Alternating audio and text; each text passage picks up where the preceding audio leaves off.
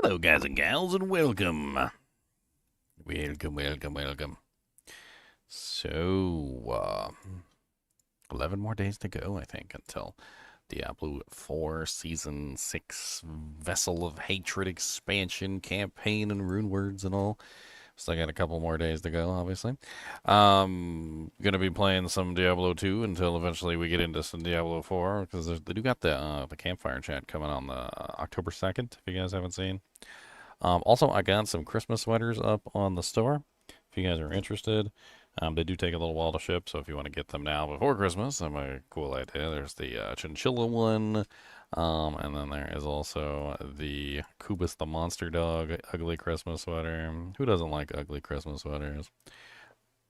And I also got the Chinchilla hoodies and stuff on here now, too, which are really nice. You can see I'm wearing mine right now.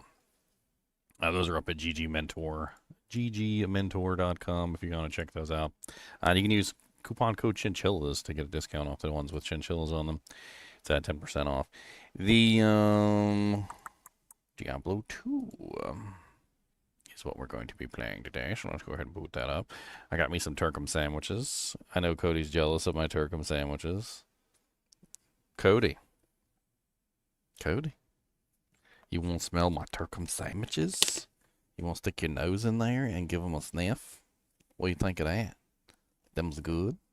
You like Turkums? He said, don't tease me with Turkums. He said, what's Turkums? Give me some of them. So I like Turkums too. Scratch your nose. How about that? Like this. And go like this. And go.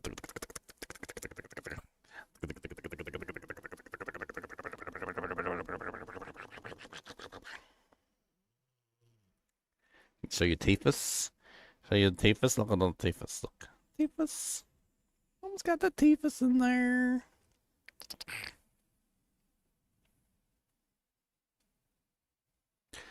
Streams during a hurricane? What hurricane? There's nothing going on.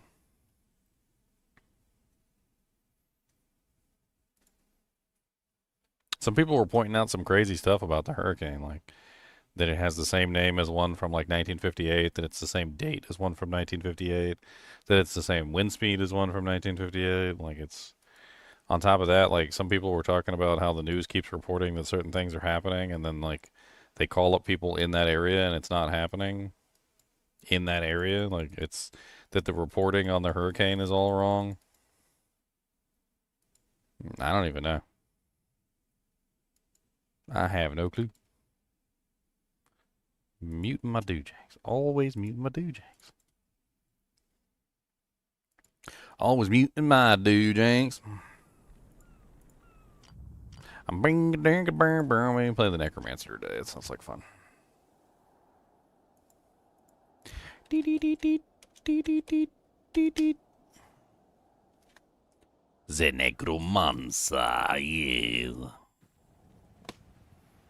The months of the Necro, yes. A Necro monster, so monstered.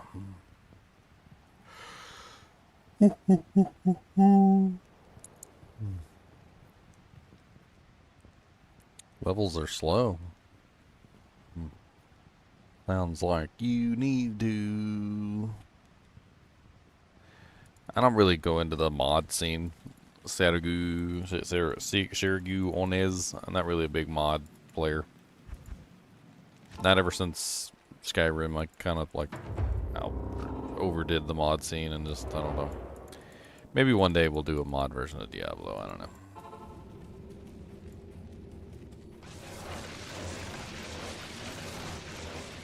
I need mana.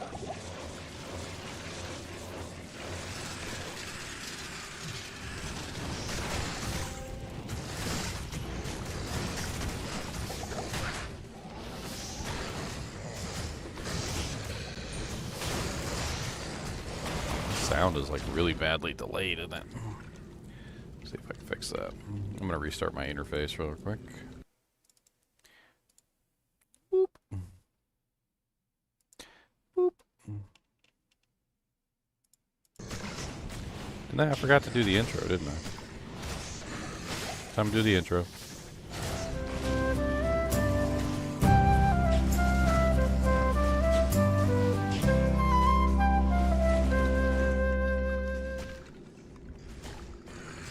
Ow, my face. You see that guy? Hit me in the face. Yeah, I like that.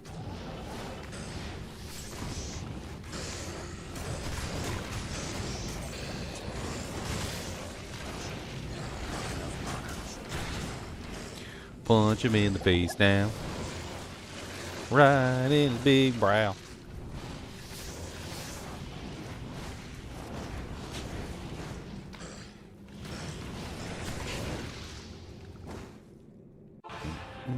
Man, I'm hungry. I might have to eat my turkey sandwiches right now, or at least one of them. Turkum sandwich, turkum sandwich, turkum. Cody said, I heard you say turkum sandwich. Cody, do you like turkum sandwiches? Are turkum sandwiches your favorite too? Do you like turkums? How much do you like a turkum sandwich? Would you do a sit? Oh, can I have a paw? There's a good paw. There's a good paw. Can you do it lay down? Can you do it lay down? Do it lay down? Oh, that's a good boy. He really wants a turkum sandwich. He said, come on now, let's work out the turkum sandwiches already. He said, I know I'm good for the sits and the balls. He said, and I see you giving me scratches, but I'm not going to forget about them turkum sandwiches. Calming music followed by ow my face. Next time on Ow My Balls. Ow my balls!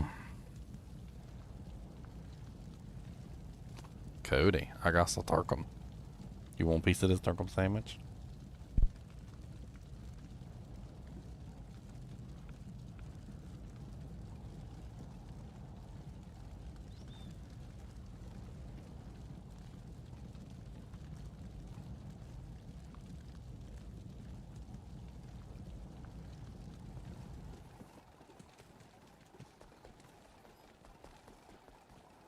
Good afternoon.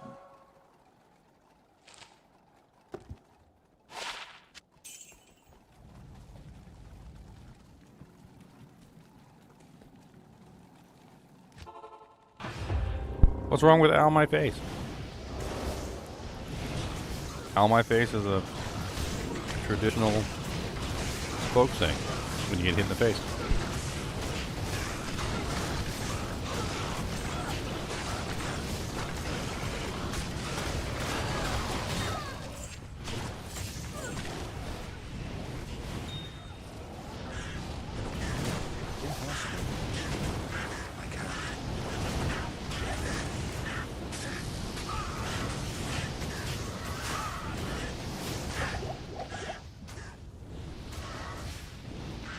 See? Ow my face.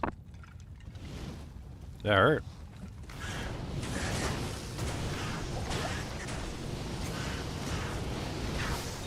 Frickin' spear cast.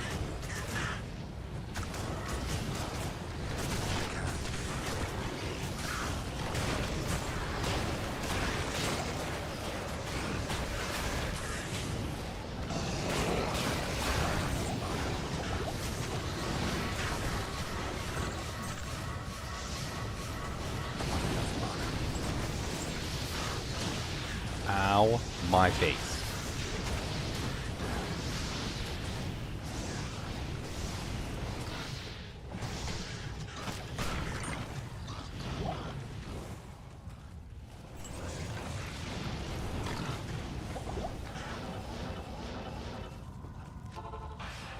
Boom, boom, boom, boom.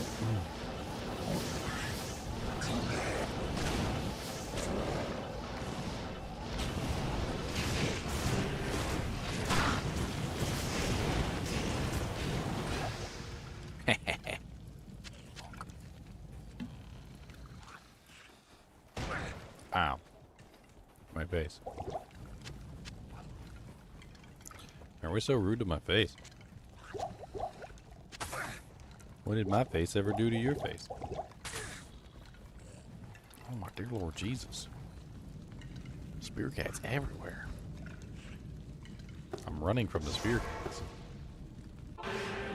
Run from the... Hello. Run.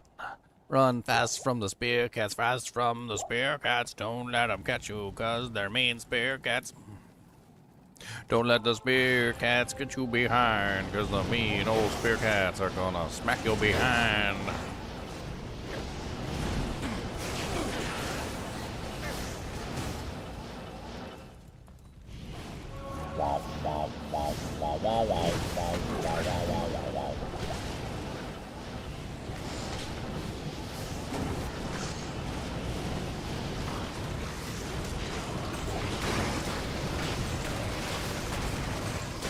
Popping all the corpses everywhere. Popping all the corpses in your head. Are you dead? Okay, good. Stay dead, Nilithak.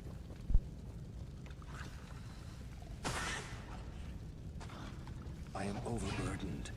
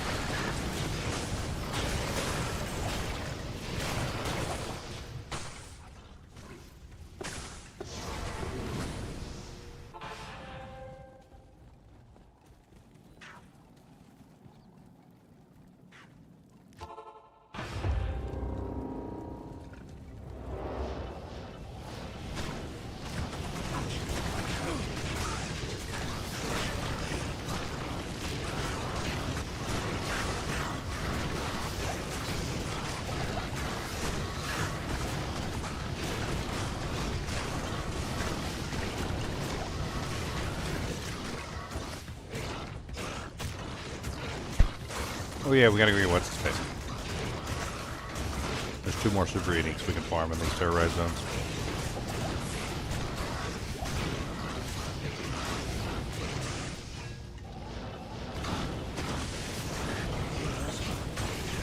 First off, there is Sharptooth the Slayer. There he is.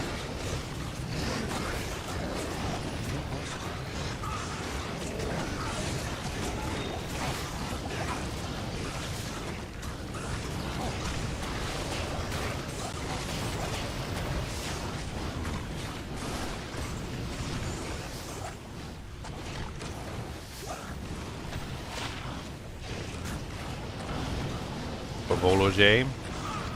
Not ethereal. Let's go get Doc Farron too.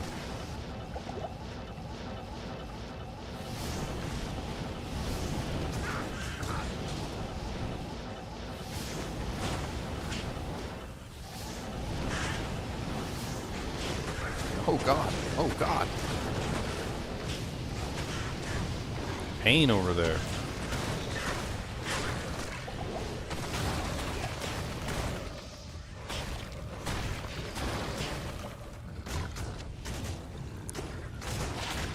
Ain't nothing but pain. Ain't nothing but sadness. Ain't nothing but pain.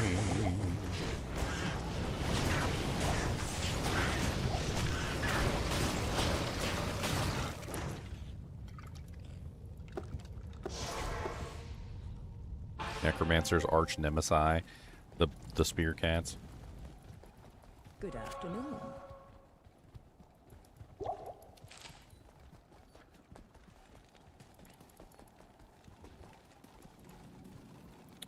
I feel like with this particular area, we'd be better off with the Paladin, because I could speed farm Eldritch and Shank.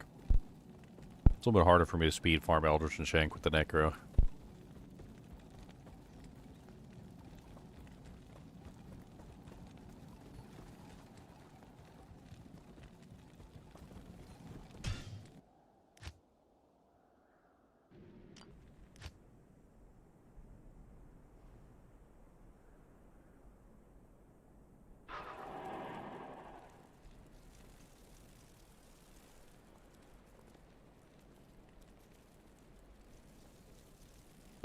Delicious Watums.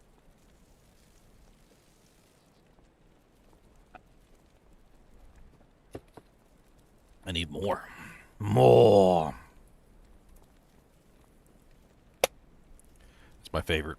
I get the distilled water from Kroger. Vapor distilled. It's got a good flavor.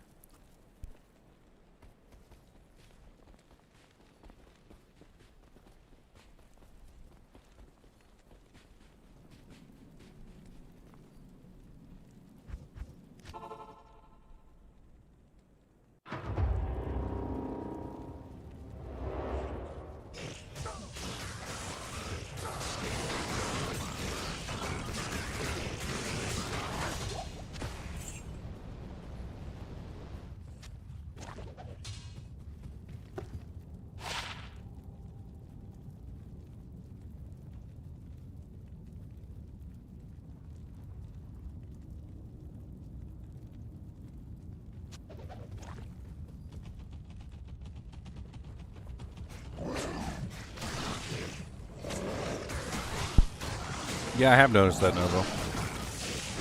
The fire trails. It's because he's enchanting something when I teleport.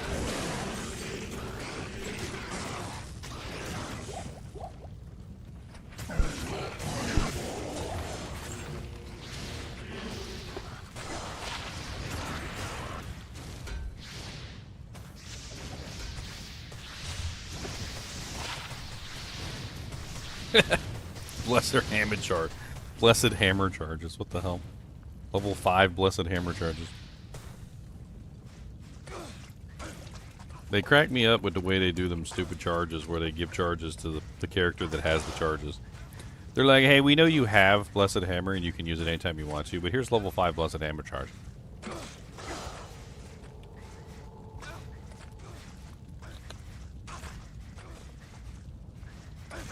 And you're just kind of like, I don't need blessed hammer charges. And they're like, oh, of course you do. Of course you do. Like, no, really, I don't. Of course you do.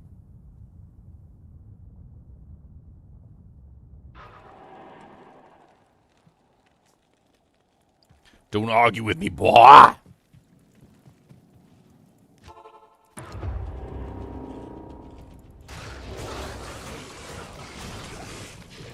Oh, wrong color Shaco. A rare Shaco. It's terrible, too.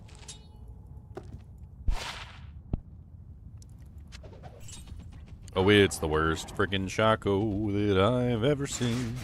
Don't tell nobody about it or you'll lose your spleen.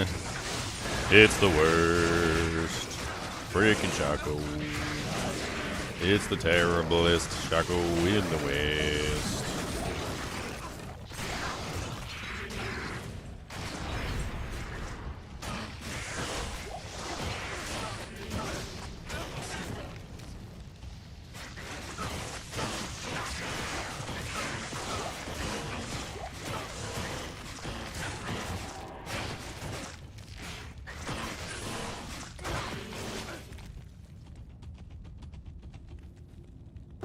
A small jammy jam, 8% cold. Boop.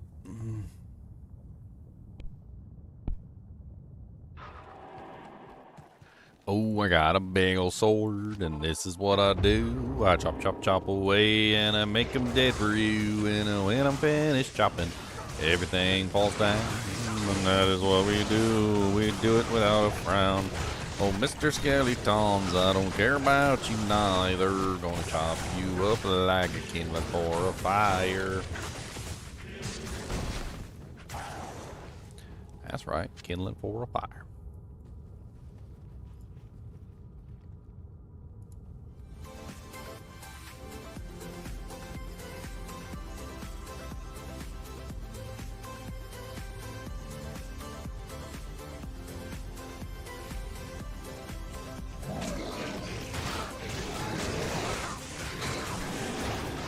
Get some music pumping.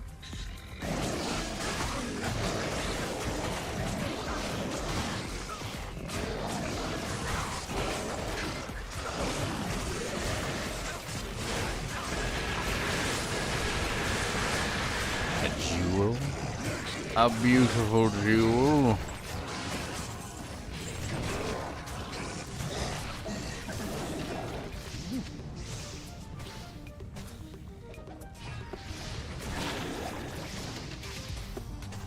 Not ethereal.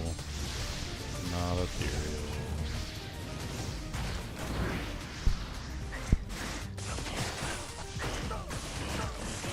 Stone Thirst the Jagged. What's up, Stone Thirst? I don't know how you're drinking stones, but good on you for recycling.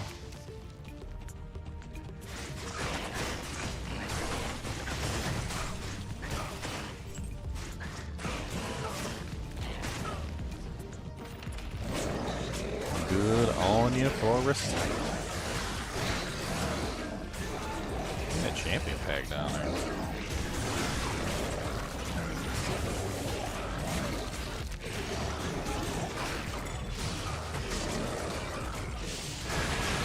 I'm trying to top you.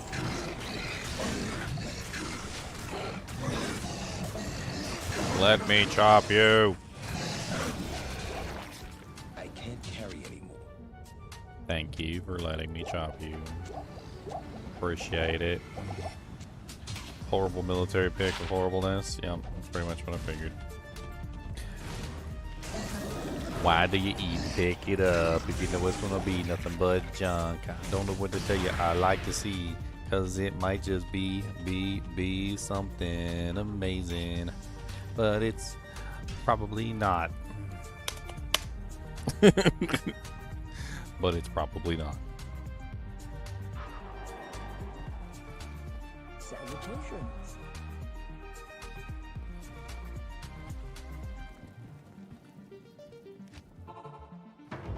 Eldritch. Oh, you little bite aura. Ow, ow, ow, ow.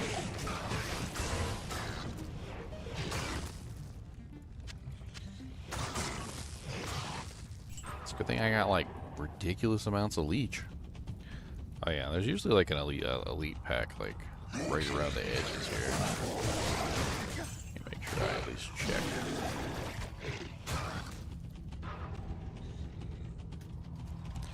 Oh, that's Abaddon. Abaddon's on TZ right now too, isn't it? Can't remember what's in Abaddon. Monster types.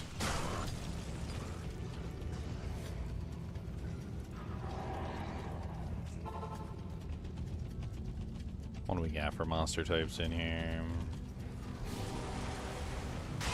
Witches. Vile witches. Didn't run away from me and float over the lava.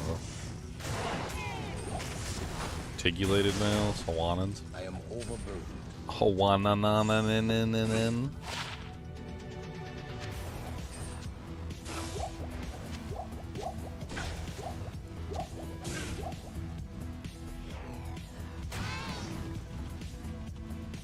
Oh god, there's stalls down here. Run. Don't let the dollies catch you. Yes, Cody, I do have one more turkey sandwich, but we are saving it for latums. Latums. We're saving it for latums. Cody, do you like turkums? You like turkum sandwiches? Cody, you like turkums? Come here, buddy. Come here. Come here, monster dog. Come here. Come here. This is my monster dog. The monster. This a monster dog. He's being a good monster dog. He's being a good boy.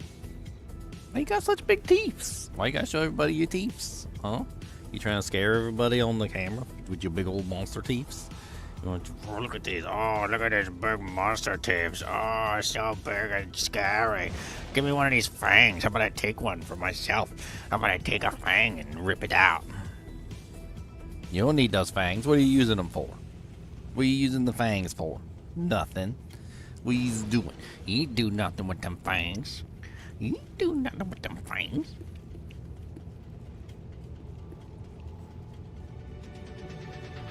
Look at you. You just love attention, don't you? Yeah, you do. You just love attention. It doesn't matter what it is. You just wants it. It's attention for me. Just pay attention to me.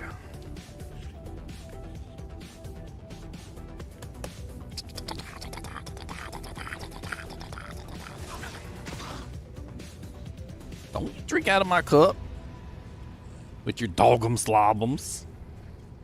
That's right, I said dogum slobums. These big jowls. Look at these big jowl meats. Jowl meats. Look at these. Look, meat flaps. Big old meat flaps. Like a hurricane. Oh no, big old meat flaps. You better get your nose out of my water bowl cup, sir. I didn't invite you up here to snoop for snacks.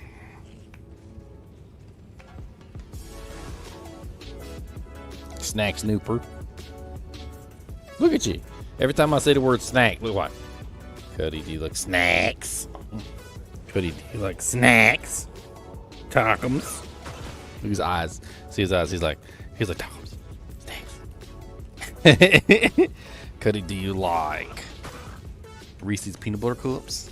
You can't have those because they've got chocolate in them. Do you like peanut butter jellums?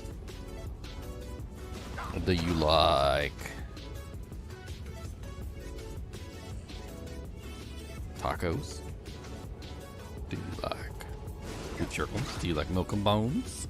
Do you like mama? Do you like the cats? Oh, you hate the cats, huh? Oh, look at that. He said, I hate the cats. He said, no cats. Go away, cats. He said, no cats. Now I got fur all over everything.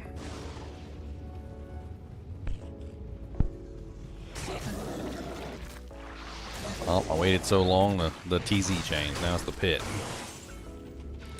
The pit. Alright, for the pit, let's go back to the Necro. Necro will probably do better in the pit. Teleport and all. Being able to get there fast.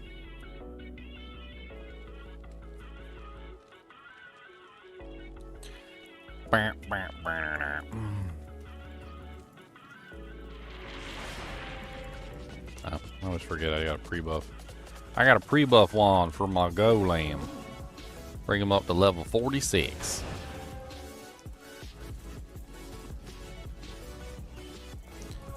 Scary monster dude. They say use a scary monster dude. What's the paladin build? He's a two-handed Zealer, Gorky, using a Death Colossus sword.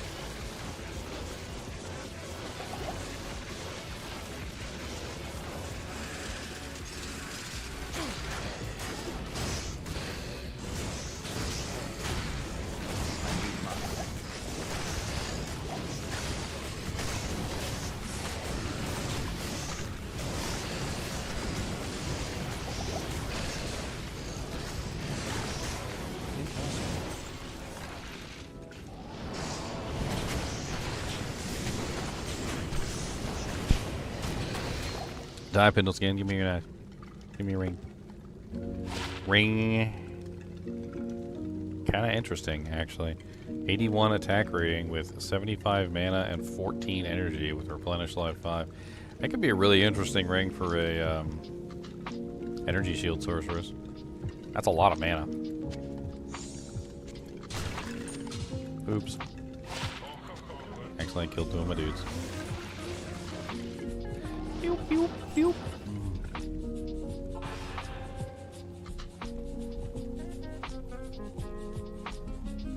Off to the pit.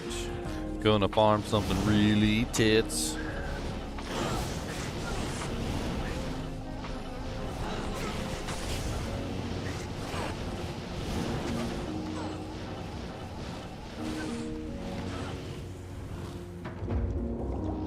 Ah, die.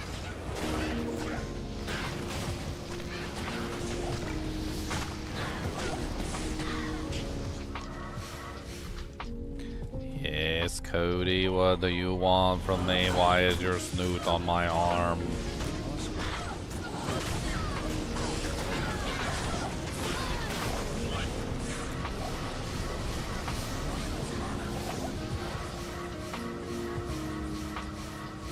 I see you there, Cody. I see you. Everybody can see your snoot. Okay? They can all see your big snoot. Your snoot is well within vision range of the snootliness. We do. We see it. We're not telling the fibs. What is it that you want, buddy? Hmm? These got Wadums. These got foods. Did you play with the Chinchilla? Did you get your alligator? Where's your alligator at? That's your gator. Let me see this gator. Let me see him. Let me see Mr. Gator. Let me see Mr. Alligator. Okay, him's gonna sit with me. Right up here. Why you gotta Steve him? Steve. So don't touch my gator. That's my gator. Go hide him in the corner so you can't play with him. Get the kill.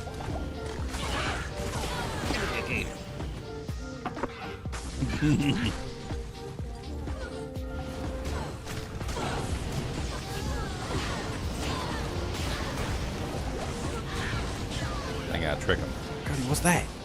What's that, Cody? Look. Cody, look. What's that? What's that right there? See it? What's that?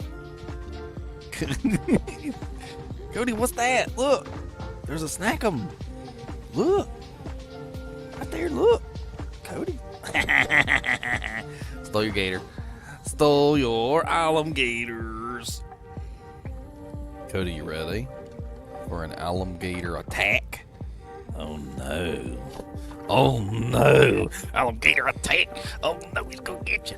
Oh no, alligator gonna get you. Oh no, he's gonna get you. Oh no, alligator gonna get you.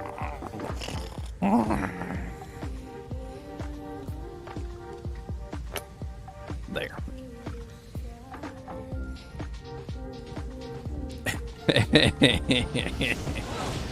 Yes, this is how I play with my dog. And then he brings the alligator back for more. But then he won't give it to me though. If I try and take it, he runs away. He likes to play keep away. He thinks it's funny.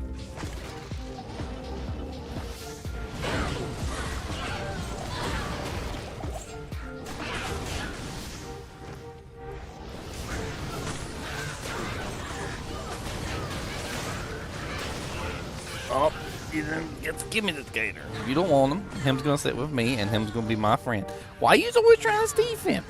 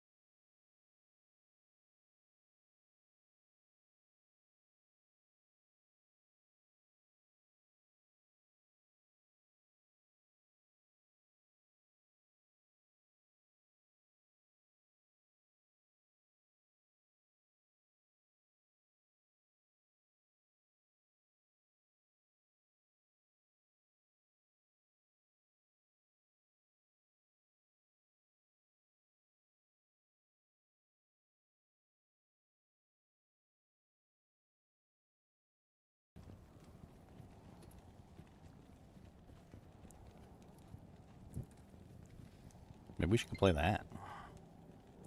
Isn't it like Zelda Echoes of Wisdom or something like that? Let me grab my Joy-Con. Pull up my Nintendo Switch real quick. My Nintendo Switch interface should still work.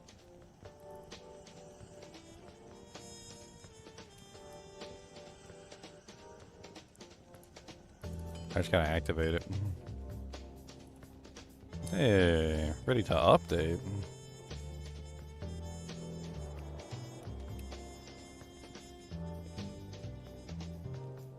It's only half the remote. Dang it, I need the other one. I need the other half.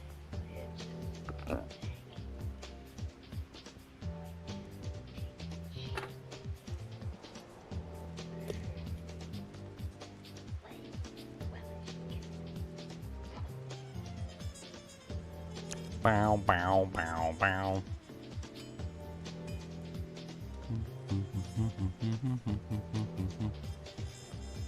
I want to see the game.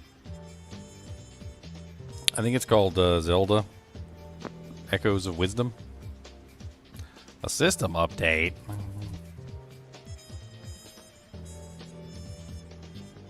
Okay, I guess.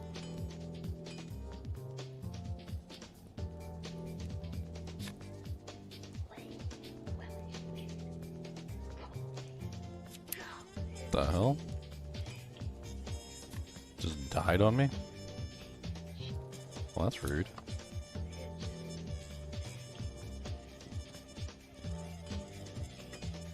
I could do this over here while I'm waiting for the other thing to work.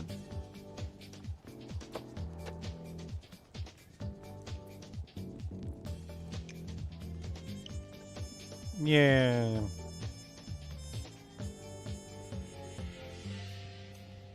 Apparently the battery in this controller is dead or something.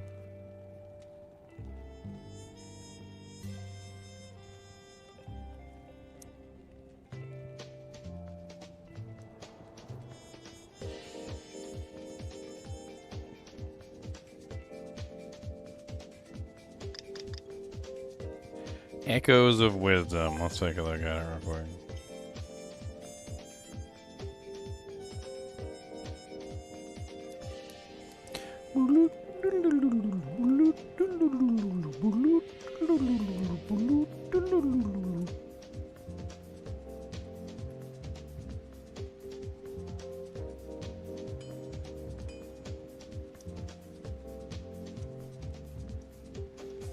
Super slow loading time.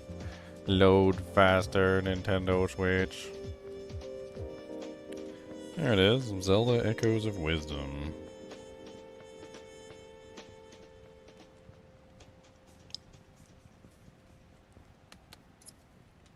See if I can put this back on the dock so you guys can see it too.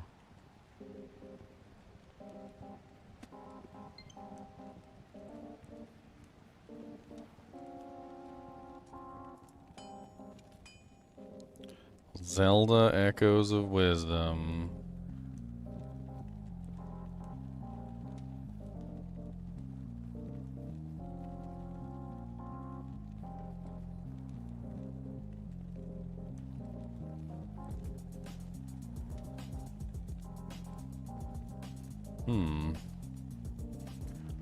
Save Hyrule, but this time with the wisdom of Princess Zelda. They're not playing as Link anymore. People of Hyrule are being stolen away by strange rifts with a certain swordsman, as well as King of Hyrule and his advisors. Among the missing, left alone, it's up to Princess Zelda to save her kingdom.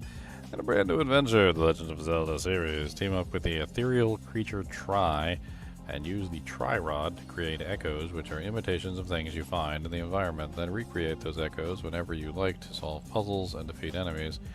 Use echoes like water blocks to reach new heights, make bridges out of old beds. Throw rocks at foes, or you can find your own combination of echoes to do the things your way. You can even make echoes to fight monsters, to fight at your side.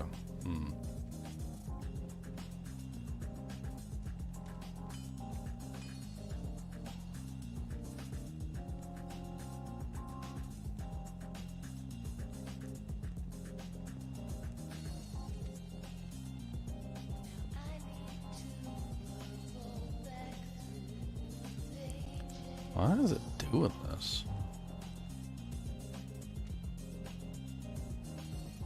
Just trying to press the buttons.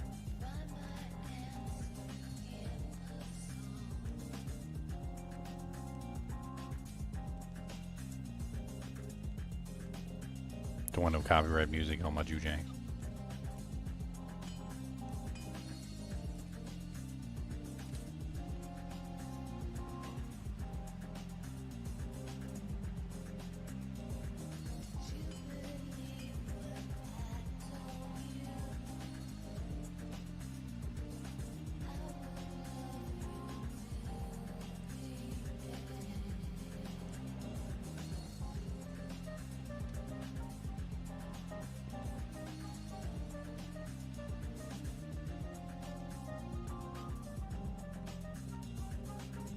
Just conjured a bed out of nowhere and just took a nap on it in the middle of the desert.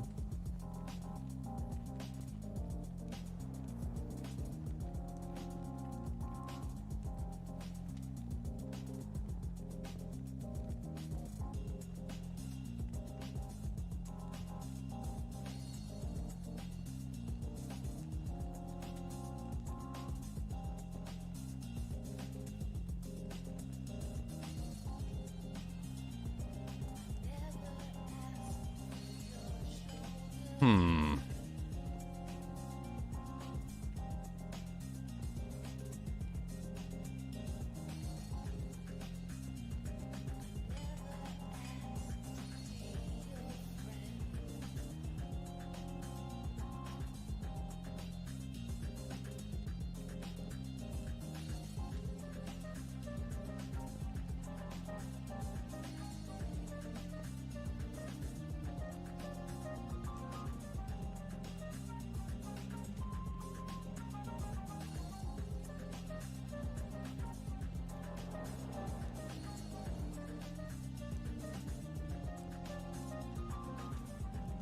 It's pretty cute looking.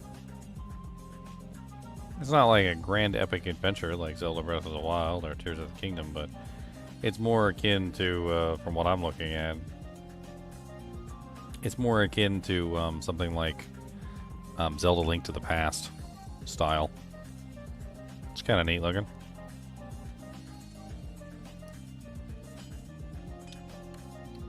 Maybe we could visit that at some point.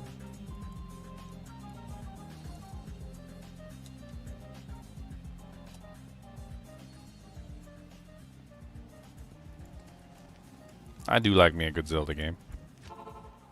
Ain't nothing wrong with a good Zelda game. Ain't nothing wrong with a good Zelda game.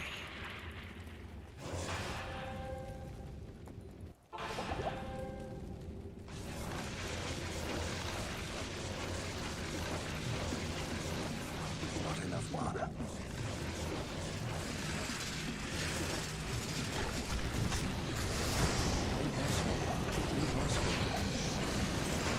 I need mana.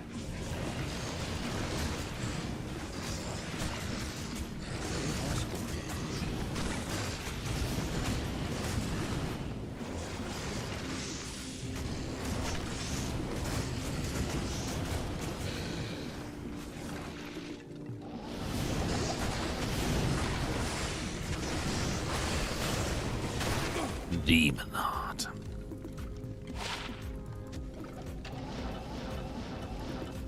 Hey, what's up, Wolfie? You ready to play Vessel of Hatred when it comes out in like 11 days?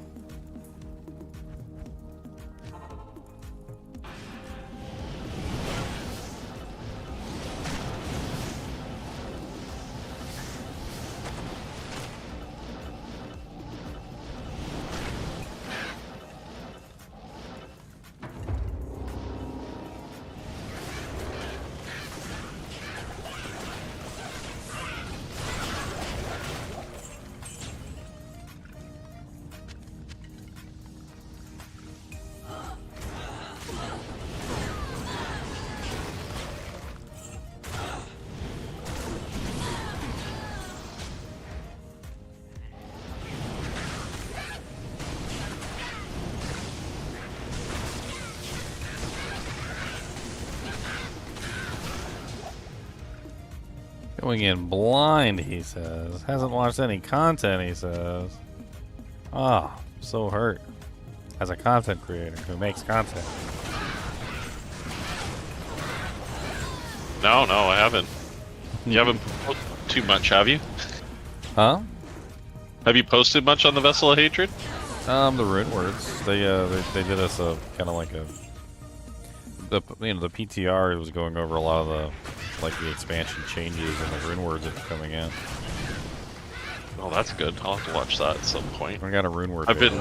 There's gonna be an October 2nd learnings from the PTR video where they're gonna go over what they learned from the PTR and what changes they're gonna make. So.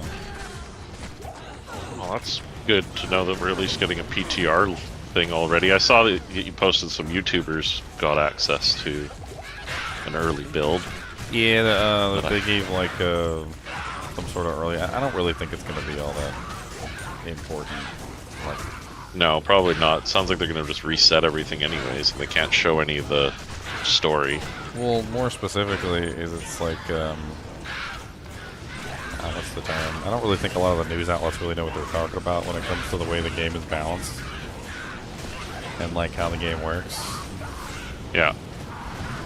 You know, like some of the YouTubers will have good opinions, but like maybe like Udijo and stuff like that. No offense to Udijo, because he's technically brilliant. I just can't stand watching him. He's boring. He's really boring. He knows what he's talking about. It's hard to find that balance sometimes. Well, he knows what he's talking about. He's very technically brilliant when it comes to the game, and I'll give him that. But like I've pulled up a couple of the videos from time to time, and they're so dry and they're so boring, and like there's no fun to them at all. It's like I'm listening to a college professor talk about like advanced mathematics. Yeah, it can get pretty dry pretty quick.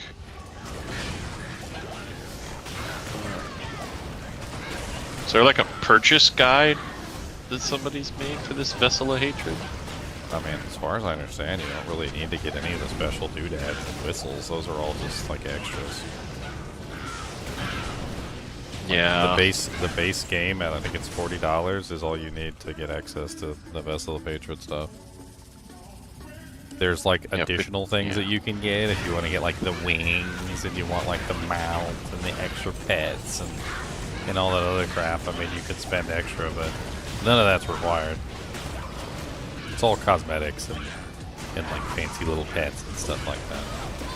Oh, they are throwing in a 1-month Game Pass Ultimate as well. That's not a terrible deal.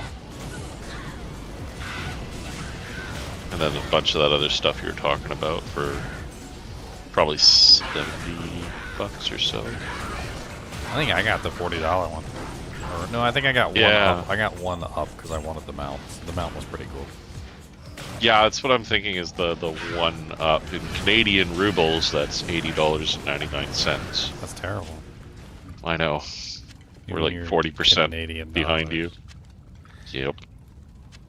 Canadian doll hairs. It's painful every time we go to the States, but like you can go into the USA and I can find a burger at this place called Dick's Drive-In, and they're selling burgers which are really good for like $2.40 for a burger. Because I was concerned that they were selling something else that might have to do with their name.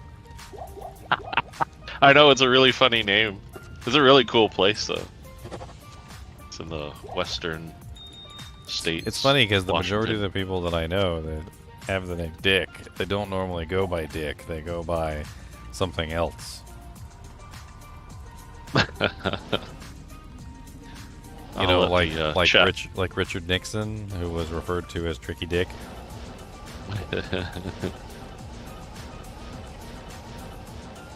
I'll leave that one for the comments section. I played Black Wukong. That was pretty good too. I like that. It was a good game. It's very nice. It's very nice indeed. I'm glad I got. I'll be honest. I must be living under a rock. Why are you living under a rock? Well, you know, work. It's just been driving me bonkers. Oh. Sounds like you need other people to help you with your work. Oh yeah, no, I managed to run away for a week. Did 5,000 kilometer trip in a week, driving all over the western states.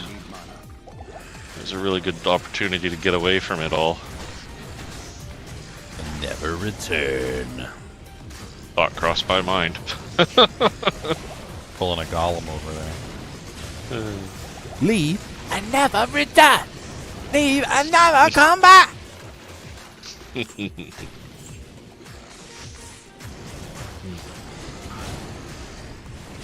Smeagol. I need mana. Does they hurt got a really good- poor Smeagol?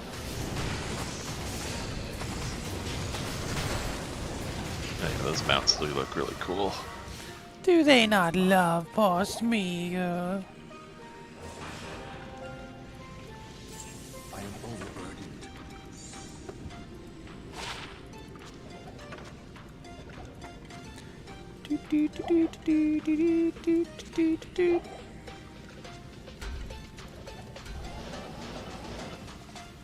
I'm really starting to feel bad for Celebrimbor in the Ring of Power series. Sauron's really doing a number on him. He's doing the whole song and dance. Taking him for a ride. I haven't been watching those yet. I've been waiting for the few more seasons to finish before I binge watch a bunch. Not that I'm worried about spoilers, so pulled back on my accord. Well, I mean, it's all pretty much, we already know the story. Exactly. Sauron convinces him to make the rings, you know, pretending to be, what's-his-face, the giver of gifts, Avatar or whatever. Can't remember his name. And, but man, like this, I feel bad for him. He's like falling for everything. It's I funny. can't. I mean, at the end of the day, Celebrimbor only has one, like, deep wish within the bottom of his soul, and that deep wish is he wants to matter.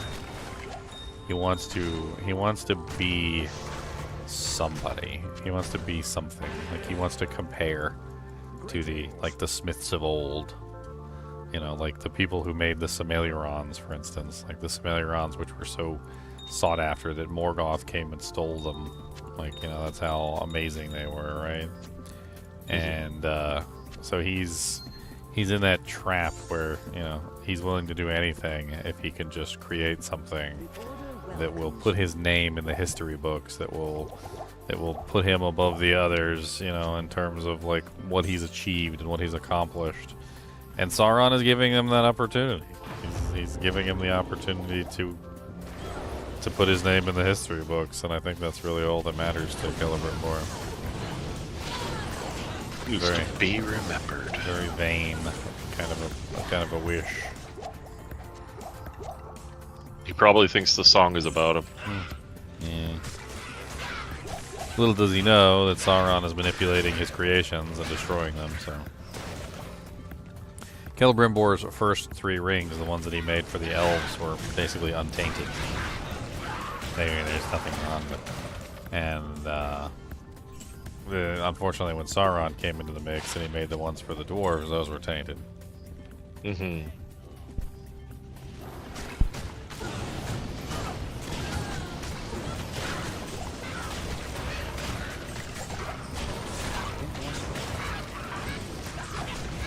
Yeah, I know what you're talking about, Silveraku. Like the orcs having babies, which is totally not something that was in the lore. But then when you think about it, because the orcs are nothing more than twisted versions of elves or whatever, I mean, they probably would have babies.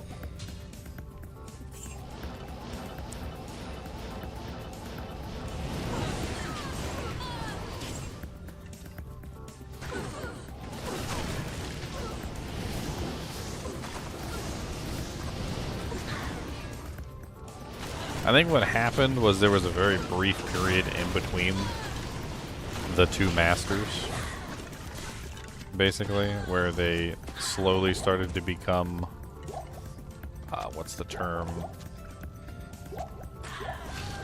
Normal? No, I don't want to say normal, but like less effed up because they weren't under the control of Morgoth anymore. And then when Morgoth dies, you know, they basically start returning back to almost like a sense of normalcy within their culture or whatever. Then Sauron just retakes control of them and turns them back into, you know, whatever he wants.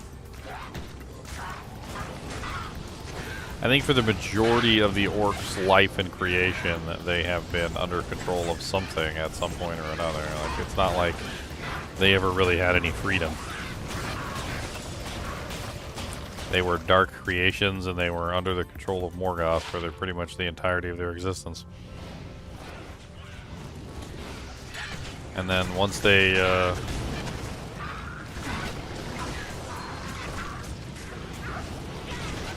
sorry. Once they became, you know, like, under Sauron, they were under Sauron's control the entire time as well, so.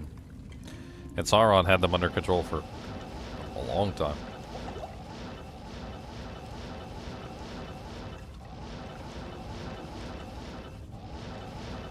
I'm just happy to see Tom Bombadil in the show. Tom Bombadil's in there. I finally brought him into the Lord of the Rings series. After they left him out of the first one. They're like, who needs Tom Bombadil?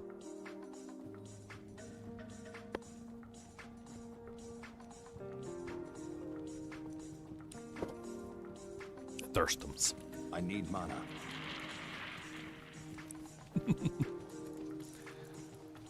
My girlfriend makes fun of me. Yes?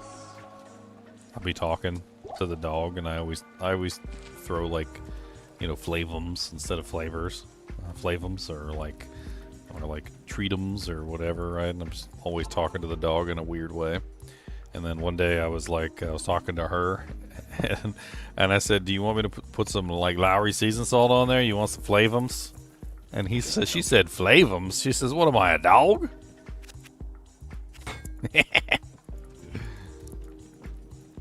That's right. That's flavums. funny right there. Flavums. What? You don't want no flavums? I mean, just say it plain. You want some flavums or no? Do you want some flavums or no?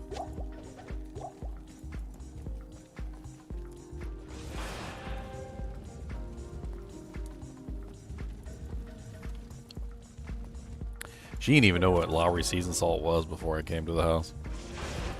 I introduced her to Lowry season salt. Now she uses it on everything. She's like, "Ew, why would I want salt?" I'm like, "Babe, it's so much more than salt." It's spice of life. What is wrong? Very tasty. I need a Lowry season salt sponsorship. That's right. I'm talking about you. You. She didn't even Mr. know what. Kubis. She didn't even know what Lowry's was before I came. Didn't even know. Now we got a big old. And we were in the store the other day, and she's like, "We should get some Lowry's. Dude, they got a big Jammerlam." We're like, I don't even know how many ounces it is. It's a lot of ounces.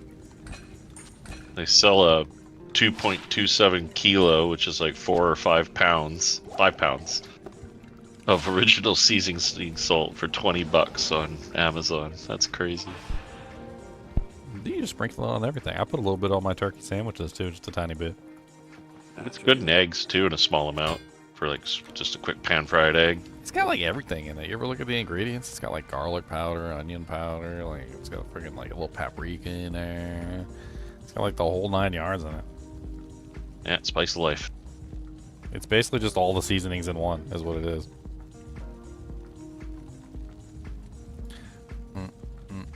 Salt, sugar, spices, paprika, turmeric, onion, cornstarch, garlic, sunflower oil, paprika, and natural flavorings.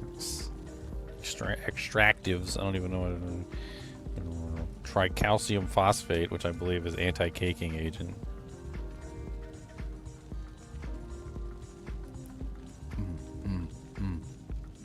Okay. That little town portal they give you for the ultimate bundle looks cool, but it's definitely not worth the $120 they want. The outfit is kind of cool, which I kind of regret not getting the outfit, but it's just a cosmetic. I'm not really worried about it. Yeah. The cosmetic does look pretty neat on a lot of characters. Pretty neat, I'd say.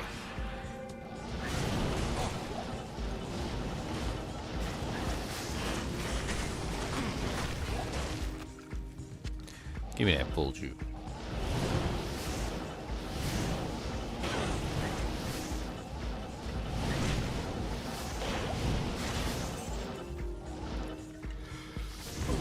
So this comes out October 8th. Yeah, the official release date is October 8th, unless they change something. No, the site's still staying that. Okay. Alright, cool. Just read. October 2nd is going to be the campfire chat for the pre-learnings, PTR learnings, where they're gonna make changes. So the PTR wasn't very good. I mean, it's for some reason it just feels like they always have a rough idea of what they want to do, but they never really understand like what's going on when it comes to like the actual balance of things. And then we come in there and we're like just absolutely destroy whatever they've got and tell them what's wrong, and then they fix it. So hopefully a lot of the changes they make to the PTR will be very good ones.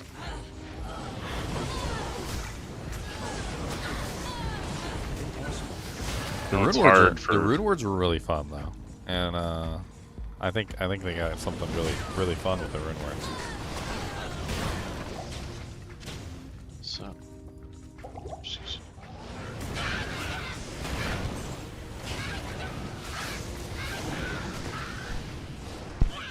Cody, do you want a condoms? See, instead of candy, it's condoms. Cody, you want condoms? Cody, do you want the condoms? You're staring at me really weird there, sir. He's like, of course I want condoms. This is, what do you think that I am? Do you think I'm stupid? That's one of the condoms. You want this? Come here. Where's his beef jerkins? Come on, get the condoms. There you go. You gotta lick it and taste it. You can't just steef it.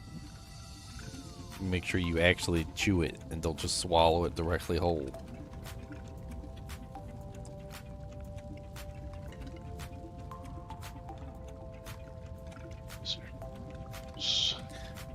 He doesn't chew things. I don't know what it is about dogs. They got teeth, but they don't use them. Like there's so many times where like he's vomited, like on the carpet or whatever, and it's just like whole pieces of stuff. Like he didn't chew it at all. He just swallowed it straight down like a duck. Like, here, let me eat this sandwich, and he just like later on he vomits up a whole sandwich, and it's like still together. He just ate the whole sandwich, didn't take even one chew of it. Remember one time I was feeding him chips, and he was swallowing the whole chip, and one of the chips must have gotten stuck in his throat or something, because he was gagging. And I'm like, just chew the chip, you've got teeth! I was like, I'm not giving you any more chips unless you start chewing them. Because this is terrible. Like, just take one chomp. That's all you get to do, just one chomp. Is it really that difficult to do one chomp? Yeah.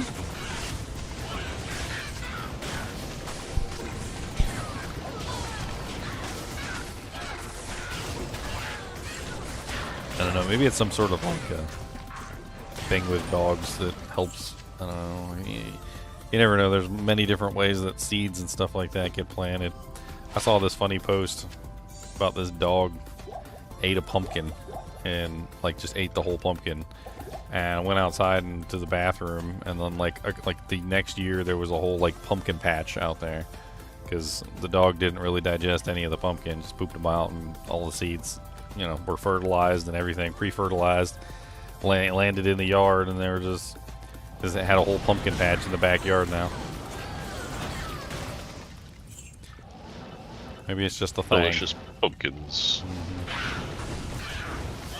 Pumpkin's really good for you, though. Have you ever seen the videos of squirrels getting drunk off pumpkins? No, I have not. So if you leave your pumpkin out for a particularly long period of time, it eventually starts to ferment. And although it doesn't break down immediately, it doesn't like dilapidate into like a gooey pile, it does actually start to get fermented at a certain point. And squirrels will eat the pumpkins on your porch. They'll come and eat them. And then when the squirrel eats the fermented pumpkin, they're all drunk and they're just like running around your yard and like doing circles in the like around a tree, like really low, and then they fall off and silly stuff like that. There's some videos on there that are hilarious. It's like, I'm pretty sure my squirrel ate the fermented pumpkin and is drunk off his. Of course, they're not very big either, so it probably doesn't take very much.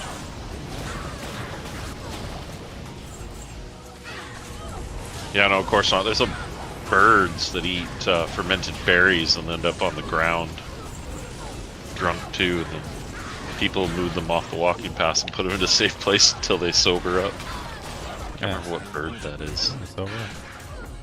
It's the same thing though.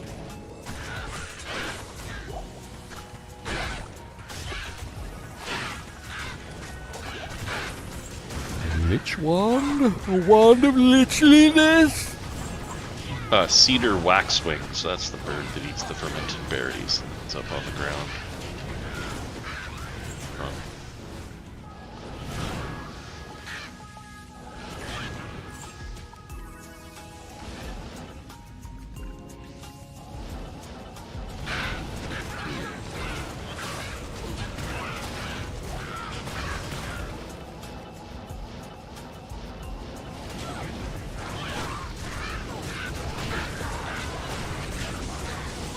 Berserker's Axe. An ethereal Berserker's Axe. Nice. It's a BOTD base.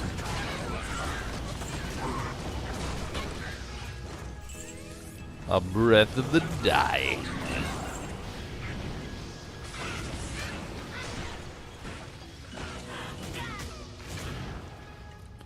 B-O-T-D-D-D-D-D. I need mana. Yeah, but Diablo 4 has been getting better and better every season. I've been impressed. It's slowly turning into a game that you'd actually want to play. I like it.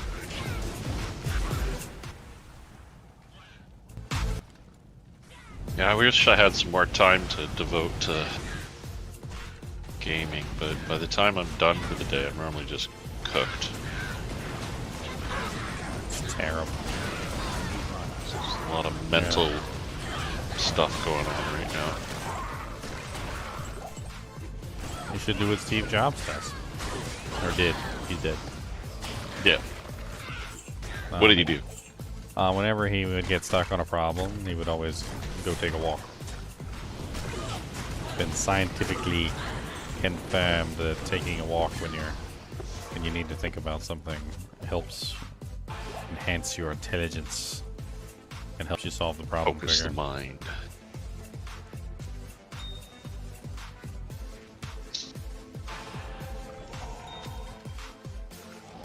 Bow, bow, bow, bow. You see that puppy that they found? 18,000-year-old puppy. Looks like a little puppy dog that you'd see today. Even has little teeths. Teeths. Oh, wow. Yeah. His name is Dogor.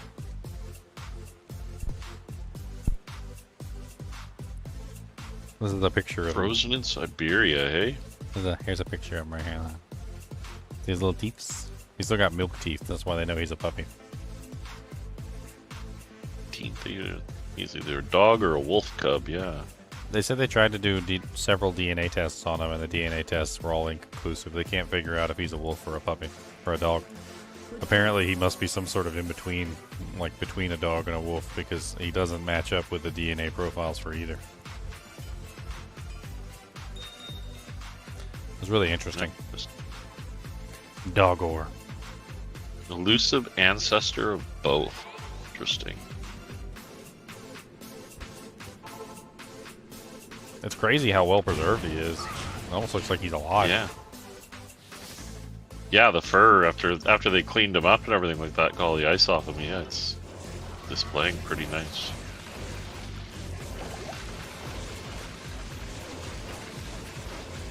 Not enough mana. Cool that we're finding all these random things hidden in ice.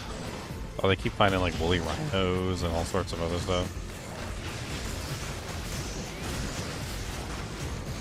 It's absolutely silly. The ivory trade is so desperate for ivory. They're paying people to go look for woolly mammoths and woolly rhinos because they have ivory on them.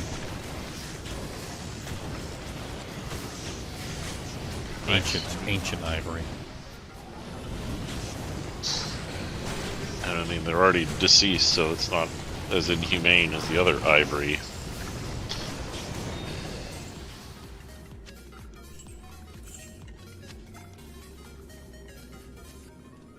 Yes.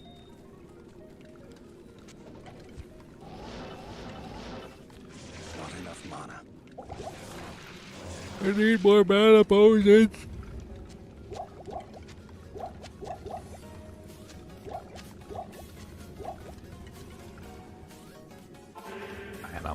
Mana potions. I haven't found nothing good today. I found a 1534 yesterday.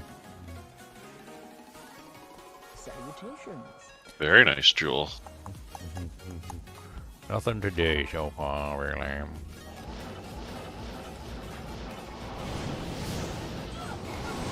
What level is your character? 91 on the Necromancer. Nice. You got Enigma, or is that just a telestaff? I got an Enigma for this character because he's a Necromancer. He kind of needs it. Yeah. Gotta position that army. It That helps, makes sense. yeah, it helps him position the army. I don't really use it like everybody else does. I just use it to position my army all the time. Telestomping. Telestomping on the head.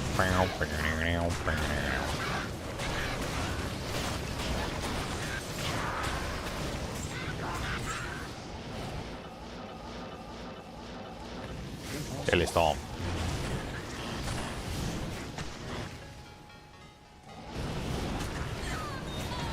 That flawless name. It's mine. My own, my precious.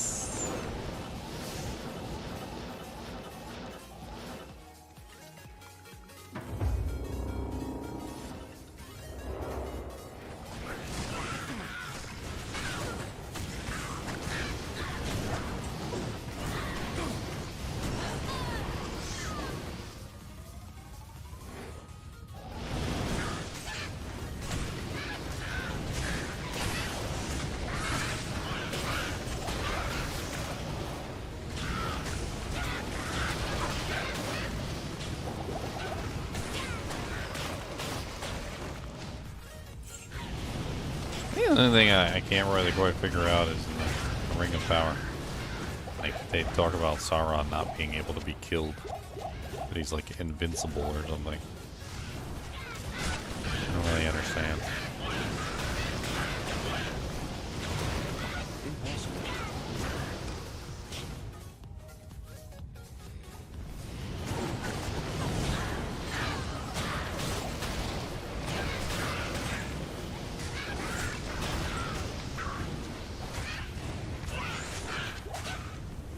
I didn't think he was invincible until he made the ring. He's supposedly a Maiar, M-A-I-A-R, Maiar, which is like a spirit. One of the angels. Yeah. Can't be destroyed, only dispersed. He used to have a physical form, but he was destroyed when Numenor was drowned, and that body died with him. According to the Google search. Googly booglies. Yeah, there's certainly no in-depth rings of power knowledge over here on my side.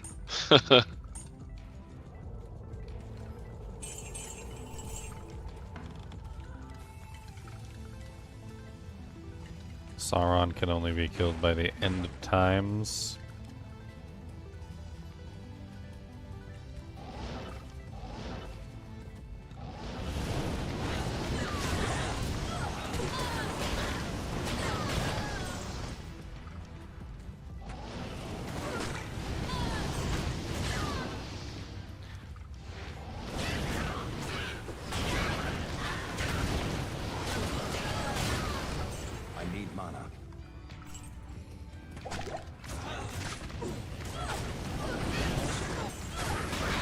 I do know that at one point he loses his ability to shapeshift, though.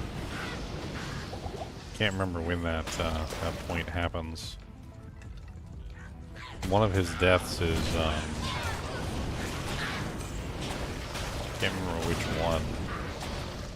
And he's forced to take a form, and the form represents his evil inside of his heart. Enough mana. And so he takes the form of like true evil. So he can't fool anybody anymore.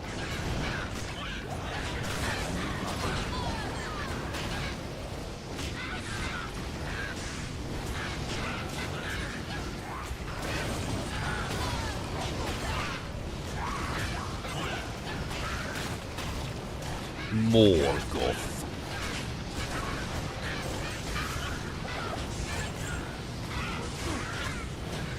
Are the professional players called PPs? I don't know. I know that when you used to join a game back in the old days, you used to say PPTP, which meant party please, teleport please, PPTP. PPTP! Because there was no auto party, so you would log in, you would come into a game and you would say PP, TP. Party please, TP. Or party please, teleport. PPTP, PPTP!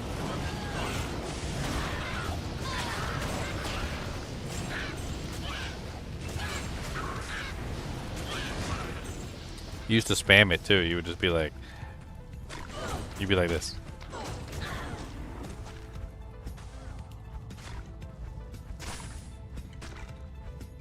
Tell somebody paid attention. Yeah, I remember doing that.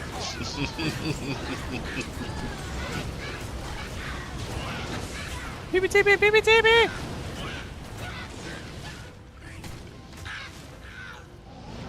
That's a fun sound clip. Ain't nothing wrong with a PPTP.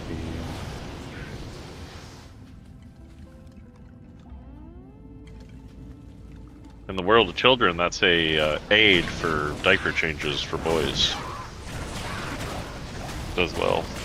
They make a little cloth thing to put over that while you're changing the diaper on the boy so that you don't just get hosed everywhere.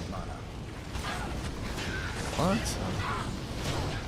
Dodging the Little bullets tent. is half the fun. It's when you miss dodging and it gets everywhere that it's terrible. Dodge the bullets. Thankfully, I managed to not get showered raising my son. This is the way we dodge the bullets. And then they giggle at you when you get hit, too. Absolutely. 'Cause They know what's up. They know. They were aiming. They were coming to get you. They fired that at the perfect moment.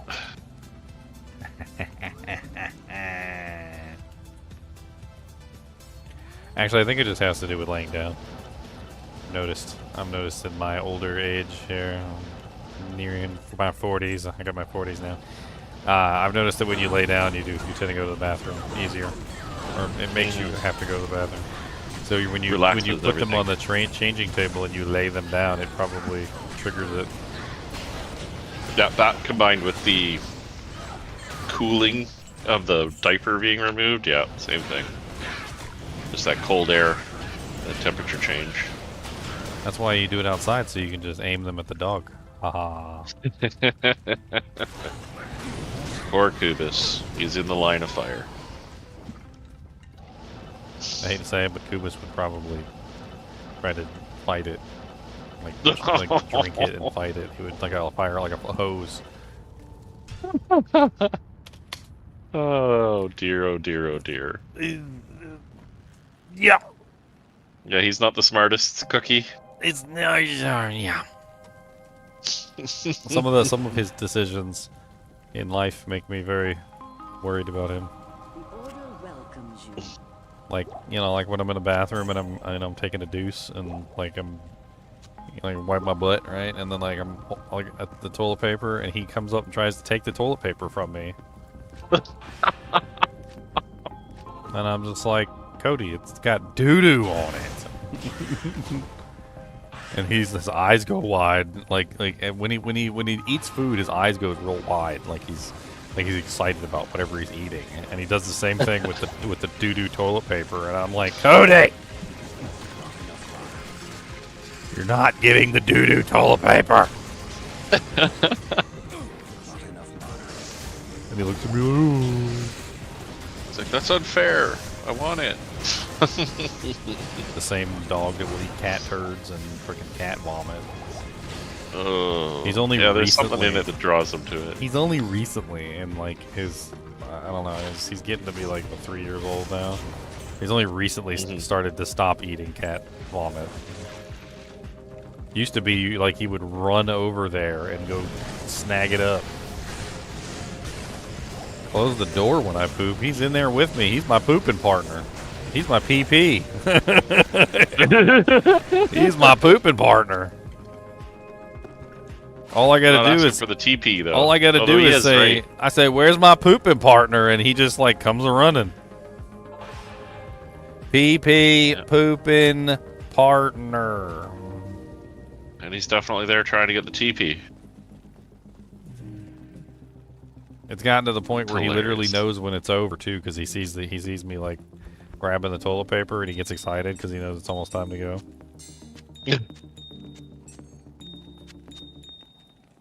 He's like, he's wiping. It's almost time to go. He's wiping. Good afternoon. He's the one that always wants to come in there with me. I think he enjoys the smells. Dogs are weird about that stuff. I don't even know. They smell everything. He's there so. for protection. For protection. And toilet paper theft. That too, definitely. Sits outside the door. No. Bring him in. Pooping partner. PP. It takes 8 wipes to know that you only need 7. I mean, if you're not looking at the toilet paper between wipes, I mean, are you really even wiping your butt properly? I mean, that's how you know about the mythical, like, no wipers. Like, I don't even know where those come from. There's times where I'll be in the bathroom and I wipe, and then I look at the toilet paper and there's nothing on it. And I'm like, I look in the toilet and there's definitely a turd in there. And then I look at the toilet paper again and there's nothing on it. And then I wipe again just to be sure. There's nothing on the toilet paper. It's the no wipers. Don't even know. Those are the mythical, like golden turds. Those are the ones that come out and leave no residue. Don't even know how that works. If scientists can figure that out and make that happen every single time, toilet paper will be extinct. We will no longer need toilet paper. I'm just disappointed we haven't gotten onto the 3 seashells yet. No, we need to have like the once daily pill or something, or the once monthly pill that makes your turds golden turds, so you no longer have to wipe.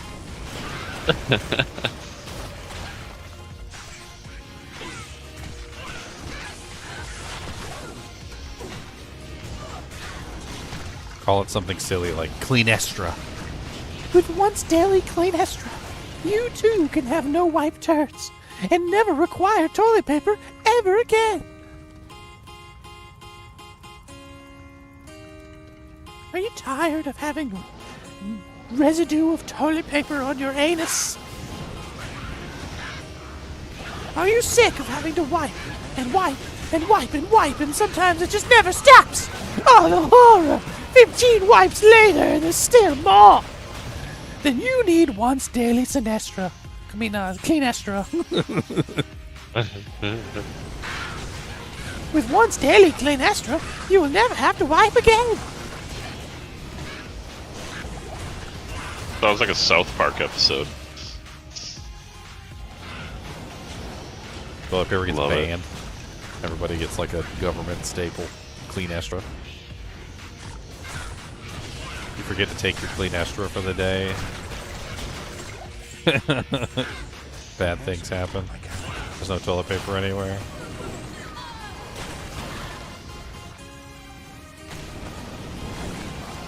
Oh, it's Tristram now. No, my TZ ended and I was still in here and I hadn't finished it.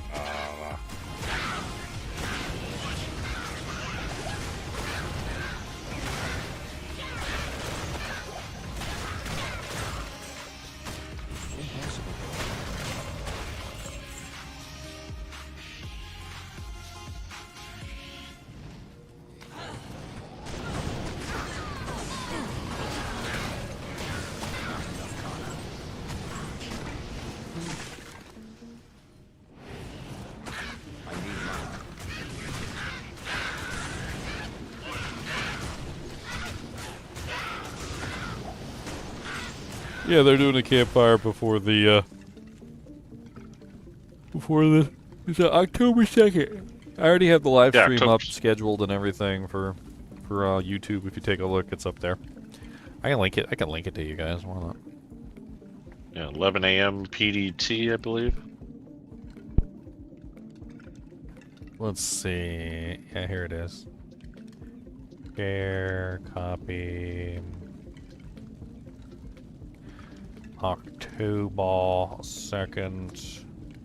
Campfire for VOH. I think you guys can put like a reminder on it. You can hit the like button on it, you know, like can you help me out in advance? Throw a comment on there. I can't wait, woo! Is he saying woo, or is that just the air from his bat rolls escaping?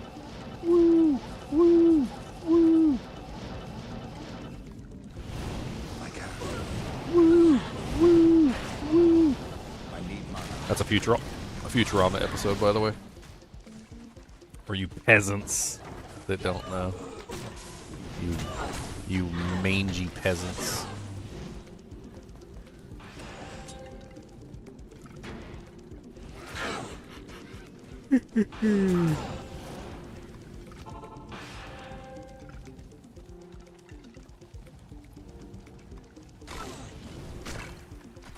I mean, undoubtedly, Mephisto is going to seek to resurrect the other primevals. It's the same thing he did in Diablo 3. It's the same thing he did in pretty much all of them. So he's probably going to try and bring back Diablo, Diablo and Baal. I don't see why he wouldn't.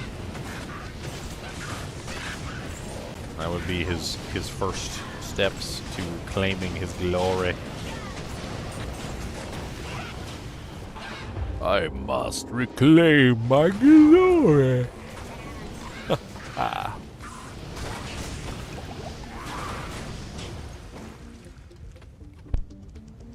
The funny thing is Mephisto's the same age as all of them. Like he's they were all born at the same time. It's not like any one of them is older than the other.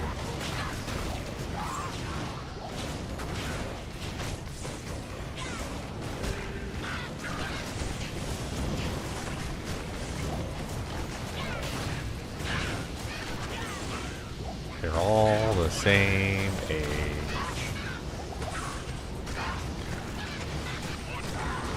Stop resurrecting, stop. No. Bad. I will blow up your corpses. An ethereal champion axe.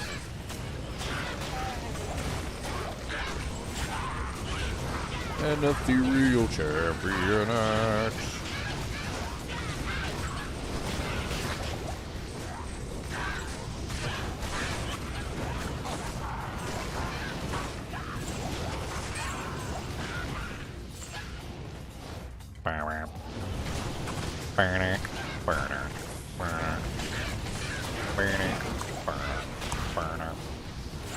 Aye.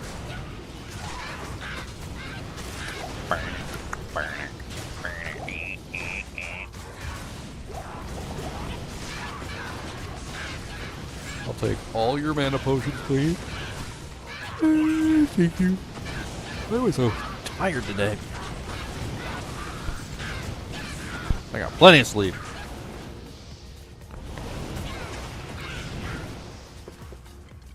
I tried something new today. I washed all my bedding, like most people do. That's not the new thing. After when I had all the bedding off, I sprayed alcohol all over the bed. It's supposed to help disinfect the bed and get it like all nice and clean, which is very difficult to do since obviously you can't throw the bed in the washing machine. And man, I don't know what was going on, but I was called to that bed. I laid down and I was like, I intended to come up here and do some streaming, and man, I was like out like a light. My bed was so much more comfortable. What type of alcohol did you use? 91% isopropyl. Oh, okay, like a mister of some sort? Yeah, just misted it all over the pillows too. Misted it all over everything. Let it dry. Doesn't take very long since alcohol is a desiccant. Yeah, it evaporates super fast. Yeah, you just open up the windows, let air out a little bit. It takes about like an hour. Then the whole room is back to normal.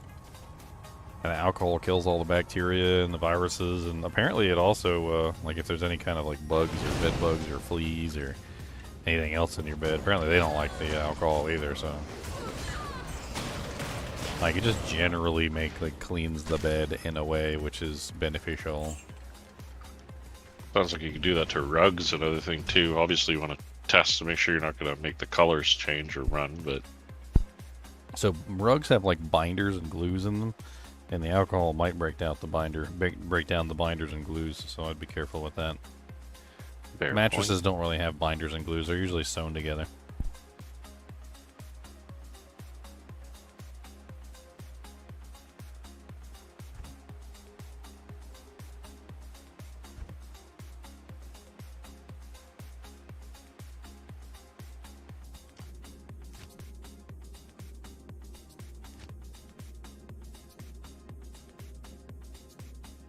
Super comfy though. Oh my god. I'm gonna have to do that every time I do the bedding now. I'll just do like a spritz of alcohol to disinfect the bed.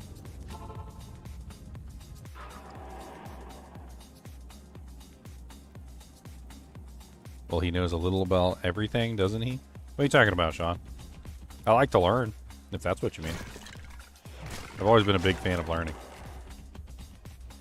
My girlfriend makes fun of me. Like, she'll ask me a question and I don't know the answer, and she doesn't know the answer, and I'm like, well, let's look it up. And she's like, oh, of course, you're gonna look it up. And I'm like, yeah, what's wrong with looking stuff up? Like it's cheating. It's cheating. No, I don't consider it, but that might be the thought. I mean, I like learning stuff. I'm a big proponent of learning. Love that show, How It's Made. And the other ones like it. Now, one thing I definitely stray away from, because you just reminded me, is documentaries. I usually stray away from documentaries. Documentaries tend to be too influenced by the person who's creating them. And they tend to be very biased. Extremely biased. It's usually just the director trying to get his point across to you in the longest and most boring way that he possibly can. Gotta get that view time. I mean, which is fine, but like, I feel like the whole thing about documentaries is that they're kind of postured as, you know, like a representation of the truth, when more often than not, they're actually a representation of the director's point of view, which is something completely different. Unless it's like a nature documentary, those are usually just fine. Except for when they start trying to preach to you about like random things during the nature documentary. That's when the nature documentary turns into more of an opinion piece. Mm-hmm. They're like, you know, it's like, and the penguin loves his children, and the male father will take care of the egg, unless, of course, the evil humans have polluted the river, and the baby will die because you're a horrible person, and also the eagles have died too because of your horribleness, and you should feel bad. And you're like, I thought we were talking about penguins.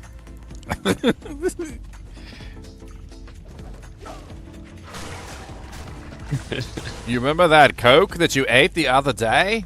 Yes, I said ate the Coke, not drank the Coke. That Coke that you ate the other day and you threw the can on the side of the road, you killed 7 ducks.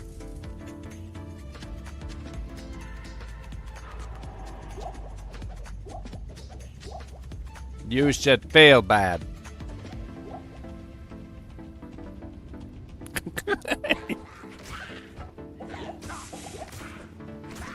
I wish I was joking. I'm not joking. There's good ones. There's some good documentaries out there. I can't say they're all bad, but most of them are just like somebody's opinion piece.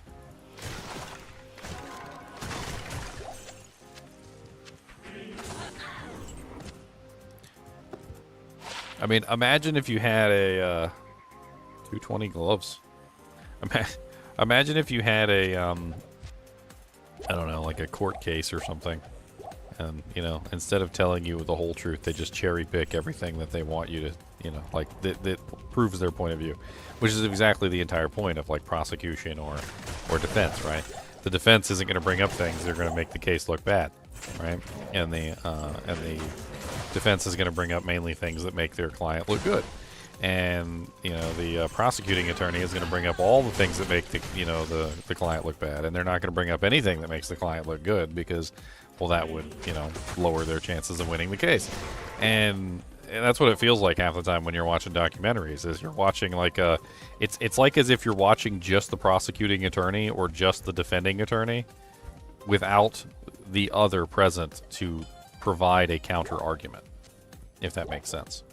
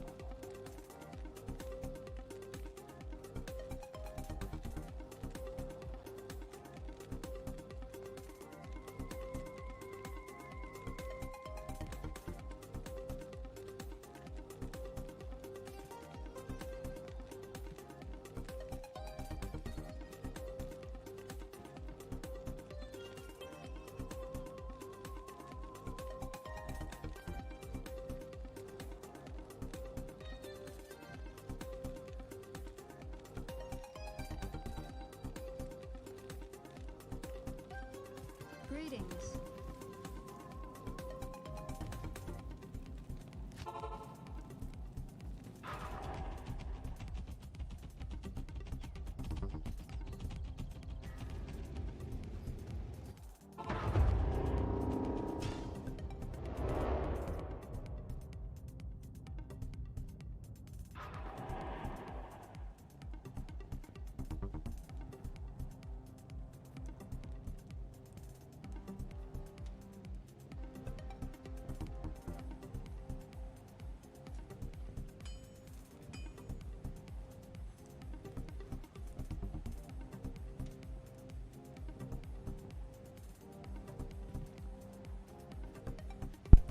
That's right, Andy. There's nothing wrong with that. That's just a regular flow of the conversation, going from poop to documentaries. It's a good flow. It's a nice flow. You're jealous of my flow.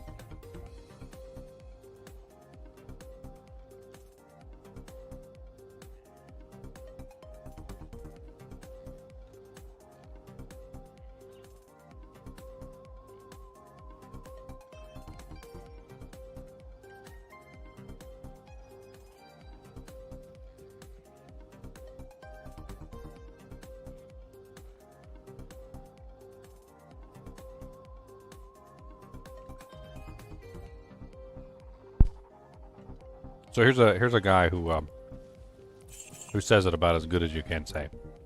So he says, what people need to understand is 95% of the time documentaries are there to entertain you and not inform you. there isn't anything new. Movies like King Kong and Blackfish are notorious for creating false narratives. While some documentaries like The Thin Blue Line and The Battle of Chile are legitimately important instruments of social change, I think documentaries should be seen more as a starting point for you to go on your own and learn more rather than a comprehensive teaching of something. And I think that's the best term that you can use, is false narratives. Right? And false narratives is something that I think everybody should be, leery of, is that when you have somebody who's trying to convince you of a specific narrative of something, like a specific story of how things happen, it's not always the truth.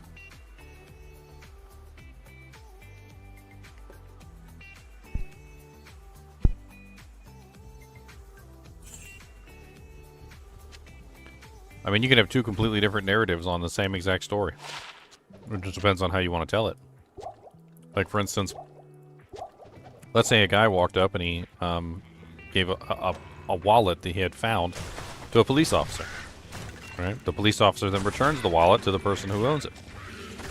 Narrative number one is that the person found the wallet on the road, decided to be a good Samaritan, returned the wallet to a police officer, who then returned it to the person it belonged to. Narrative number two of the same exact story is that the person stole the wallet, had a guilt of conscience, decided to bring it to a police officer, lying to the police officer, telling him that he had found it, and the police officer returned it to the person who owned it. Both are exactly the same story, but the narratives have changed.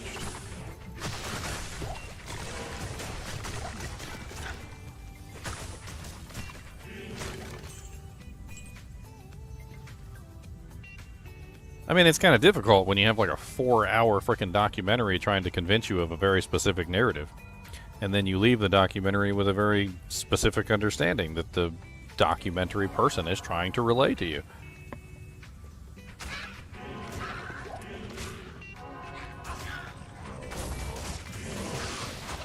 The best advice I can give to anybody who loves to watch documentaries is basically this. Don't trust what they say. Go look it up for yourself. Go look up the information for yourself. Go try and figure out the things for yourself. Because 9 times out of 10, what they're telling you isn't it the whole truth. It's a fraction of the truth. It's what they wanted you to see for you to believe a specific narrative that they're trying to, sell you, basically, like a used car salesman. And if you go look it up for yourself and you actually learn about the stuff yourself, you'll find that a lot of the stuff that they're telling you isn't 100% accurate. That it's being represented to you in very odd ways to get you to believe a specific narrative that they're trying to push to you.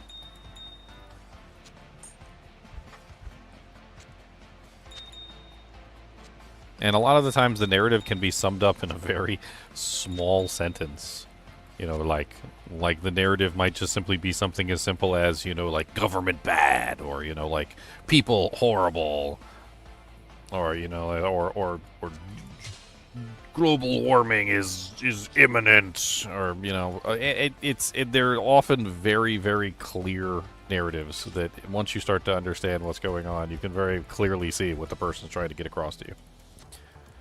And like everything that they're doing is to feed into that point. It's almost like watching a court case, to be honest, where they're prosecuting somebody with no defense.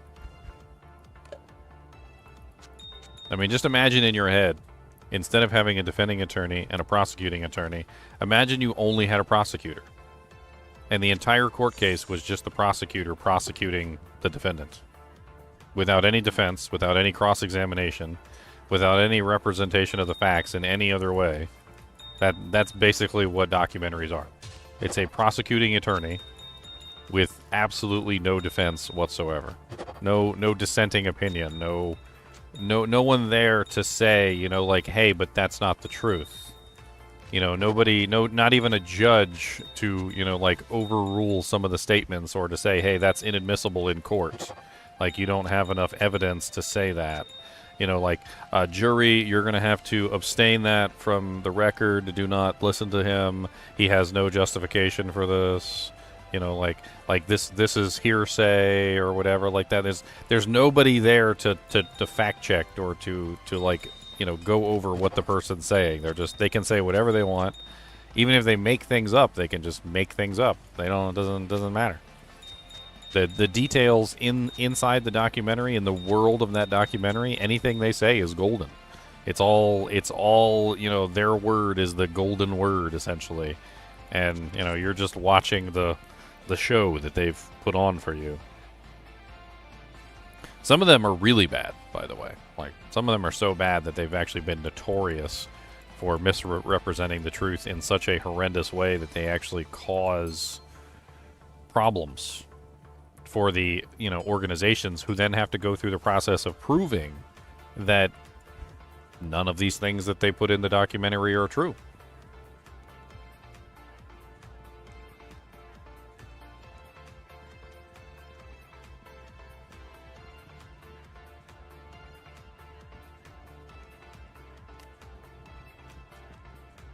I mean, they're entertainment. Documentaries are entertainment. Like the guy said, they're entertainment, and they often have false narratives. They're there to entertain you. Which, I mean, I guess that's the one thing that they do well. That's why people enjoy them, because they're entertaining. Me, on the other hand, I watch them, and I'm like, that doesn't seem right. And then I pull up my phone, and I'm like, you know, such and such, and did he really do this? And then, like, I pull it up, and I find, like, a news article and a bunch of other things, and I start reading through them. And... like, I'm like, well, he didn't really do that. Like, why does the documentary say that he did that when, according to this court case, he was found not guilty of all charges?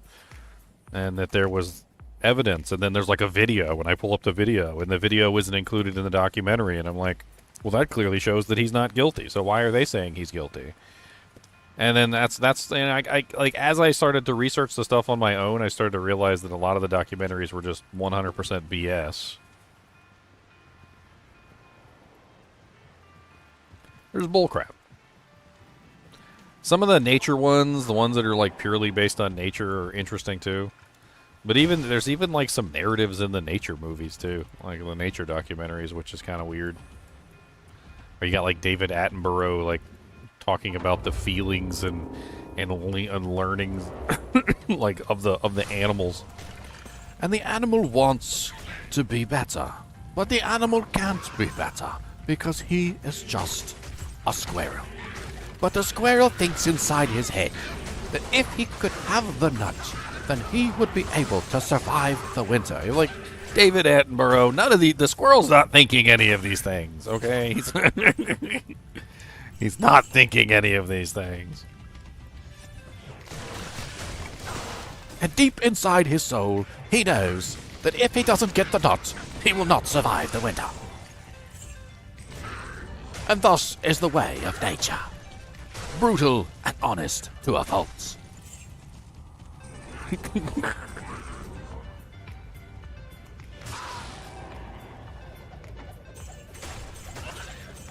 I'm over here like, I can't. I don't think the squirrel's that deep. I don't think he's that deep.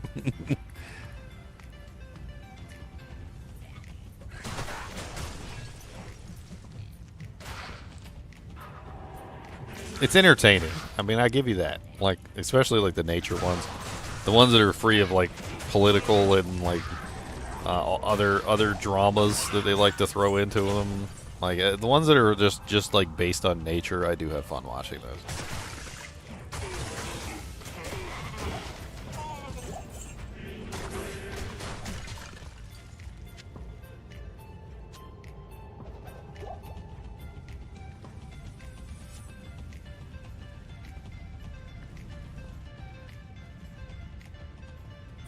I always enjoy learning about weird creatures, too.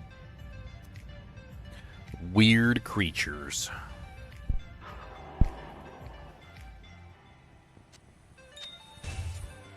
Why is it that everything in nature behaves like a dog? Just about. Except for cats. Cats are the only ones that, like, have a different behaviorism. But, like, for the most part, like, you look at squirrels and they're just, like, scratching themselves and they roll over and they just act like dogs.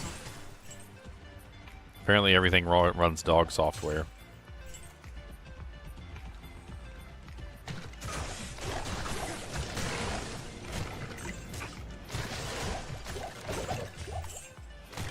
Go and watch the Frank talk about the echidna. Talk about Knuckles? What are you talking about, Knuckles? What's wrong with Knuckles?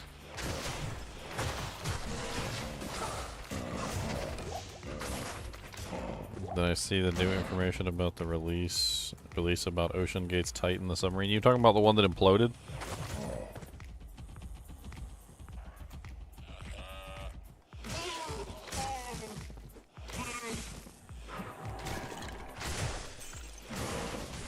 I didn't hear about it. What happened? Did they actually recover the wreck and the liquefied people inside? I mean, that thing imploded at a really deep, very deep. It, unfortunately, I don't think the people in there were even, they were basically liquefied at that point. Liquefaction.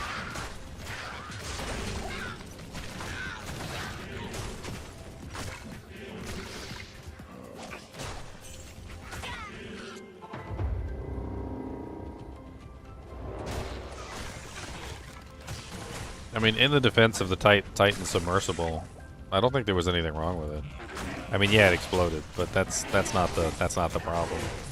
According to what people were saying and everything I looked up about it, because I was like horribly interested in it, they said it was like stress from too many dives down under the ocean, basically.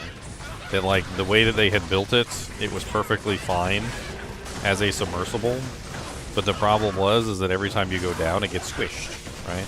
That's how it works. You got all this pressure pushing in on the submersible, and then slowly but surely, like after hundreds and hundreds of journeys, I don't know how many journeys the Titan submersible made. How many journeys, or let's say dives? How many dives did the Titan make? So the Titan made over 200 dives before the tragedy. And I think what a lot of people were speculating actually happened was that the submersible was getting crushed, and then the pressure was releasing. You guys ever played around with a paperclip when you were a kid, right? And the paperclip, like goes like this, and you bend it back and forth, bend it. What eventually happens when you bend it back and forth too many times, right? You guys know what I'm talking? Snappy. It snaps, right?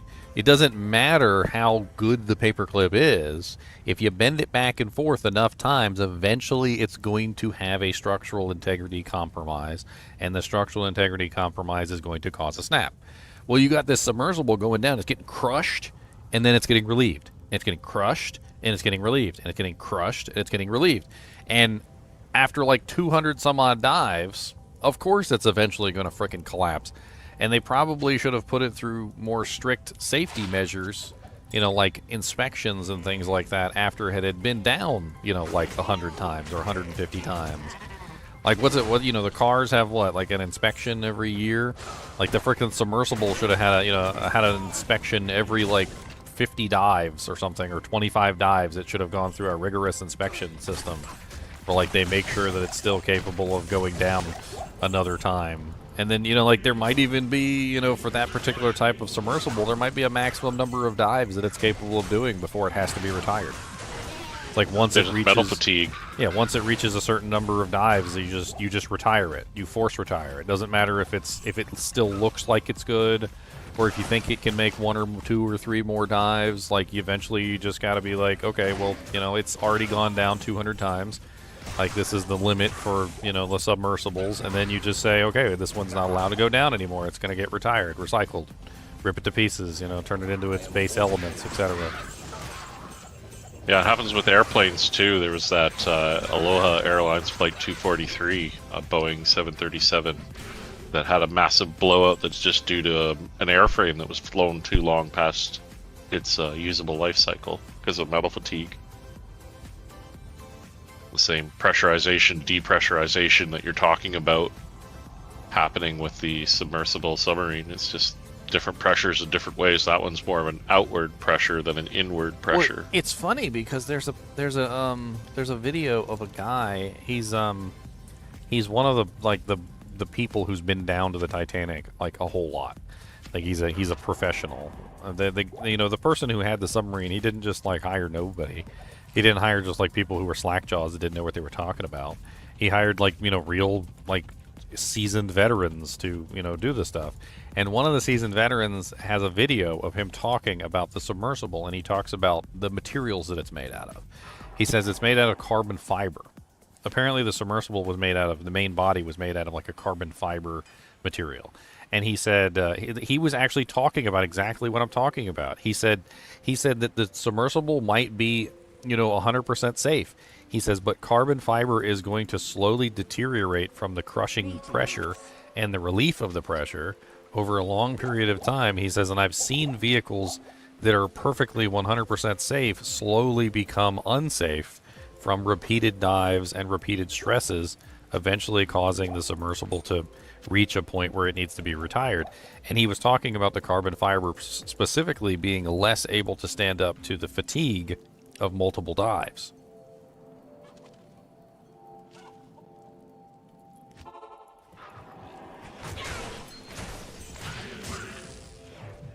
Carbonated. Decarbonated.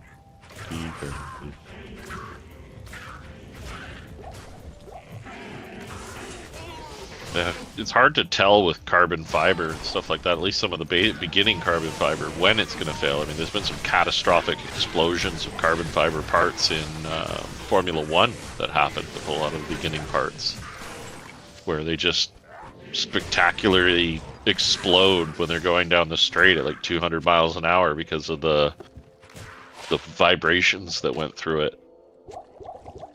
Just hit that harmonic balance to just blow it apart.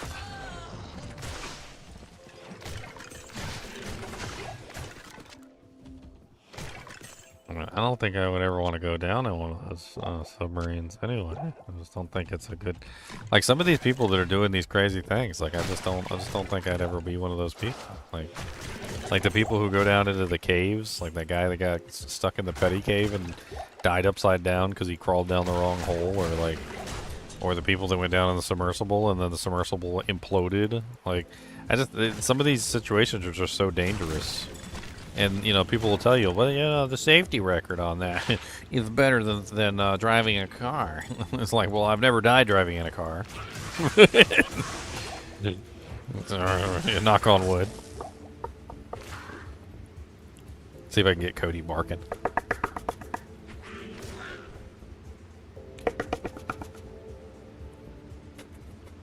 It doesn't work. He knows better. Dang it.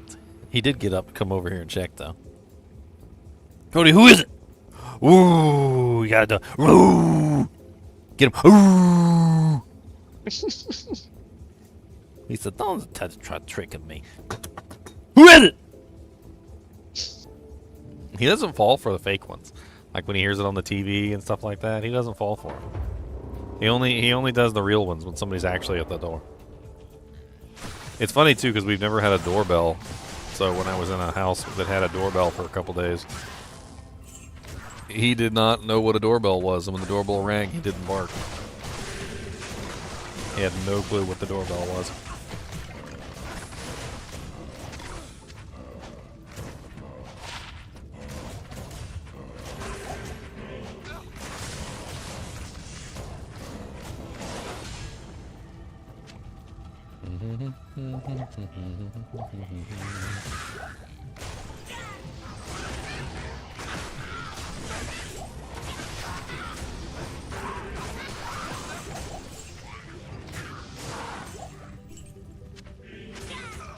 I'm sure that the like the SpaceX, the water exploration stuff will eventually help us in space, though, helping us generate ridiculously stable vehicles, both inward and outward pressures, so that they can survive all sorts of crazy atmospheric changes and all sorts of other stuff.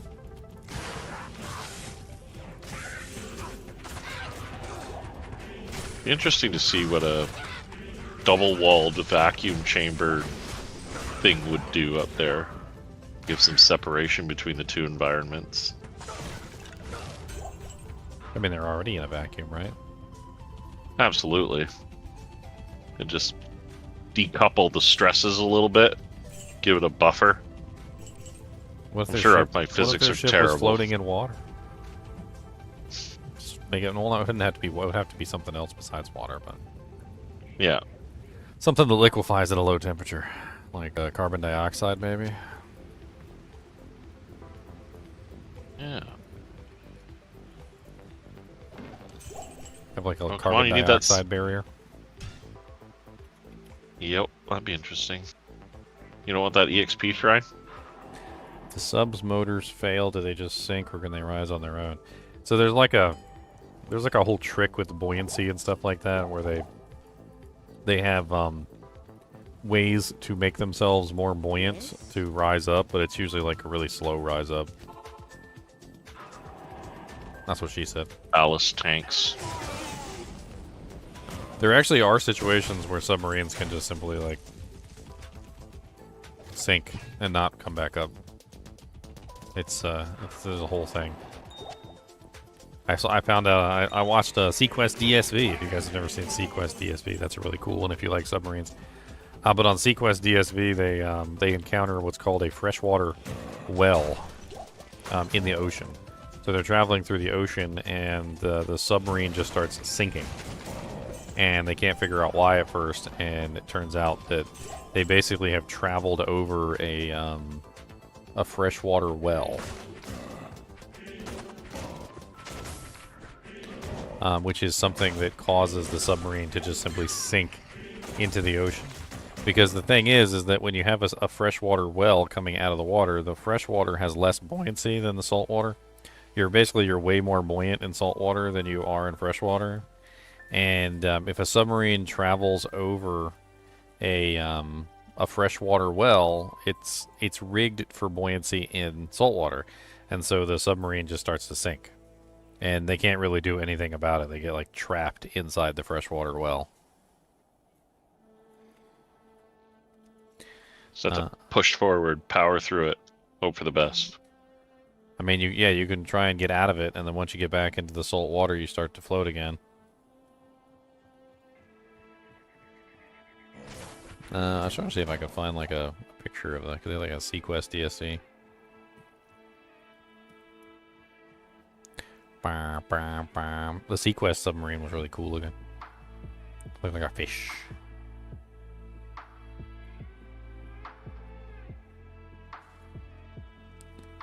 I believe it's called Bad Water.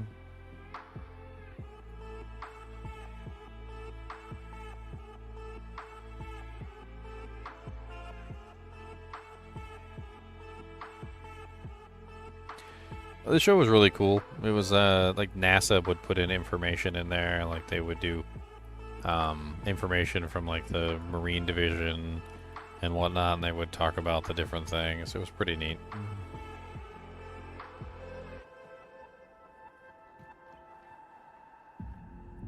Bow bow.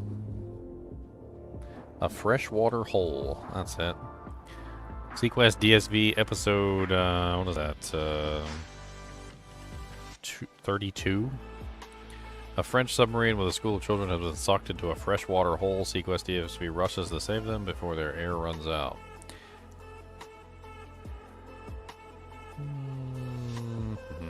A freshwater hole? That's what it's called?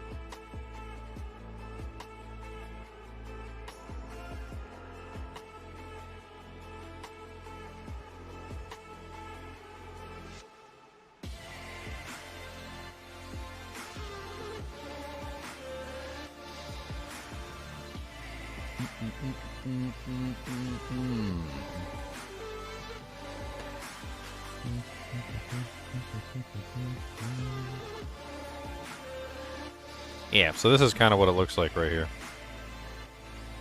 So it's like this is the ocean, right? And this is the fresh water trapped underneath of the ocean.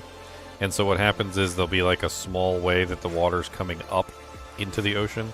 And so the fresh water starts to mix with the ocean salt water, and it causes this downward pull, essentially, where ships or boats, and they're normally buoyant in salt water, or submarines will start to sink in the fresh water, which is bubbling up in this one area, basically, from the underground well. and it causes issues with the like the buoyancy of submarines and vehicles that are underwater, like underwater little DSVs and stuff like that. They can't stay afloat because they're rigged for different buoyancies. Something that was scary as crap that I was watching the other day was I didn't know that humans don't cease to become buoyant at a certain depth. I don't know if you know this, Wolfie, but like, so you know how like when you're in the water, you're buoyant, right? You float. Yep. Yeah. Well, apparently when you go down to a certain depth, you cease to become buoyant. The pressure is just more than. That's interesting. I mean, I'm not I don't float very well in a pool, so doesn't take much water for me to start sinking. Womp womp womp.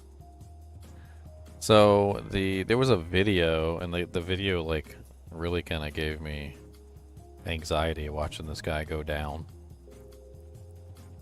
because he was going down under the water. He had like a rope, and he was like going down to see, like, and then he would stop, you know, as he like climbed down the rope, and then once he climbed down the rope to a certain point, he would let go and see if he would float back upwards, and then like he got down to a certain point. I think it was about 30 feet down. And once he got to about 30 feet down, instead of floating, he started sinking. So when he let go of the rope, he started just falling down. And I'm like, holy crap, you mean if you go down too deep, you just instead of slowly floating upward, you're slowly falling downward into the abyss? Like, no. I don't want to fall into the abyss. Yeah. You've fallen and you can't get up, right?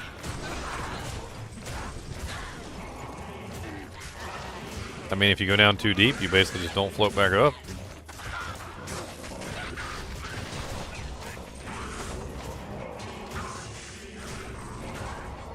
As contrary to any knowledge that I had, I thought you were just always buoyant. I thought the water would just want to eject you.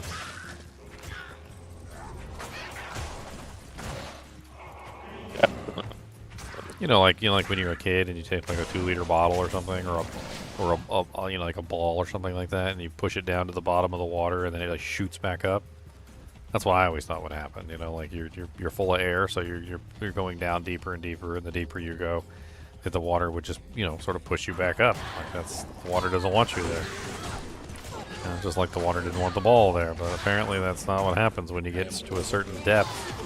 Apparently, once you get down to a certain depth, I think the water like compresses the oxygen in your blood to a certain degree that you're no longer buoyant, and you just cease to become a projectile, and now you're just there.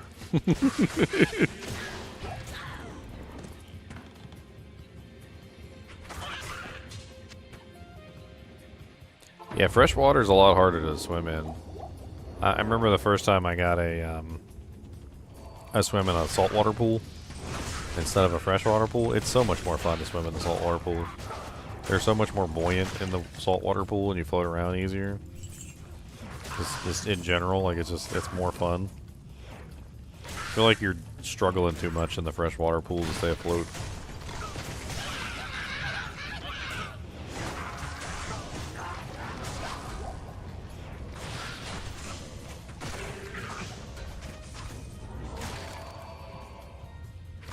+3 summon resist. Poopies. Die.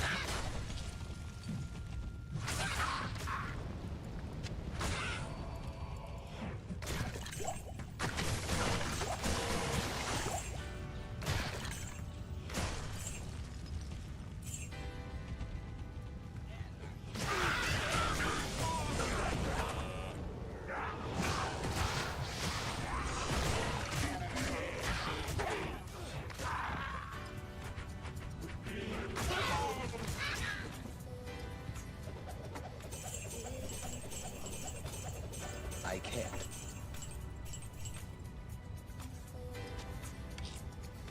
I always thought it would be interesting if they did like an underwater like excavation or whatever. Like where they build like a little structure down there over whatever it is they're trying to excavate, and just like turns it into dry land. Like a really long ladder, and you just climb down. I bet you they could probably do it if they put their minds to it. Probably like a triangle or like a round tube or something could take the pressure as easily as it possibly could. Like, and it just extends all the way down with like a ladder inside. And then eventually you get down to the, like the bottom floor and you basically just suck all the water out. Could be neat. I think I've seen some in like less deep water where they do something similar. You know, where they have like a thing going all the way down to the floor and then they basically just they dry out the land.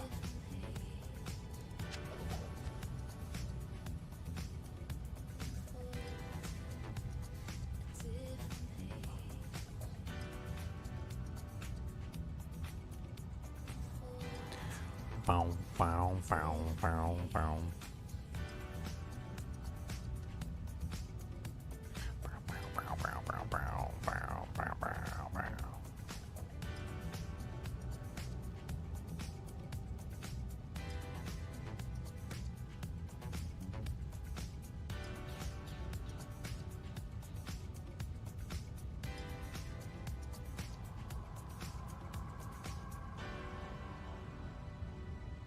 I could have sworn I seen one of them where they did like an underwater dome over top of the excavation site, and they dried it out, and then they were doing like archaeology underwater.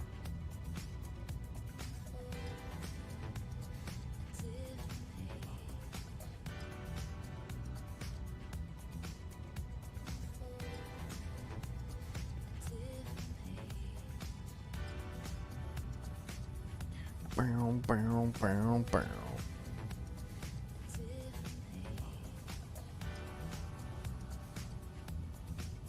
Be really cool to see.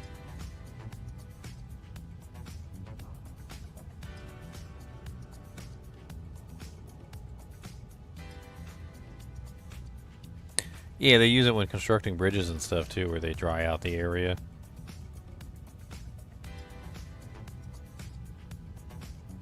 So that they can do the excavation.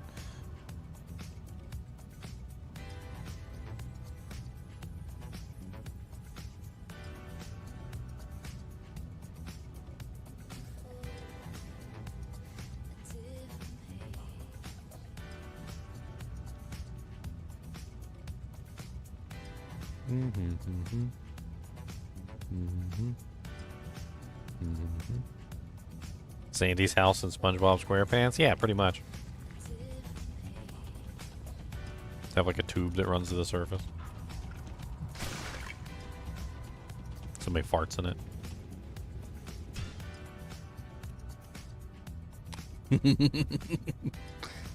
Yes, fart in it. Farts.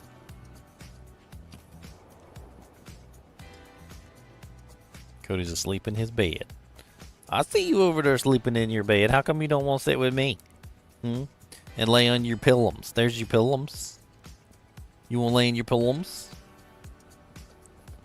What if I sweeten the deal with some mixed nuts and take a couple of these cashews and almondos and some hazelnuts and sprinkle them on your pillows? How about that? He said, I like those. So them is good.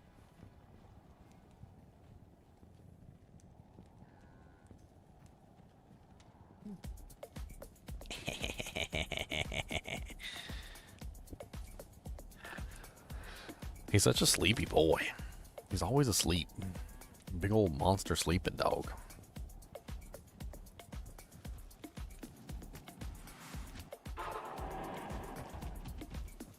So you gonna be trying out the Spiritborn, Wolfie, or are you gonna stick with one of the other characters?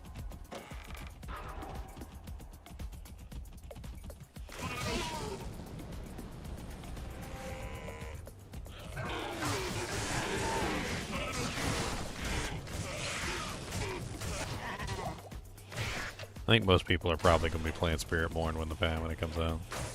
New class and all that. It does look pretty fun.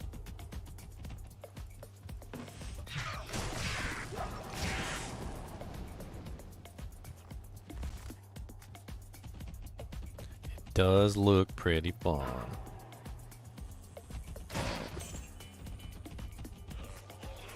Yes, Cody. Did you enjoy your foods? Was them goods? Do you want me to give you a nuggums? How about this? How about some nuggums? You want nuggums? He said, no, don't want nuggums. How about a finger 'em in the nostrum holes? You want to finger 'em up there? You stick it in there? You want to eat the boogums? There you go, eat the boogums out of there. There you go, look, get in there. Get some boogums out of there. There you go, here has some boogums. Mmm, boogums. Boogums. Mmm. There's no boogums. How about a candle? You want one of these? How about I stick a candle up your nostrum hole? How about that? I'm gonna put it right in there too. I'm gonna wedge it in. Get a nostrum candles. Oh no, it's too big for your nostrum hole. There you go, have a nostrum candy. He said, am not care. I eat nostrum candies. They're delicious. Don't tell me. Said nothing wrong with a good nostrum candy. Those are delicious. What's the best duo rush to hell in hardcore? Paladin Barb, probably. Get those beautiful auras, resistance auras, shouts. Works really good synergistically, so you get really good defense and really good resistances and really good damage output, health, the whole 9 yards. Paladin can use resist lightning, resist fire, resist cold as necessary, or salvation to shore up resistances so you can push harder. While the barbarian can focus on shouts and damage output. You can also use your find item, which is going to help you gear-wise as you're leveling up, and you guys can share equipment. Shouts for stun locking.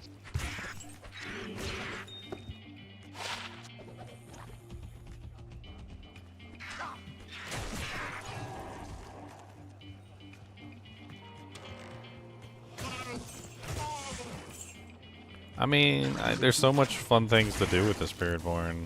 Like, I haven't even played it yet, but I have gone over all the skills and looked at them, and there's some very interesting stuff you can do with the Spiritborn.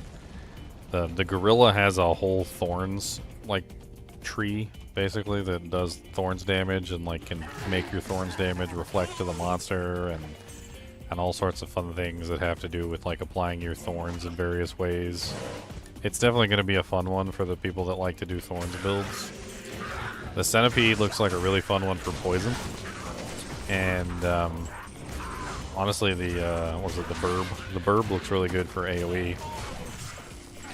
And then the panther kind of reminds me of the old school monk from Diablo 3. And you can combine them in various ways to make other builds, which is going to be really fun too. I think a lot of people are going to have fun playing around with all the abilities and just, you know, just seeing what they can accomplish.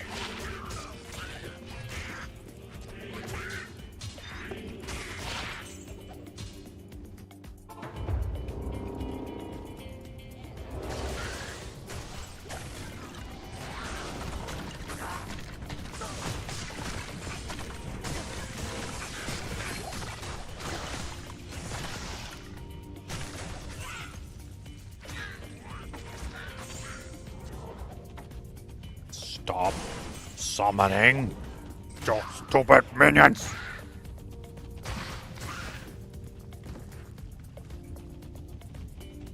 Gorilla Centipede's gonna be really powerful for Thorns builds.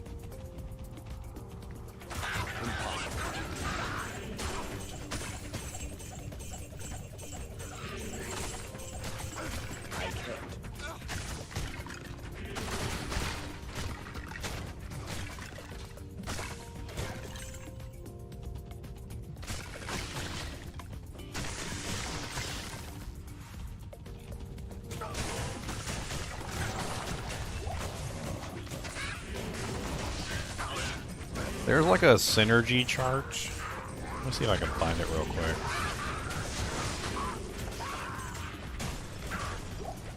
For the Spiritborn that goes over like how the synergies work. Or what synergies they kind of like put in place for the characters.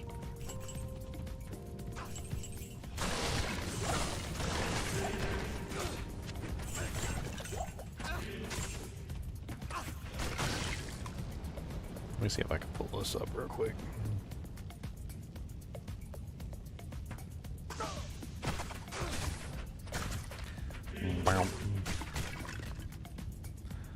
Yeah, here we go. Here's somebody has one kind of set up. There's a couple of these. There was an official one. This is not the official one, but this works just fine. So, like synergistically, they have like things that are in common with the different builds that make them interesting together. So the Jaguar heals, and so does the Centipede. Sorry. The Eagle provides vulnerable, and so does the Centipede. The Gorilla provides barrier, and so does the Eagle. The Gorilla provides thorns, and so does the Centipede. The Jaguar and the Eagle are both, you know, around critting, and the Jaguar and the Gorilla are around dodging. So there's like some interesting like synergistic things between them. Like you could set up a Jaguar Centipede that heals really like a whole huge amount, which could be a really interesting build. I was actually thinking about something like Centipede Jaguar. That was one of the things I was considering. Maybe not Jaguar Centipede, but Centipede Jaguar, which is the other way around. And which one you choose as your main also changes things considerably. So like if you choose the Gorilla and then you sub Eagle, or you choose the Eagle and then sub Gorilla, like it's definitely a difference between the two.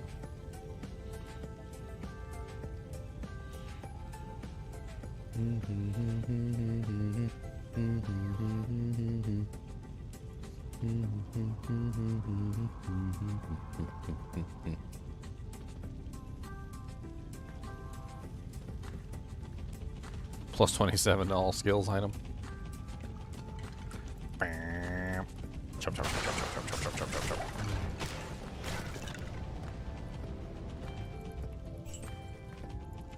Chop, chop, chop. Oh, wow, that guy got away from me. Next.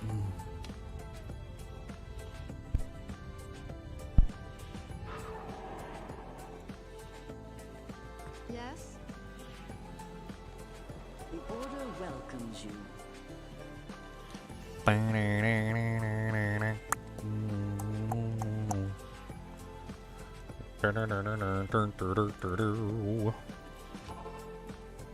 have so much fun just charging around and murdering things on this character.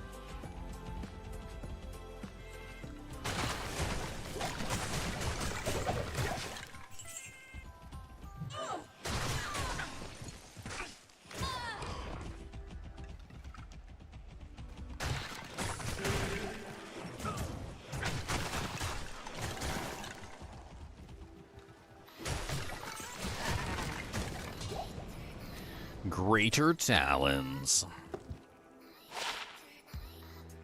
They are de poop. De poop, de doop. Poop, de doop, de boop, de boop. Poop, de boop.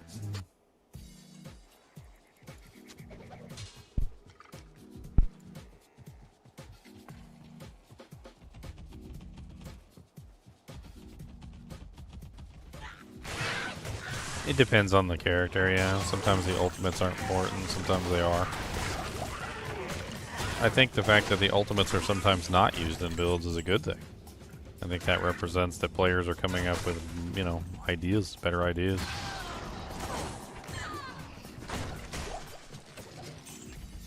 It also kind of represents that some of the ultimates are just garbage. Like, Lacerate on the Druid is just not a very good ultimate, and nobody really wants to use it, and rightly so, because it sucks. Whereas, you know, something like Bone Storm gets picked all the time on Necromancer. It's a very popular one. The new ultimate that they added for the Necromancer, the Soul Rift ultimate, is really cool too. I think a lot of people are going to enjoy that one.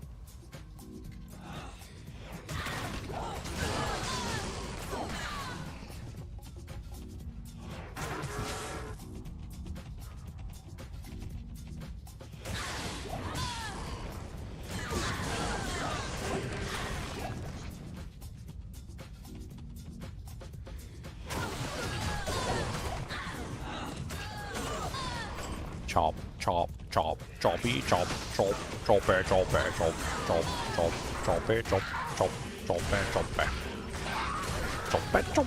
chop, chop. I have so much fun chopping everything on this character. It's amazing. You guys don't even know. I know I just said it. But it's fun. Just run in and just chop, chop, chop. Look at me. I do the chop, chop, chop. Look at me. I do the chop, chop, chop.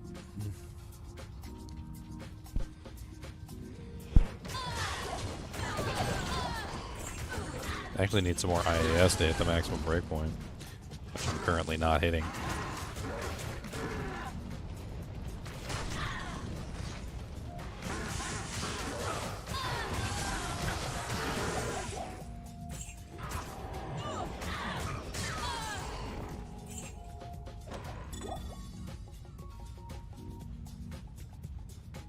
Yeah, Darkness is in a bad place because it got nerfed like a couple patches ago, and it just hasn't really recovered yet. Hopefully they do some changes, some tweaks here and there, and it comes back to life.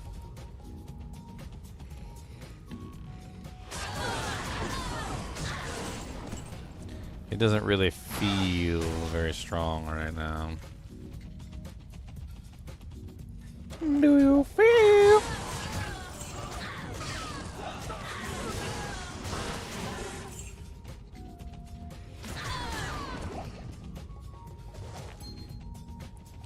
Chop, chop, chop. Chop. Chop, chop.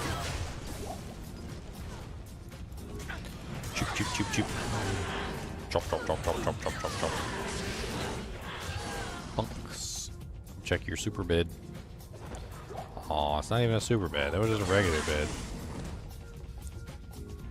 Not even a super bed.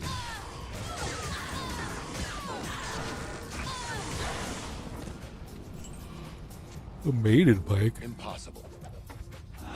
Oh, I got too many juvies in here. Pick up more juvies. Shush. Speak not of my juvies.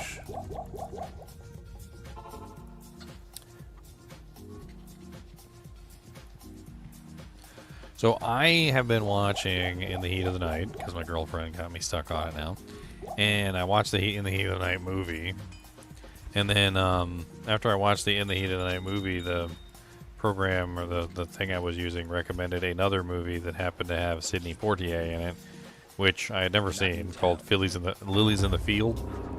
And I am enamored with Lilies in the Field. I don't know, it's an amazing movie. I love it.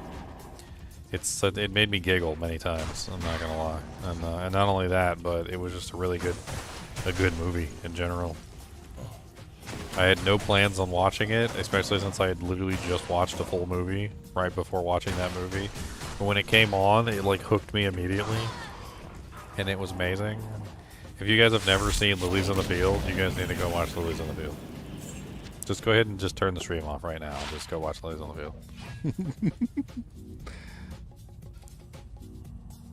Lilies of the Field. That's what it's called. Lilies of the Field. Sidney Poitier. 1963. The movie is hilarious. I freaking love it.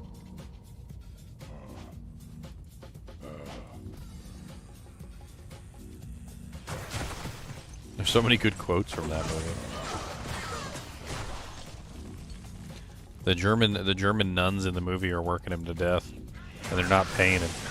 And because they're not paying him and they're working him to death, he makes a joke and he says, "So you gonna feed your black slave?" The nun didn't know what to say to that. And then the nun was so mean during one of the scenes. She was just rotten, like mean rotten. And he said, "You bossing me around like you was some kind of Hitler." Oh man, and she's from Germany, and she fled Germany during the Berlin Wall thing, and she put her head down. That one really hit home.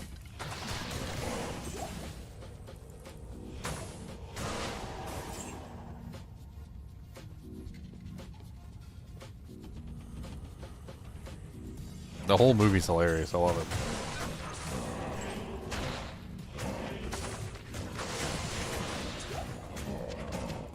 it. So many juvies. What's up, Edward? Much do recommend this Lilies of the Field. Much do recommend. That's going in the vault, by the way. We were talking about this one day, like movies that go in the vault. Like, you know, like if we had like a bunker, and the bunker was, you know, like filled with stuff that we wanted to watch while we were stuck in there for like the next 100 years, because we're you know, nuclear apocalypse or whatever, and you're stuck in the vault, you know, in the bunker. Like that's one of the movies that goes in the bunker. I could watch that one like a couple thousand times probably. That Lilies in the Field? Lilies of the Field, yeah. Lilies of the Field. Oh. It was from like 1960s? 1963. 63, oh gosh. It's really good. Is it a black and white? It is black and white. What platform was it on? I saw it on Pluto TV. It's free. Pluto TV, huh? It's free. I think it had some ads in it because it's Pluto TV. But Okay. Gotta earn a living somehow for their content. well, if they had a paid option, I'd probably do it because they got lots of good stuff on there. But they don't have a paid option, so.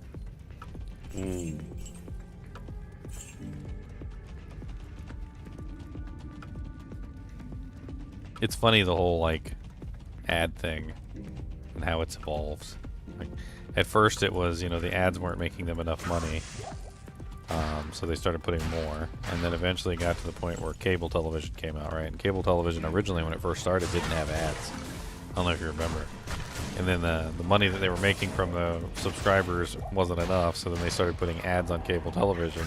And then there were the premium channels that came about, like Showtime and HBO and whatnot, that have no ads, but they cost extra, right? And then eventually, like, things like Netflix came out, and there was no ads on Netflix, and there was no ads on Amazon Prime and stuff like that. And then Amazon Prime is getting greedy, and so now, like, they're putting in the, you know, they're putting in the ads in Amazon Prime now, and now you have to pay extra, just like the HBO and the Showtime, to get the no ad version now. And then there's probably also companies out there that don't offer ad-free options because the companies that are giving them the ads to, you know, put on the thing are probably paying them extra to not have an ad-free option.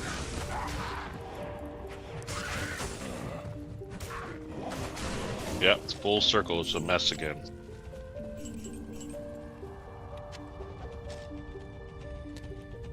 If only the ads weren't like the same ad like all day long.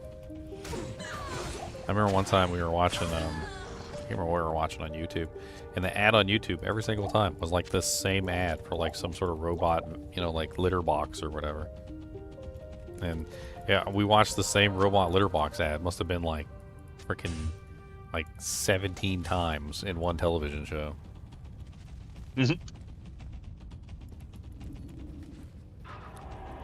I heard that, and this is kind of gruesome, but I heard that some of those robot litter boxes, like specific ones that have like motion detectors, are failing to recognize that a cat is in the bin, and are like capturing them and killing them. Oh dear. So the normal like sized cats are smart enough to get out of the way, like they're not dumb. And it goes so slow that you have to be, you know, like I don't know, like a completely inept creature to be caught by it, because it's like, you know, it's like. Yeah, it's a simple machine. Just rotates the bin. Yeah, most of them at least. Apparently, some of the not so smart kittens and like young cats that are too dumb to get out of the way are getting caught. They're just sitting there until the machine just like, it's like suicide basically. They're sitting there until the like machine that catches in Austin them. Powers. It's like, I don't even know. I mean, I don't want to laugh about it because it's really sad, but I've seen the things. I've seen how slow they go. So for you to get caught in that, you would have to be just like, I don't know, like just laying there, just not paying attention to the fact that the machine, like sleeping in the litter box or something. But I think it's only a specific brand.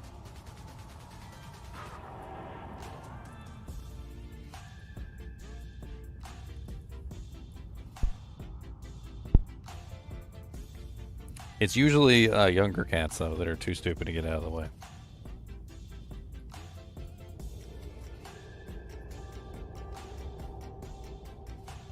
Yeah. Looks like there's a YouTube video on it. Saying the scam is killing cats. Hey, someone purchased a Skin of the Viper Magi t-shirt. Congratulations on your blue shirt. Woot woot. Did he buy a Shaco to go with it? Bloom found a critical design flaw.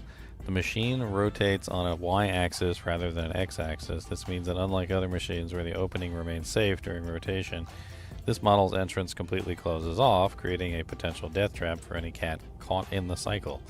Bloom also found malfunctioning sensors that failed to detect when a cat was near, allowing the machine to continue rotating, increasing the risk of injury or death. He warned that the design flaw combined with the inadequate safety features made these devices extremely dangerous. Okay, so what they're saying is that the machine is rotating this way instead of rotating this way, right? So what's happening is the doorway on most of these stays open because the mechanism is rotating this way, and so it doesn't actually close the door at any point. Like, you can always escape. The one in particular that is apparently killing cats, it closes the door by rotating this way. So when it gets to a certain point, it closes the mechanism, and then it comes back around and the door opens back up. But it's because it's rotating on the y-axis instead of the x-axis to leave the door open. So it's actually closing the door during the rotating process. That makes sense.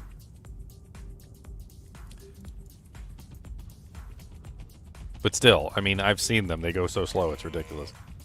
That would be like you got hit by a truck that's going like 0.001 miles an hour. And you saw it coming like 10 minutes away. You're like, do I really want to move? I mean, do I really? Yeah, I posted a picture of a stuffed cat in the Discord video channel, or voice channel. A stuffed cat? It's like stuffed animal.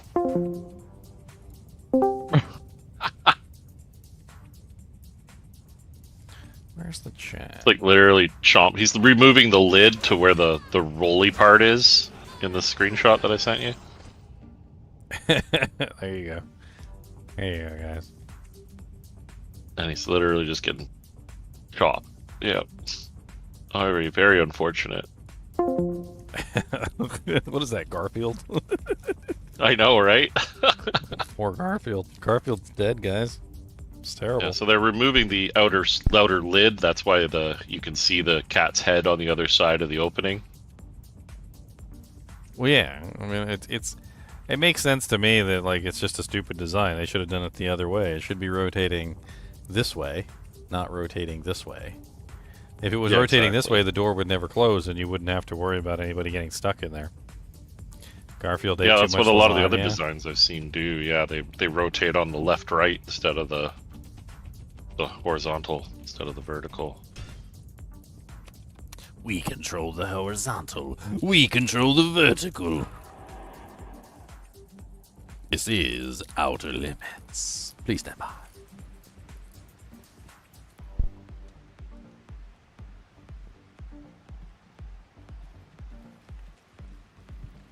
Not here.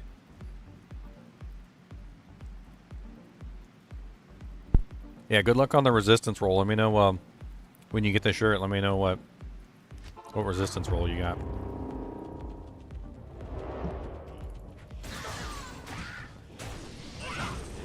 Does it have like the tag inside the shirt that has all the stats on it? Oh no, I wish I could do that. That would be so cool.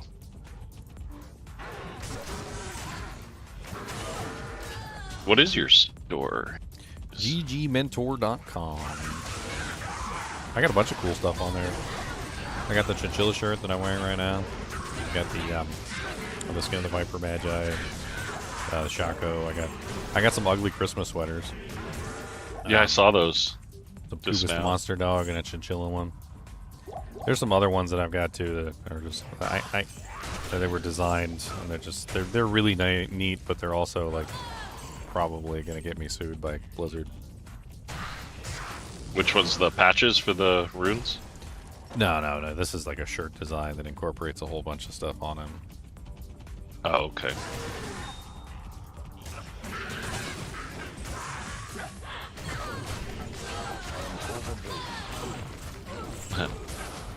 Need a key.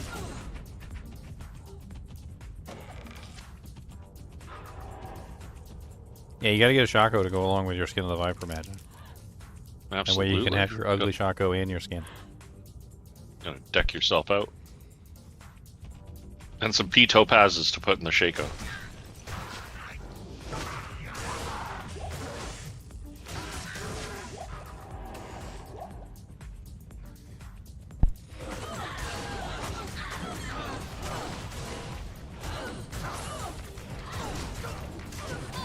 Immune to physical my butt. I need a key. Have you ordered one of those jean jackets? Not yet. It's locked. They I've look got- really sick. I've got a lot of stuff though.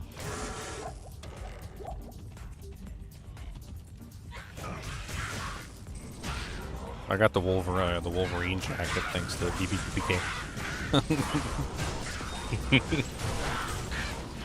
I'm looking forward to wearing that this winter. God, I can't wait till it's cold out. I'm so sick of it being hot.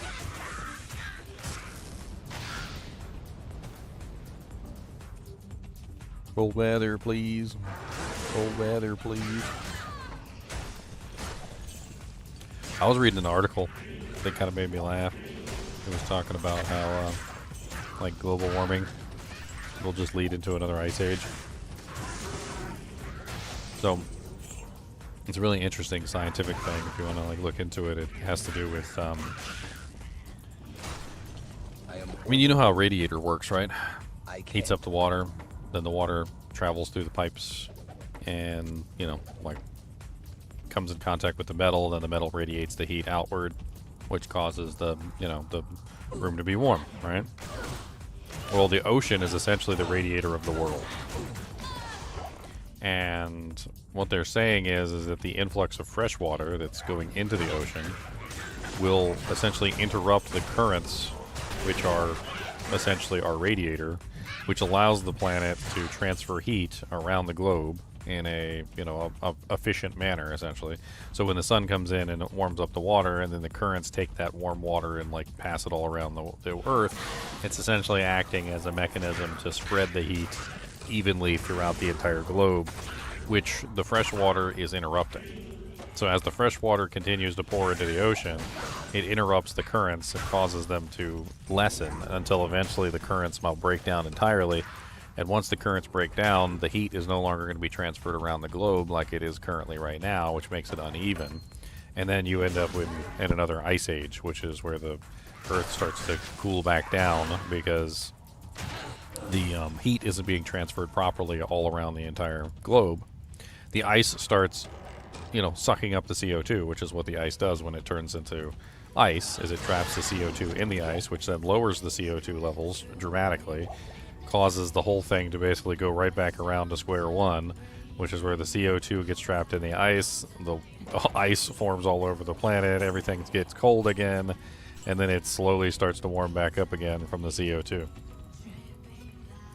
Like a one big giant circle.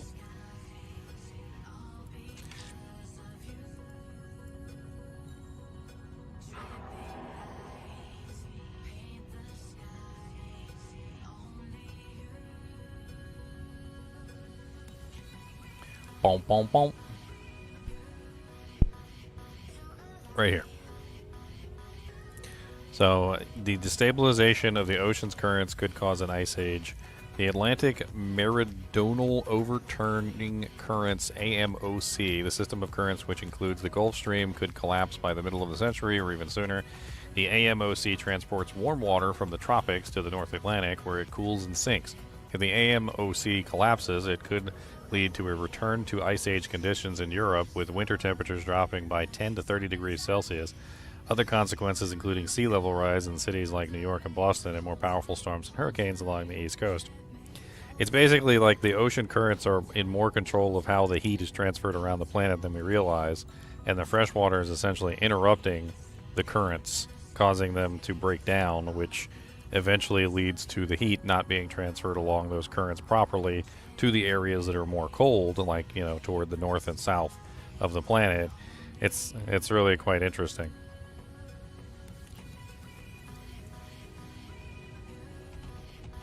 It's a fun read if you're interested in that sort of thing, looking into like some of the things like the currents of the planets and like how the water, the fresh water and the salt water interact with each other. Ice is not salt water, by the way. You can't have salt in ice. When you freeze water, the salt actually comes out of the ice. So all of those icebergs and everything that are melting are all fresh water, and the fresh water melts and mixes with the salt water, which causes issues.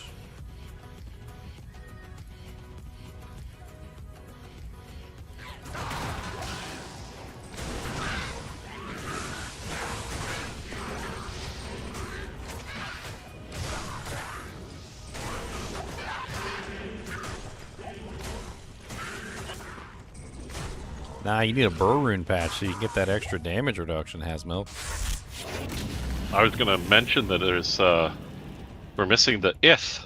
I can't make a enigma out of patches. Let me check real quick. See a burr jaw and a zod.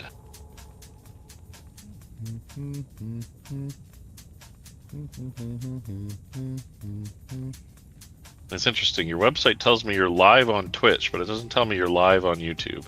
Yeah.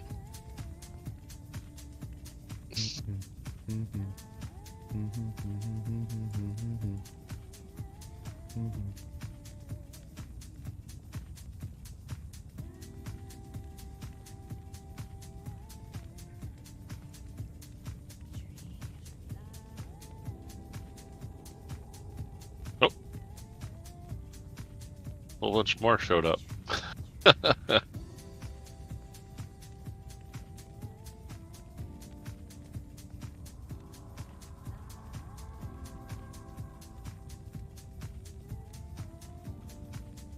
Down Eld.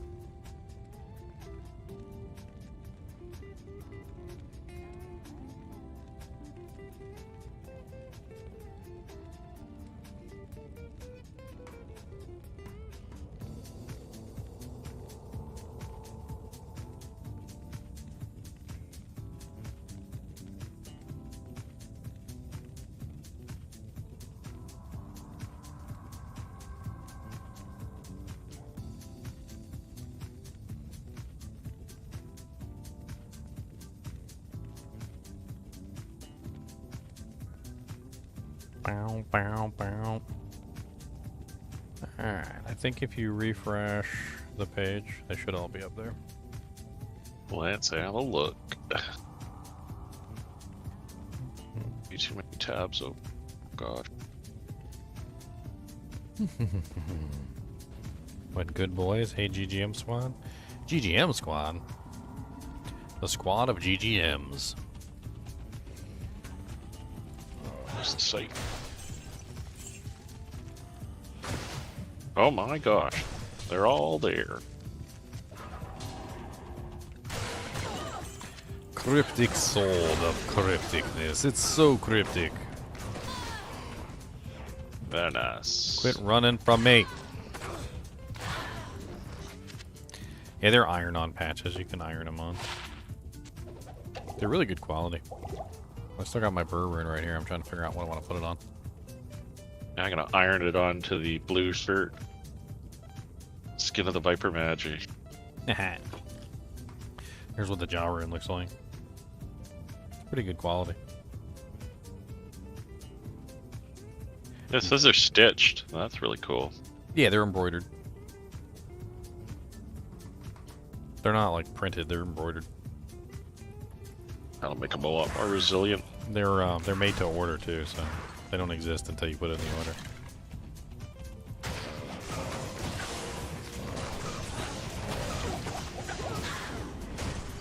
Ow.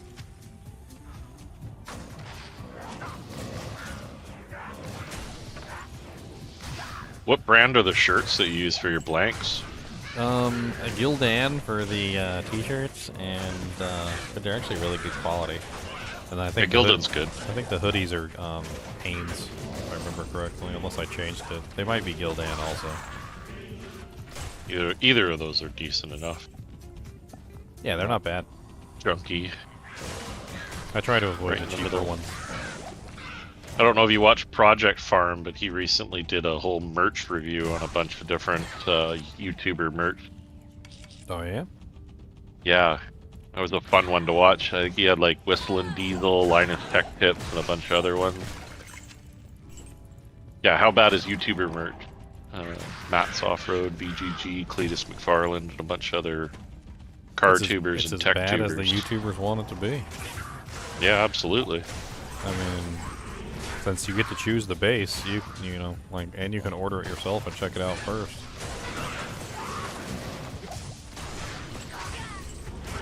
Yeah, I like that Project Farm guy. He does really good videos on deep dive testing and showing how he does it.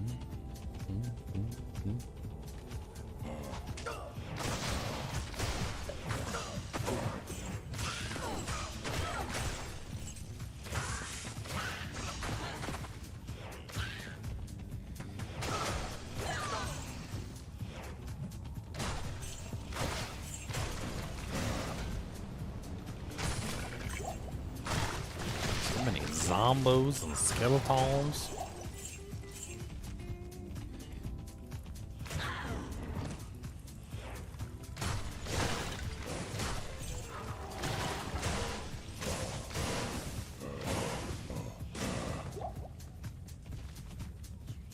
Took 1 week to get to Australia. What are you doing in Australia, Hasmilk?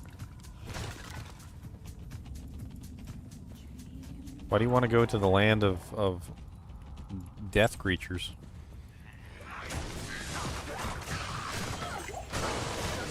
Everything in Australia kill you.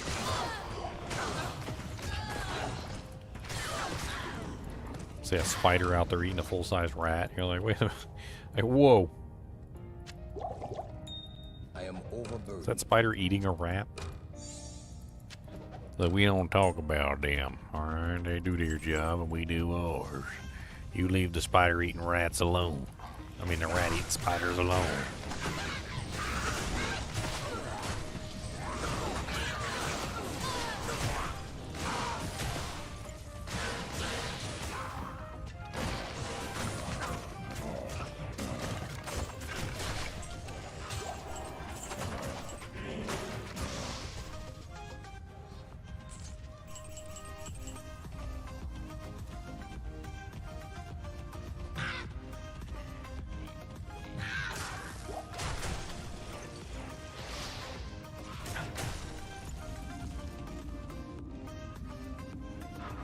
Carbon dioxide is dangerous. It's a lot more dangerous than people realize. There's cases of whole entire herds of cattle dying from carbon dioxide poisoning because of volcanic fissures. Because carbon dioxide is heavier than air, it tends to sit along the ground. And when the cows go down to eat, they put their head down into it and they breathe in basically pure CO2 and they all die.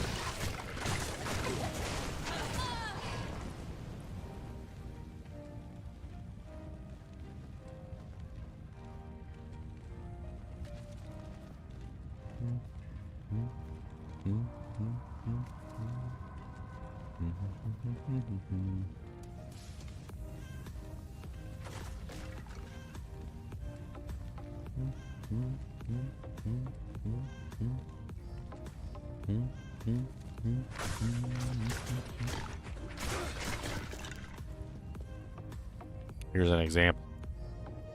The Lake Nyos disaster. On August 21st, 1986, a limbic eruption at Lake Nyos in northwest Cameroon killed 1,746 people and 3,500 livestock. The eruption triggered a sudden release of about 100 to 300,000 tons, 1.6 million tons according to some sources, of carbon dioxide, CO2. The gas cloud initially rose at nearly 100 kilometers per hour, 62 miles, and then began being heavier than air, descended onto the nearby villages, suffocating people and livestock within 25 miles of the lake, or kilometers, 16 miles of the lake. A degassing system has since been installed at the lake with the aim of reducing the concentration of CO2 in the waters, and therefore the risk of further eruptions. Along with the Lake Moon disaster 2 years earlier, it is one of only 2 recorded limbic eruptions in history. Basically just a huge amount of CO2 just pouring out of the ground. And just kills everything, because they all die from CO2 poisoning. Especially the animals that have their faces close to the ground, because carbon dioxide is heavier than air, so it gathers at the bottom of the ground. So like if you were sleeping on the ground, you definitely would die. If you were, in a bed, you might be okay, depending on how much CO2 there is. And if you're walking around, you might even be alright. But like, it's difficult. I could not speak. I became unconscious. I could not open my mouth because then I smelled something terrible. I heard my daughter snoring in a terrible way, very abnormal. When crossing to my daughter's bed, I collapsed and fell. I was there till 9 o'clock in the morning, or Friday the next day, until a friend of mine came and knocked at the door. I was surprised to see that my trousers were red, had some stains like honey. I saw some starchy mess on my body. My arms had some wounds. I really didn't know how I got these wounds. I opened the door. I wanted to speak. My breath would not come out. My daughter was already dead. I went into my daughter's bed thinking that she was still sleeping. I slept till 4:30 in the afternoon on Friday the same day. Then I managed to go over to my neighbors' houses. They were all dead. I decided to leave because most of my family was in Wum. I got my motorcycle. A friend whose father had died left with me. As I rode through Nyos, I didn't see any signs of any living thing. When I got to Wum, I was unable to walk or even talk. My body was completely weak.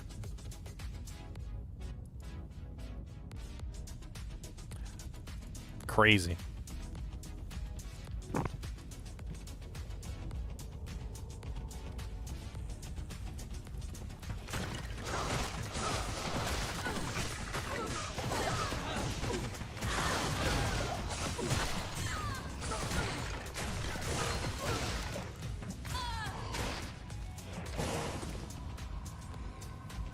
There's natural disasters everywhere.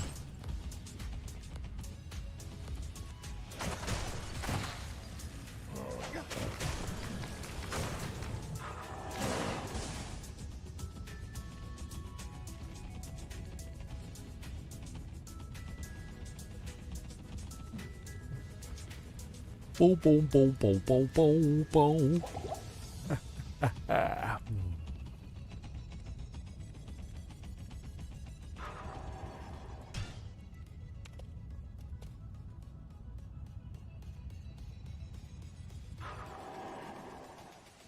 CO2 is carbon monoxide.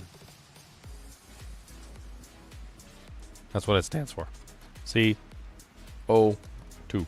It means carbon 1 oxygen 2, which is carbon dioxide, which is 2 oxygen atoms, or carbon monoxide, which is 1 oxygen atom. There's 2 different ones, carbon dioxide and carbon monoxide.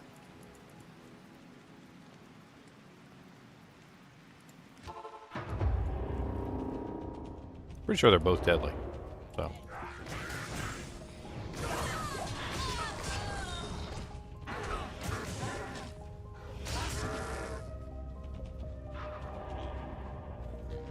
They are both deadly in high concentrations.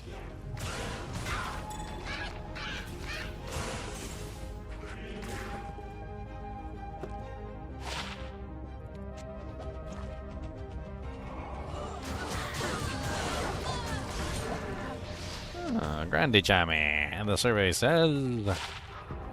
Poop.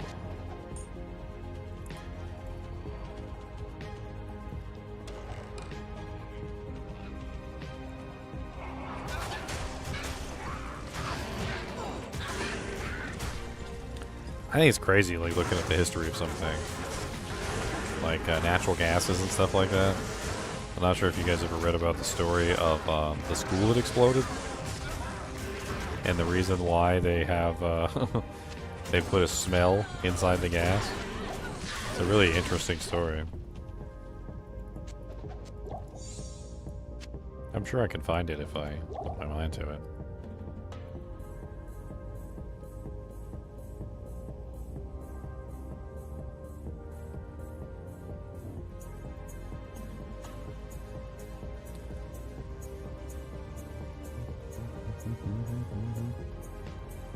Bow, bow, bow. So the New London school explosion occurred on March 18th, 1937, when a natural gas leak caused an explosion and destroyed the New London School in Texas. The disaster killed more than 300 students and teachers. As of 2021, the event is the third deadliest disaster of the history of Texas after the 1900 Galveston hurricane.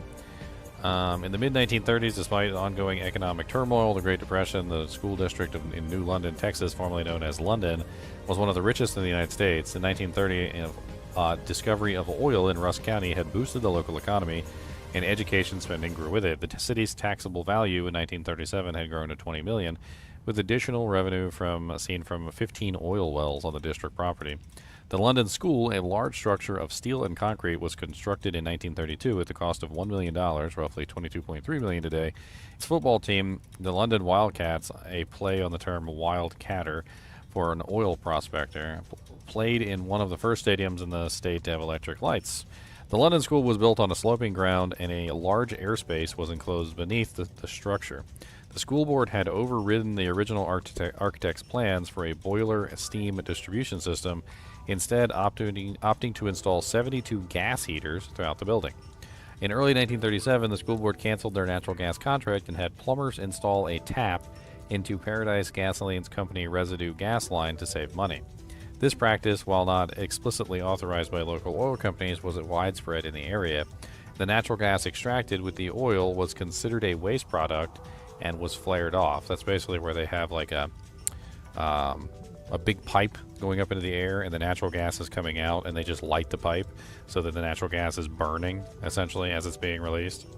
As there was no value to the natural gas, the oil companies turned a blind eye. This raw or wet gas varied in quality from day to day, even from hour to hour. Untreated natural gas is both odorless and colorless, so leaks are difficult to detect and may go unnoticed. Gas had been leaking from the residue line tap and built up inside the enclosed crawl space that ran the entire 253-foot, 77 meters length of the main school building facade. Students had been complaining of headaches for some time, but little attention had been paid to the issue. On March 18th, 1937, the first fourth-grade students were let out early. The following day's classes had been canceled to allow students to participate in interscholastic meet, a scholastic and athletic competition in neighboring Henderson. A PTA meeting was being held in the gymnasium, a separate structure only 100 feet from the main building. Approximately 500 students and 40 teachers were in the main building at the time, although some numbers claim there were roughly 694 students in the main building and at the campus. At 3:17 p.m., Lemmy R. Butler, an instructor of manual training, turned on an electric sander.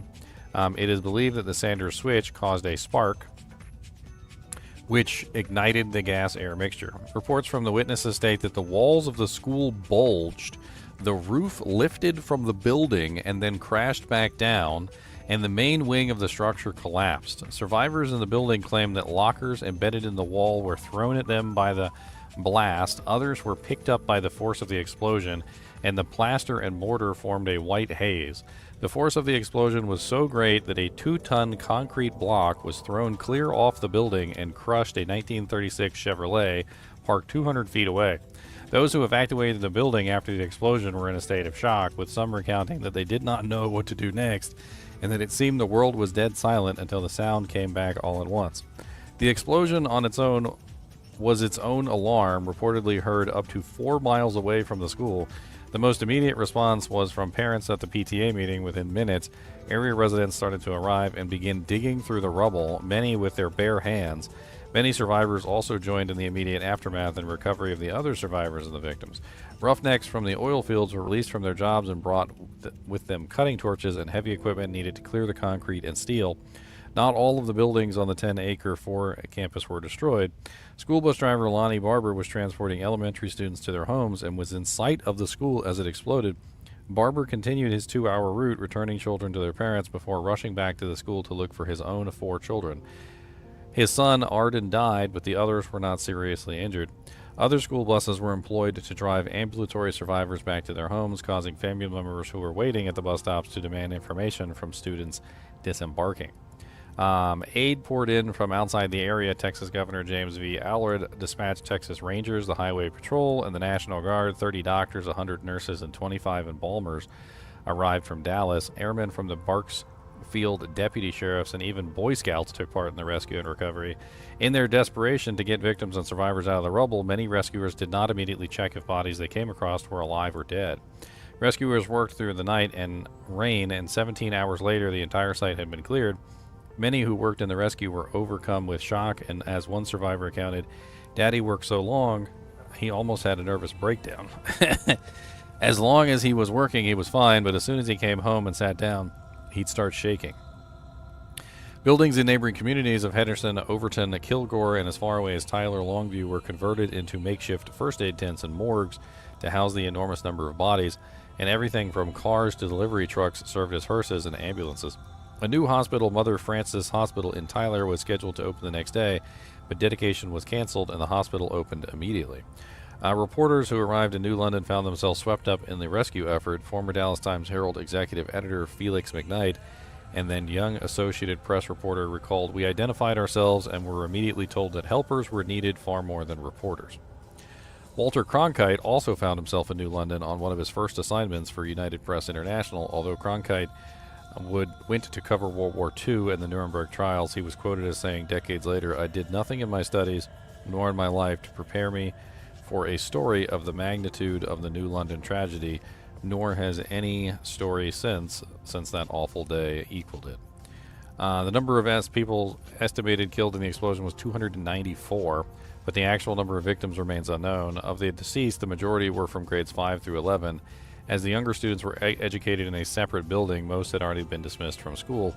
The majority of the fatalities are buried at Pleasant Hill Cemetery, New London, with the entire section being designated for the victims.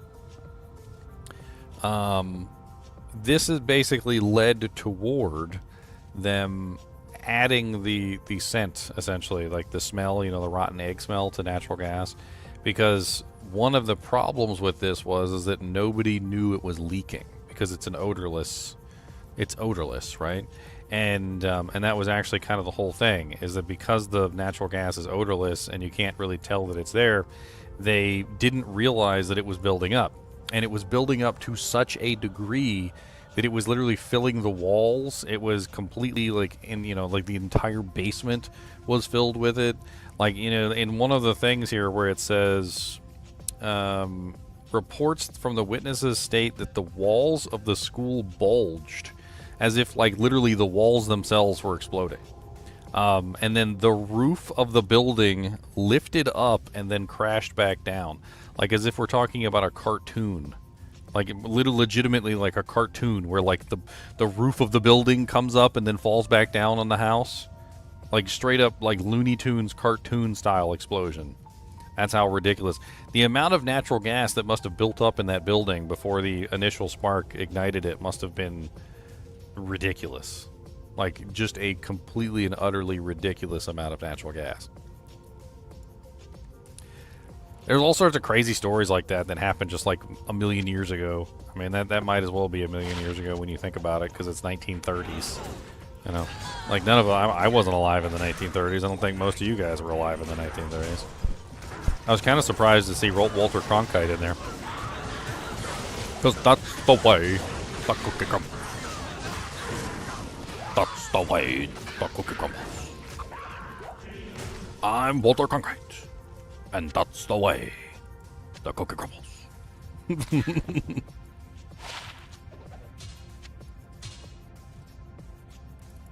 Oh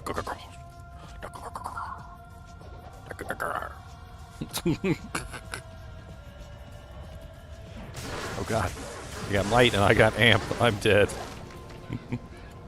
And that's why I don't play hardcore. Not in town. Might plus amp plus gargantuan beast equal death. That's what that equals. You guys are punks. It's your fancy might aura. You only got me because I was amped. That's the only reason you got me. You only got me because I was amped. Hope you feel proud of yourselves.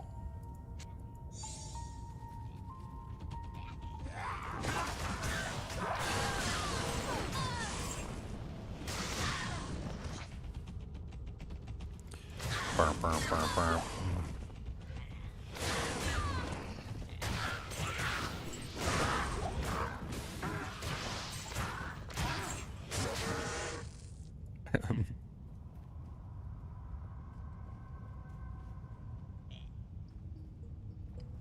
Boom, boom, boom, boom, boom, boom, boom, boom.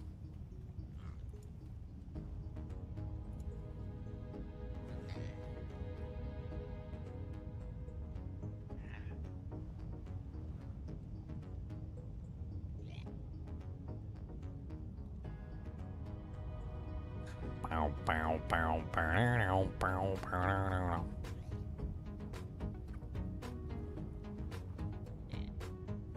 It's funny when you think about it because when you're younger you think that the roof on a house is attached to the house. You're like, oh yeah, it's a roof, it's attached to the house. It's not actually. Like a lot of the times the roof is kind of just like sitting on top of the house, and like in a hurricane or a tornado, unless you've got like hurricane clips, there's these hurricane clips that you can get attached to your roof, and not all houses have them. But if you don't have hurricane clips, and even if you do have hurricane clips, depending on how bad the hurricane goes, it could just lift your roof right off your house. Like, just lift the whole roof just right off the house. I am overburdened.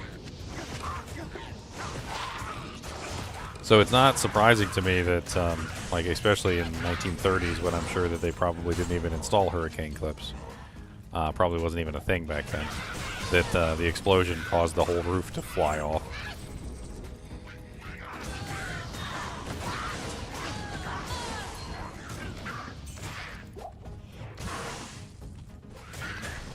Raise the roof. Raise the roof.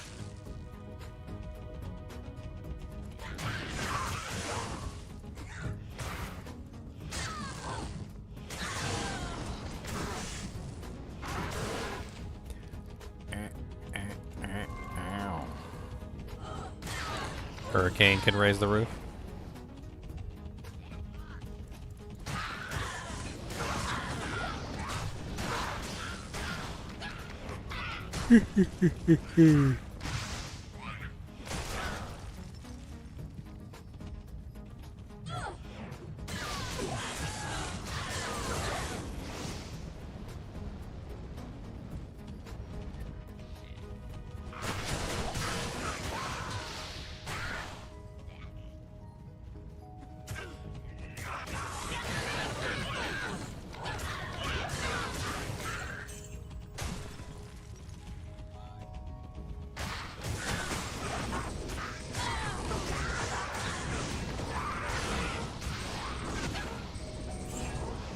There's a lot of crazy stuff that's happened because of hurricanes.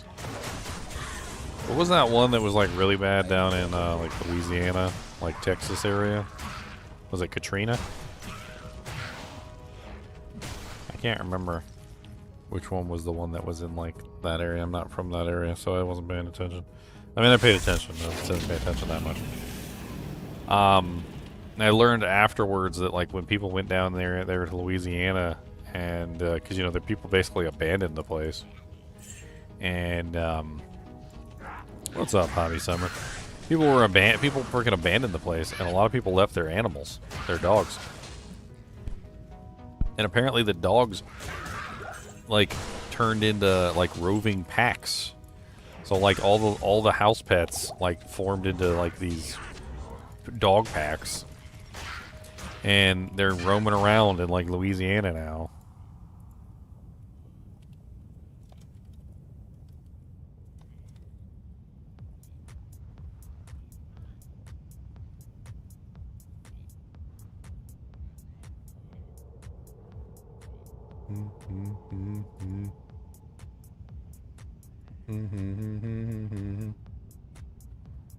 I mean, they're basically just people, you know, dogs that were once pets. They were pets at one point, and they're no longer pets. Feral dogs getting past fences and killing pets in New Iberia. Daughter woke up in the middle of the night, heard loud noises, went outside, and all of her show rabbits had been slaughtered. And I mean, look at them. They're not like wolves. Like they're just like regular dogs. Like that one looks like a German Shepherd. That one's like a terrier, and I don't know, that one kind of looks like a corgi mixed with something.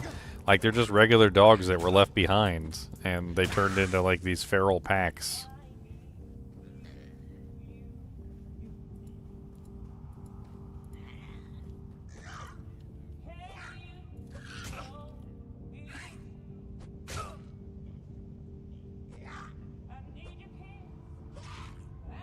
Bow, bow, bow, bow, bow, bow, bow. This one's from 20. This is an article from 2012.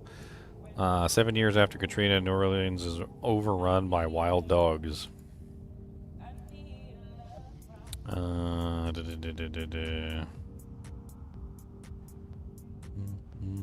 Every bone on the brown and white pit bull is visible. The dog struggles to stand.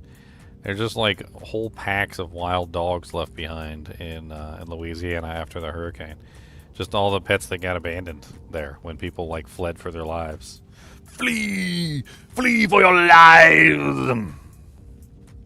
That's a Lord of the Rings quote, by the way. 2,000 bonus internet points. Who can tell me who said flee for your lives? In Lord of the Rings, who was the person in the movie who said it? Not the actor's name, the character's name. What was the character's name of the person who yelled out "Flee for your lives"? Let's see who knows the answer. Who's a big Lord of the Ring nerd? The Condor guy. It was a bird guy. The Gondor guy? I mean, I'm not gonna accept Gondor guy as an answer. I hate to tell you. Ah, there we go. There we go. Takina Sama got it. There you go. Denethor. That's right. Denethor. Denethor, remember when he goes crazy and he runs out and he's like, "Flee! Flee for your lives! Abandon all ye hope!" And then Gandalf comes and thwacks him on the back of the head with his staff. That was a good scene. I like that scene. And then Gandalf's like, "Back to your posts!"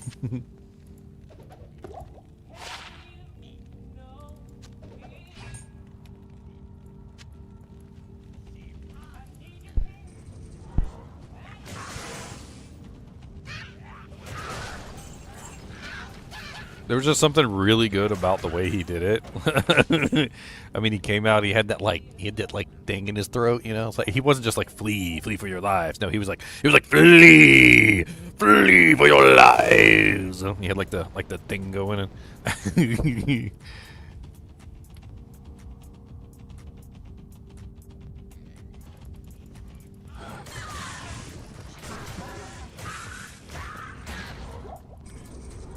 I wonder if I can get like a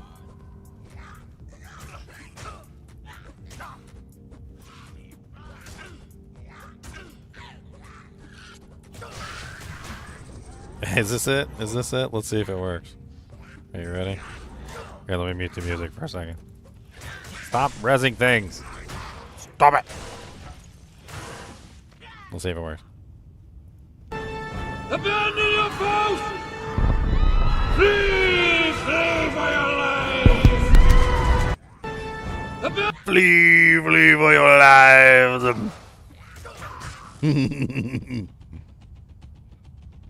I watched Lord of the Rings like a couple weeks ago. It's stuck in my head.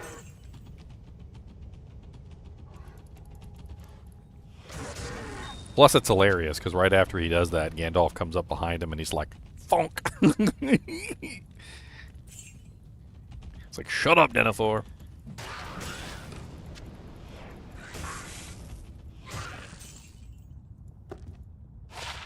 You're gonna get us all killed.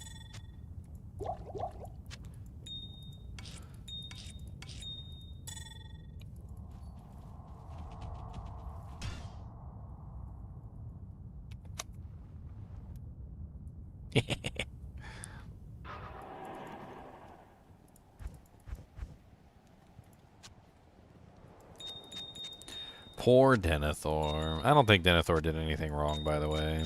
He was being manipulated just like everybody else was.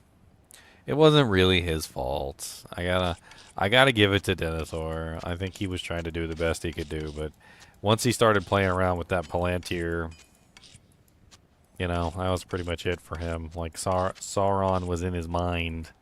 That's what he does, right? He gets in your brain and he starts messing around with your thoughts and your feelings and manipulates you into certain things. And once he started playing around with the Palantir, he was kind of stuck. There wasn't much he could do about it. Yeah, he got played by Saruman like many others. I mean, I feel bad for him because, you know, he lost his son. And at the end, right as he was about to, like, you know, murder his other son, he suddenly came to his senses. And it was in that moment, as he, like, was burning to death, where he realized that his son was still alive and what kind of an idiot he was. And he didn't understand, like, you know, what he had done. You know, he's like, what have I done? He's like, my son, I almost killed my other son. You know, he's like, what kind of a fool am I, essentially? And I think that was the moment where he started to come back to reality, and he started to realize that, you know, something was wrong. Just, you know, just the same way that, names are getting lost in my brain here. King of Rohan, just the same as the King of Rohan was being manipulated, you know. He was being manipulated by Saruman. Turned into a feeble old man.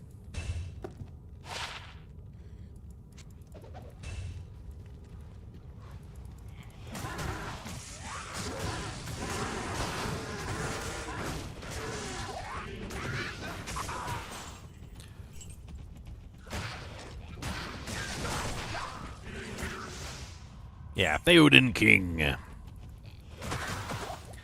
Theoden was also being manipulated. So.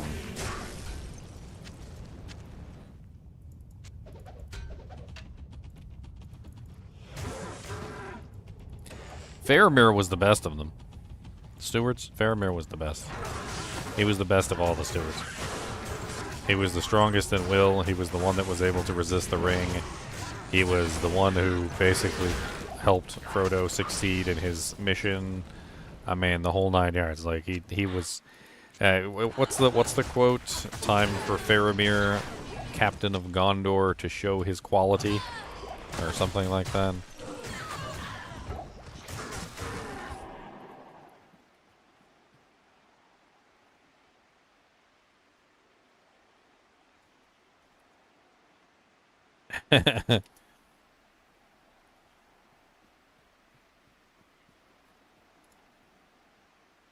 A chance for Faramir, Captain of Gondor, to show his quality.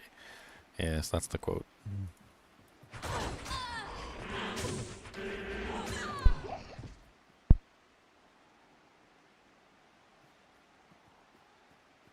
I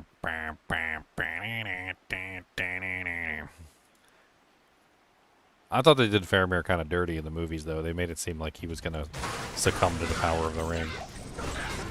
When Faramir was obviously above the power of the ring, he didn't care. That was one of the things that that I do feel like they kind of messed up in the movies, is they made it seem like Faramir was weak.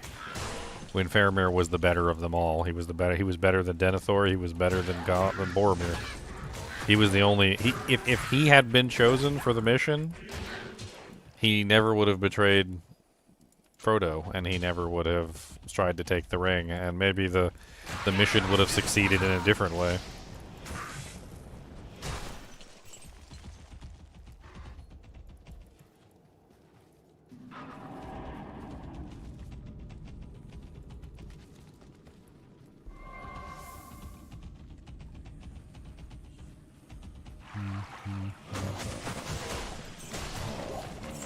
I mean, out of all the Fellowship members, I don't think very many of them would have been corrupted by the ring. I don't think that Aragorn would have been corrupted by the ring. I don't think Legolas would have been corrupted. It's pretty much been proven that dwarves are incorruptible. Like they don't get corrupted by rings. Even when they were given the rings of power, they didn't get corrupted. They just got more greedy. That's all it really did to them. It just made them greedy. Which, they're already greedy. It just made them more greedy.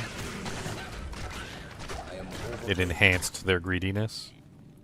A greediness enhancer, if you will.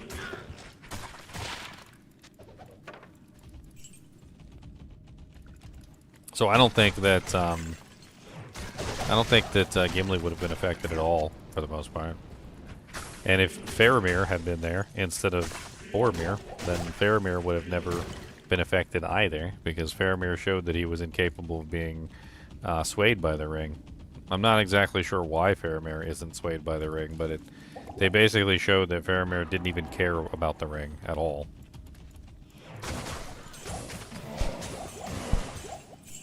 The books show a different picture than the movie. The movies make it seem like Faramir was tempted, but in the books, Faramir was never tempted.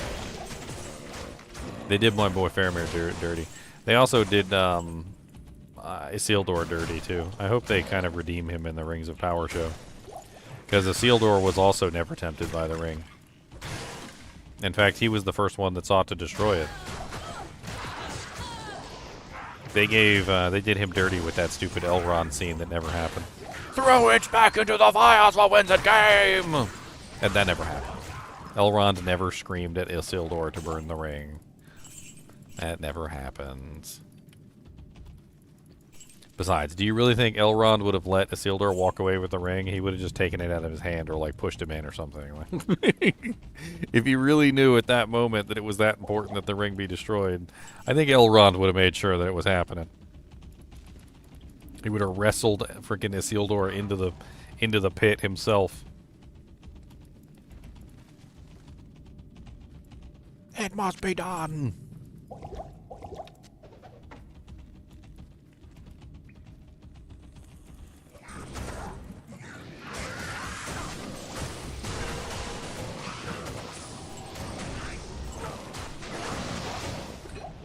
There's also an interesting anecdote, which I'm not exactly sure how true this is or not, but according to the story, the ring was scared of Isildur. The ring is actually alive. The ring is a piece of Sauron. It's a living entity in a way, because Sauron poured a piece of himself into it, so it actually has like a mind and a will of its own, right? And according to the books, if you can interpret it in a certain way, that because Isildur was the one that, you know, took out Sauron and removed him from the, you know, earthly plane, if albeit only temporarily, because he was the one that did that, the ring was actually afraid of him. And there's something about that as well with Isildur, is that he was kind of like a very unique recipient of the ring.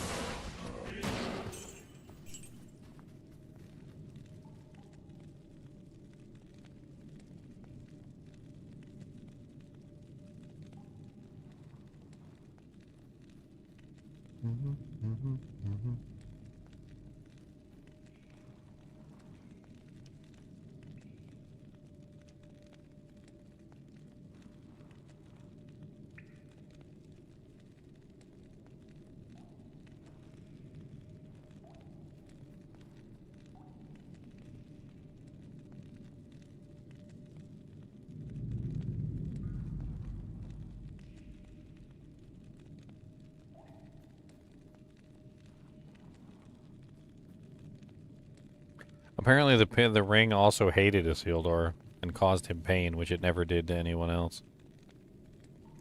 Here's some quotes for you guys. So, I cannot use it. I dread the pain of touching it. My king said, Elendor, go take your burden and at all costs bring it to the keepers, even at the cost of abandoning your men and me, king's son, said Isildur. I knew that I must do so, but I feared the pain. Isildur turned west, and drawing up the ring that hung in a wallet from a fine chain about his neck, he set it upon his finger with a cry of pain. There suddenly he knew that the ring had gone, the pain had left him, a great burden had been taken away. It was hot when I first took it, hot as a gleed, and my hand was scorched, so that I doubt if ever again I shall be free of the pain of it. It's interesting because I think the ring, not only did it fear Isildur, but it also didn't want to give him the power of the ring, and so it literally caused him great pain whenever he put it on. None of the other bearers of the ring talked about the ring causing pain to them. So I'm assuming this was a reaction of the fact that he killed Sauron and the ring was punishing him for it in some way. It's really quite interesting.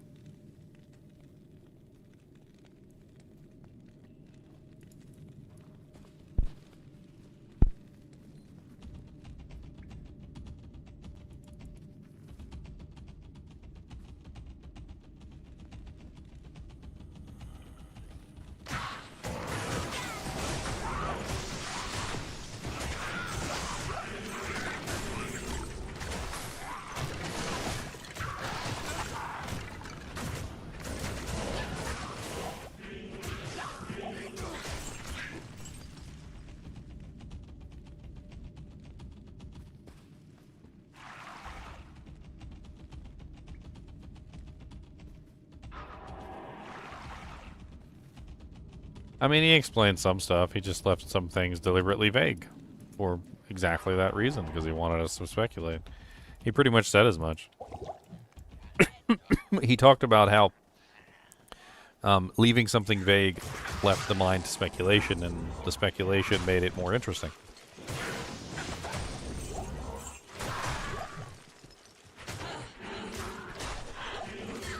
Which he's not wrong. It does become more interesting when you don't know the exact answer, because then you start to speculate.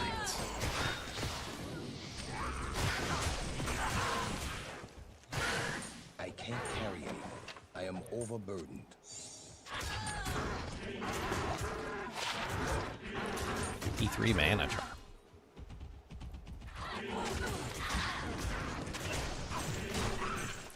It'd be fun to re-roll that.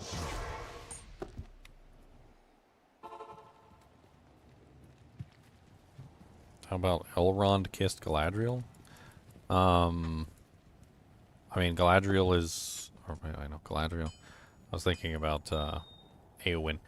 I mean, Galadriel and Elrond are both old as dirt. I mean, I can see that happening. I would imagine that kind of thing could occur. I could envision a possibility of that happening.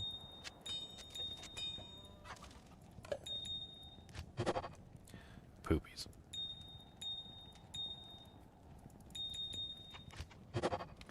Oof.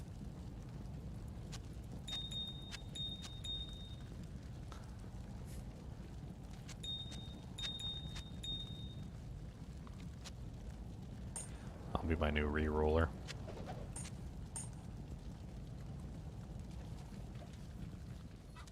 Yeah, I mean, I saw it in the movie.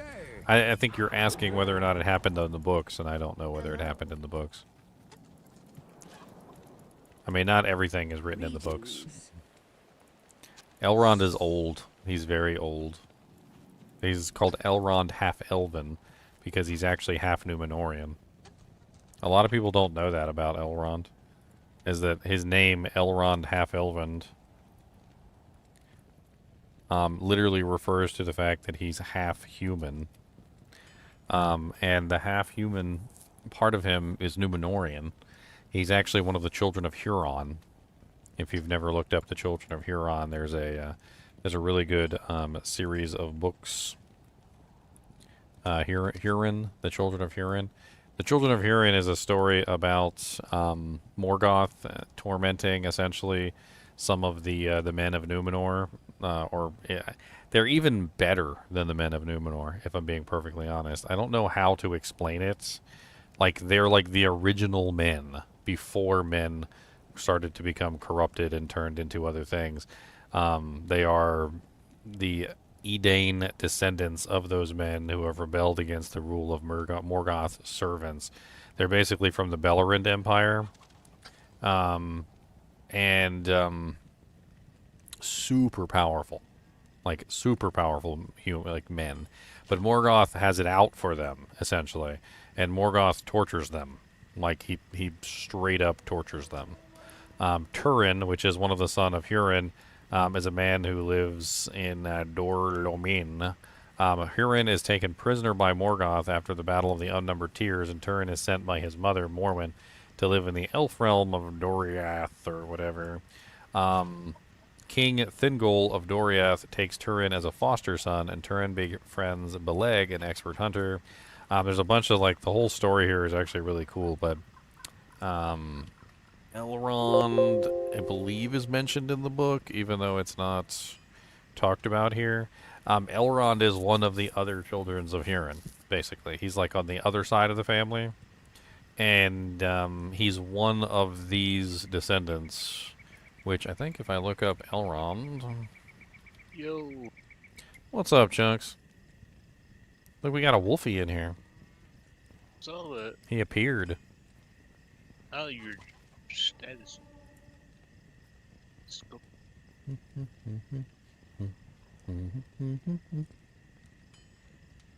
say he's muted. Yeah, he comes and goes. It's a bad dog. As a bad dog for muting himself? That's a bad dog. No, he's not a Cooper.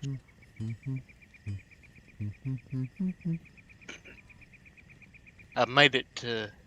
I haven't tried it yet, but I'm at Trav on classic single player. Elwing? You're in classic on single player?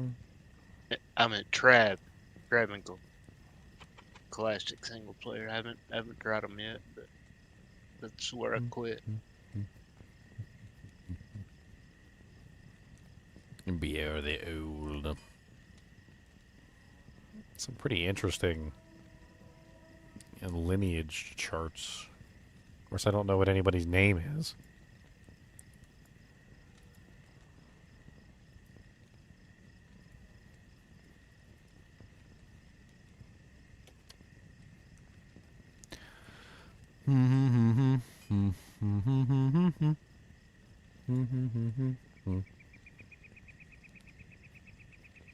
What are you doing?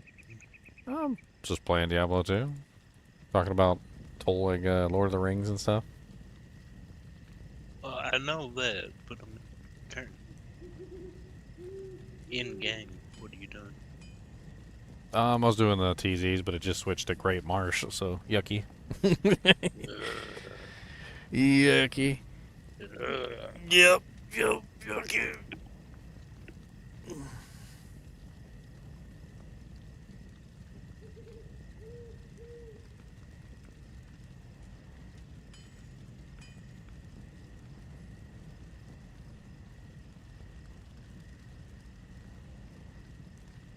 Gonna run some chaos. Boom, boom, boom, boom. Yeah, I could do chaos. Make a game. I'll join you. Okay, so both of Elrond's parents were half-elven. Doesn't that make him a quarter-elven? If you have two parents that are half-elven, doesn't that make you a quarter-elven at that point? Or are you still both half-elven?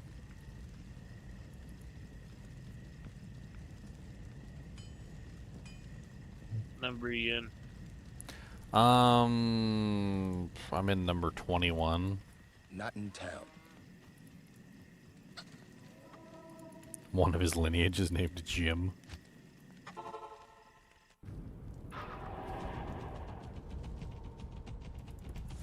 It'd be fun to explore the lineage of Elrond.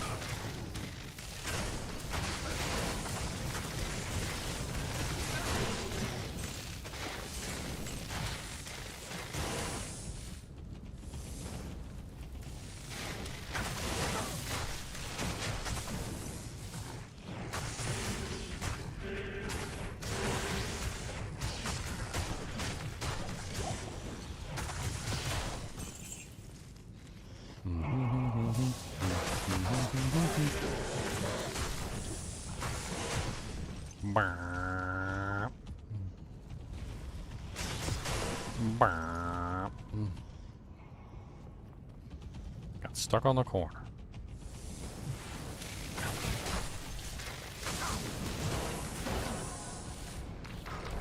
Oh, banana says of an amp. We are going to die.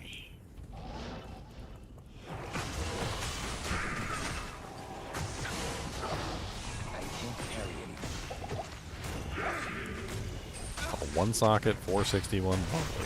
What's that? Much sadness.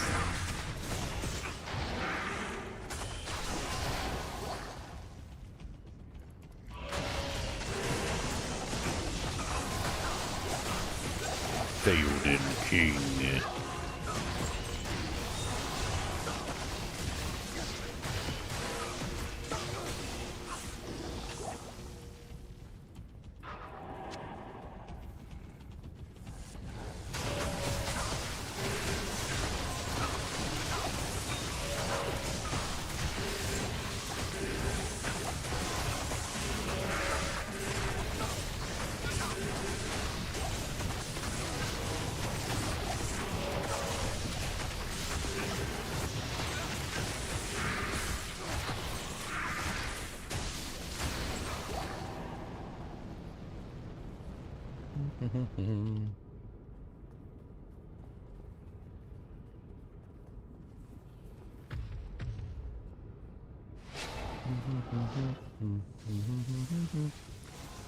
So here's the thing right here. So Elrond was the great-grandson of Beren and Luthien, who are ancestors of the children of Hurin, so they were related with each other. Elrond was born in the first age of Beren to Elrond and Elwing. He was captured by Feanor's sons along with his brother Elros, but was befriended by Maedhros and Maglor. Instead of being killed, Elrond chose to be counted among the elves when given the choice of his kindreds. So there's something interesting about the half-elven, is that the half-elven essentially get a choice of what they want to be. So because they're half-human and half-elven, they have a choice of whether they want to be elven or human, and once they choose, they become either human or elven, which is really quite interesting. Apparently you're not allowed to be either or, you have to make a choice. Elrond chose to be an elf, so...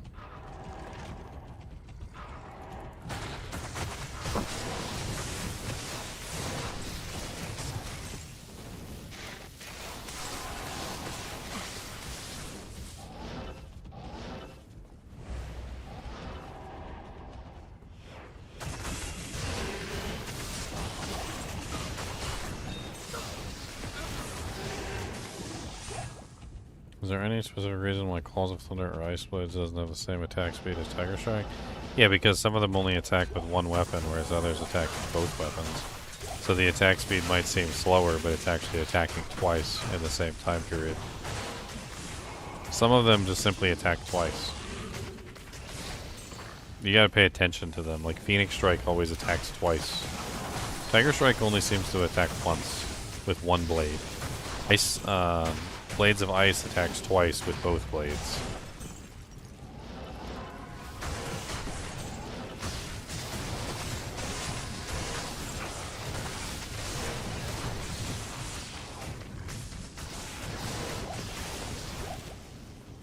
Yeah, if you pay attention, if you like zoom in and pay attention to the swing, you'll see either, you know, like an overhand one swing, or it'll go like 1, 2, 1, 2, Like you can clearly see when it's 2 attacks versus 1 attack.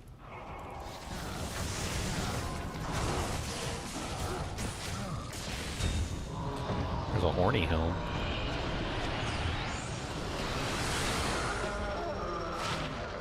+3 fireball. Yo mama. Get any fire mastery on it? Or fire skills? No, just the fireball, that's it. Just the ball of fire. Goodness gracious, great balls of fireballs.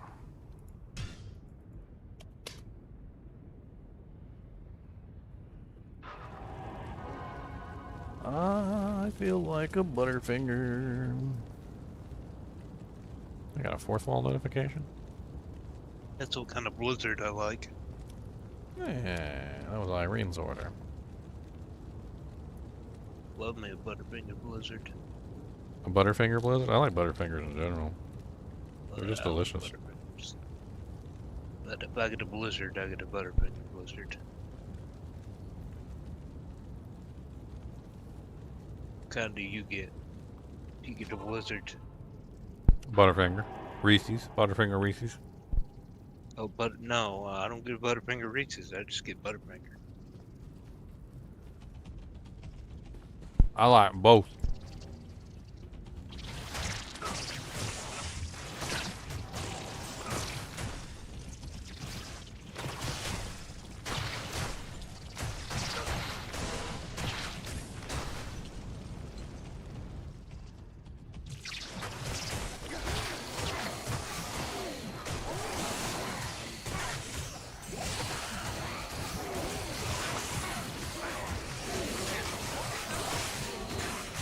It's up.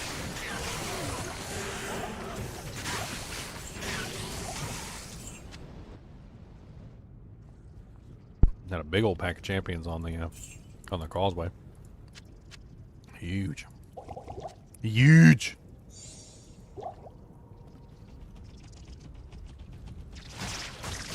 That's what she said. Huge champions. Just huge. Huge. Billions. A superior Balrog blade. That could be interesting. How many sockets? Oh, it's ethereal. Ethereal Balrog blade. It has +3 attack rating. It does not have any enhanced defense or damage, but it does have +3 attack rating on it. You get that stank? Did I get the stank? I got the stank. You get the stank? I got stanked on.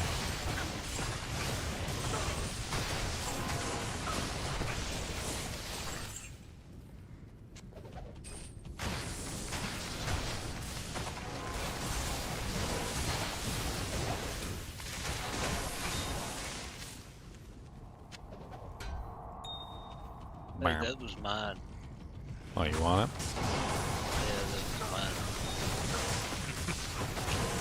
You can have it. I got so many flaw amethysts in my inventory. Why don't you trade them? I've been crafting with them. I just don't have enough materials. What do you need? Amulets. Well, as much as you do TZs, you should have plenty of amulets. I've been crafting. I crafted like 5 or 6 yesterday. Well, I know that. Because I had to twist your arm. Twisted my arm. Yeah, You're not getting any of my Butterfingers, okay? You're not getting any of my Butterfingers. You're not getting any of my Butterfingers. I got a big old bag. I got a big old bag of Butterfingers, and you ain't getting none of my fun-sized Butterfingers. You lay a finger on my Butterfinger. Don't you touch my Butterfingers. These are my Butterfingers. You can get away.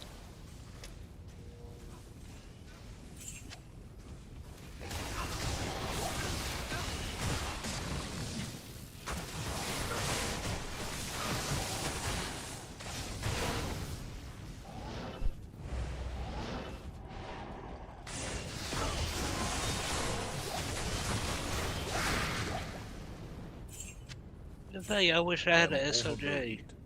My goodness. I could spam chain lightning a lot more if I had a little bit more mana.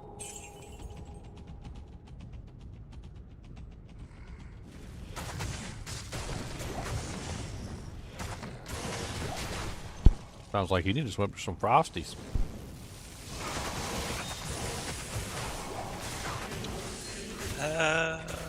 Don't think I'll hit my 117. No, I won't. I'll be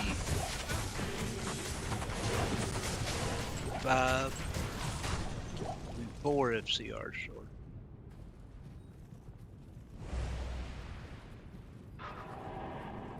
Butterfingers always get stuck in your teeth, though.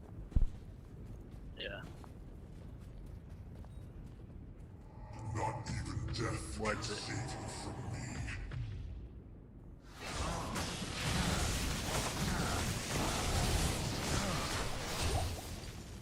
Oh, Valor! I was picking my teeth. I am overburdened. What we get? +2? What is it? I'm letting you guess.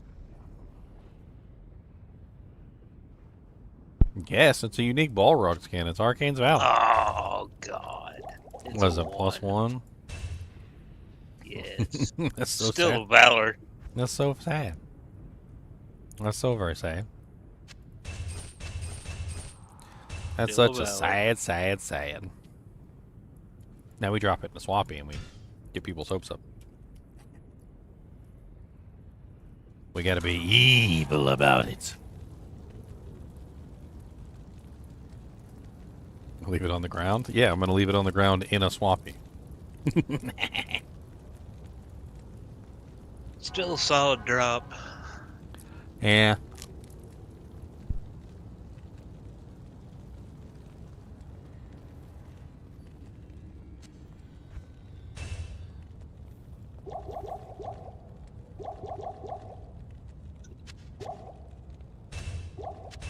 You have a green essence. I do not. I do not.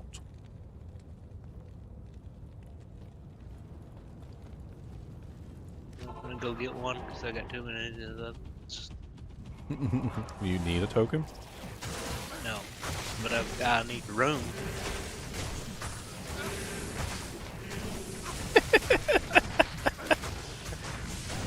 And I'd rather turn space into a token and then a token into like a Mallor and his.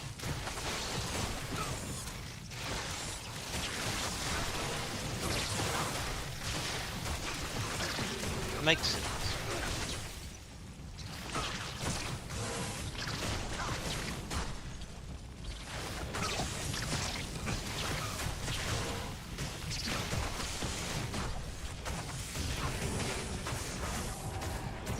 What kind of Spiritborn are you gonna play, Chunks? I don't even have the expansion yet. What kind of Spiritborn you gonna play? I don't know if I will play one because I don't have the expansion yet. That's terrible. Well,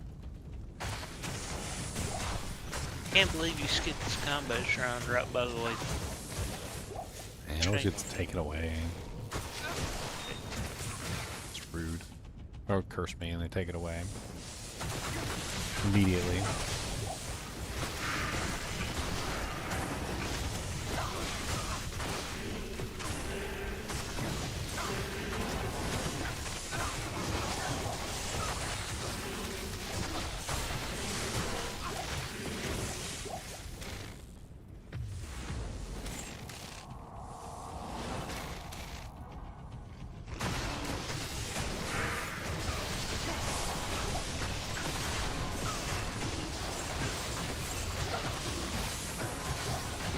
A sacred Targard.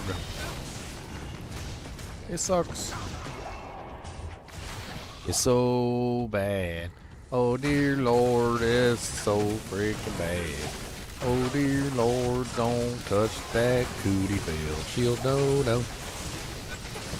Or you gonna get the cooties. I still need like a 40, 30 plus. You need a cootie shield?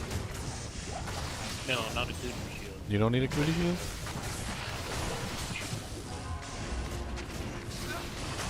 I think he needs a cootie shield. A 1 o'clock, Why would 2 you- o'clock, 3 o'clock cootie shield.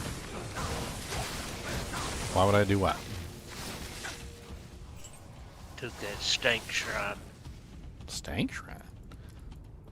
You mean the shrine that's gonna just disappear off my head in like 2 seconds? Well, that's why I was gonna take it. BOS. But no, But no. Maybe you should have clicked on it sooner. I tried. Maybe you should kill the Power Rangers up here.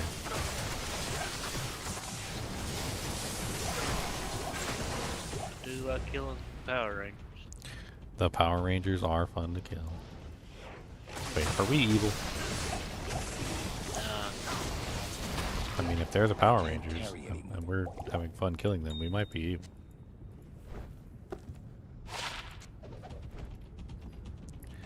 We could possibly be.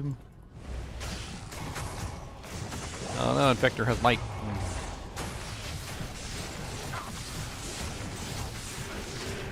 Multi-shots. He's got multi-shot. The Cynic was Black Bugs Sharp.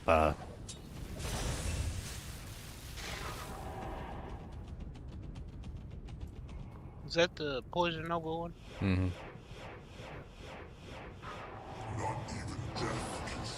Swing, swing, swing, swingy, swing, swing, swingy, swingy, swing, swing, swing, swingy, swing. Or Diablo. That was embarrassing.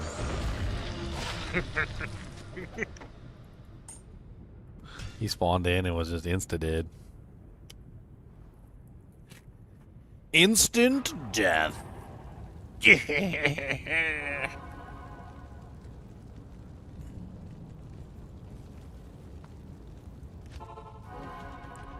Brr.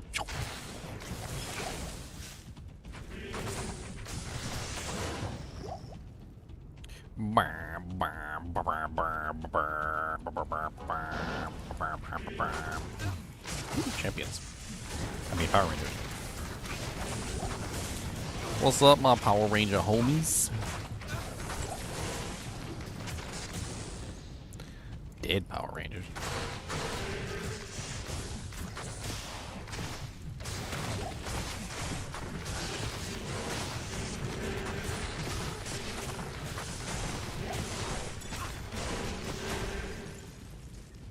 Whoop.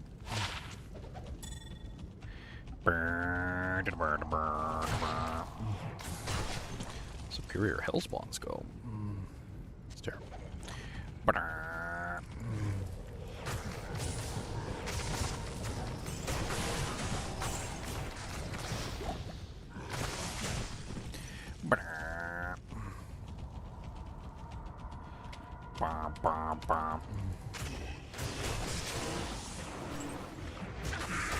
Where's the sorceress when you need him? Always teleporting around. That's right. Never with the group. You get a socket recipe for shield. Just type in the Discord, exclamation socket No, I mean, shield. do you have a towel on P Ruby? Well, I got a P Ruby and a towel, For what? so I could roll a shield. Oh. I That's don't know. I not think I might have 35 burned my P spirit. Ruby. I have a P Ruby. I just need a towel. Yeah, I probably got a tap.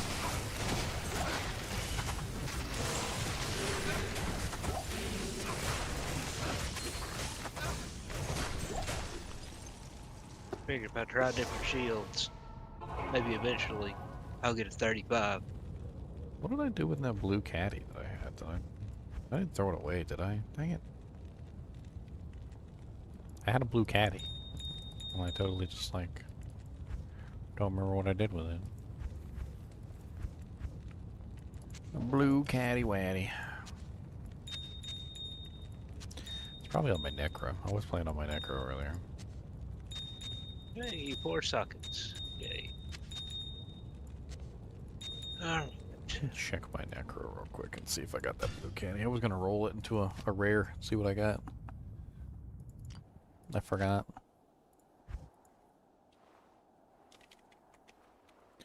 Blue candy whack. Oh my god. Give a dog a bone. Yes, sir. Yes, 30. sir. 34.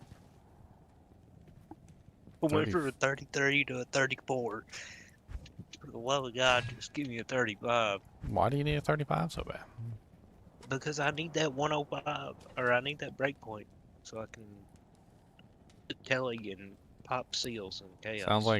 Sounds like you need to keep trying. I have been trying since ladder started, my friend.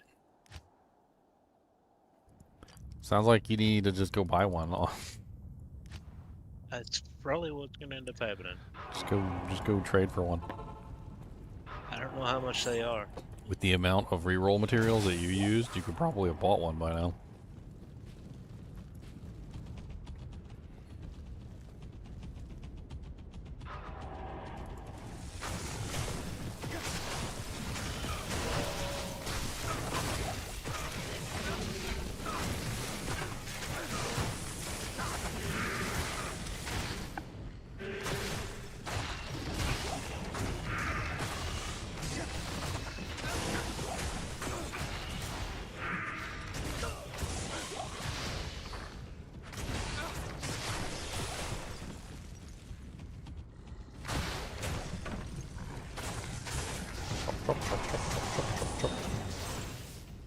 This character would be fun with like grandfather too, I bet.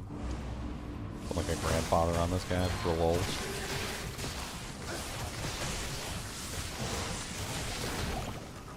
A Hydra Edge. It's a high damage weapon.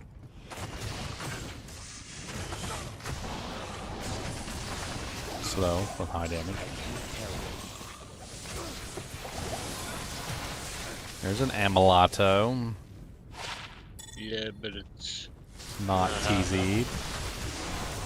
It is not TZ'd. It's sad. Archon plate. An Arconian.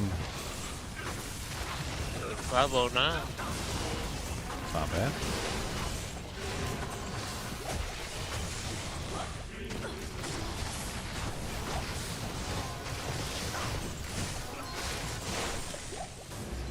Hydra bow.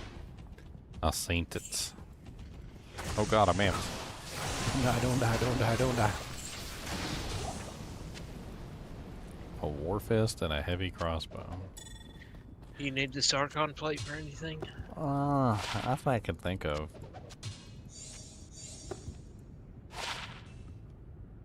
It's not bad defense. It's only like I mean, roll it for sockets, and I'm sure somebody might need it. 14.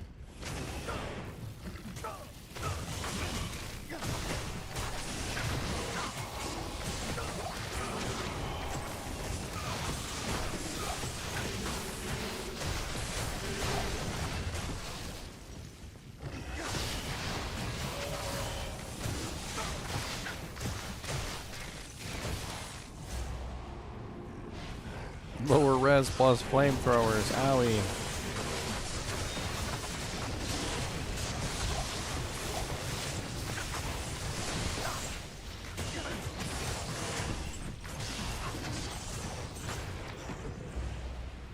Does life tap even work on the monsters? Like, I swear, even when they cast life tap on me, it doesn't seem like the monsters are really regenerating anything.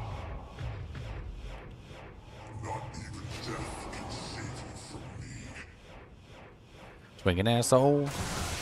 Killing that boy. Not have cleansing. You down tonight?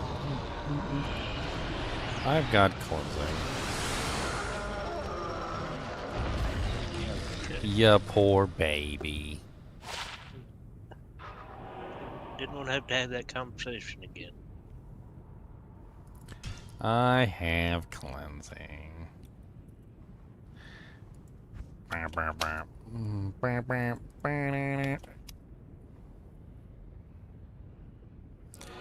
What do I think of the TCG card semi-chop simulator game? My girlfriend's playing it. She's having fun with it. She was having fun with it until my Steam Deck decided to just like poop out on me. It doesn't charge anymore, What do so. you need?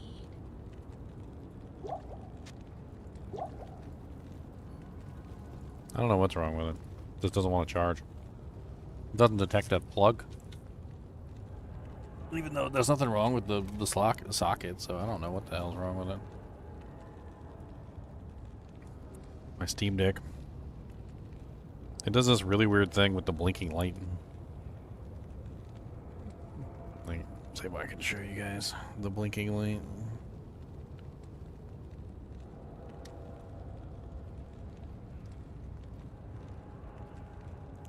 Yeah, there it is. It just does weird stuff like it blinks on and off. Like it seems to detect the charger. And there's nothing wrong with the port. And it's a nice firm connection. It clicks in. Like it's definitely no damage to the port itself. So I don't know what the hell's wrong.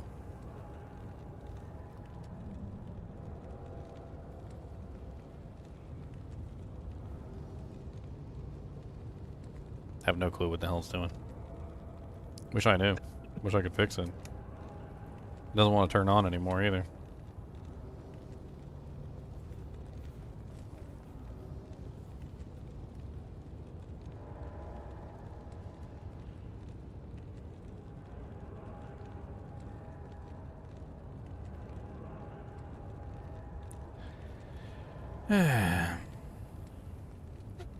It does what it wants to do, I suppose. Meanwhile, my Nintendo Switch is still going from like a million years ago, and I swear, Nintendo products never let me down. Other products, however.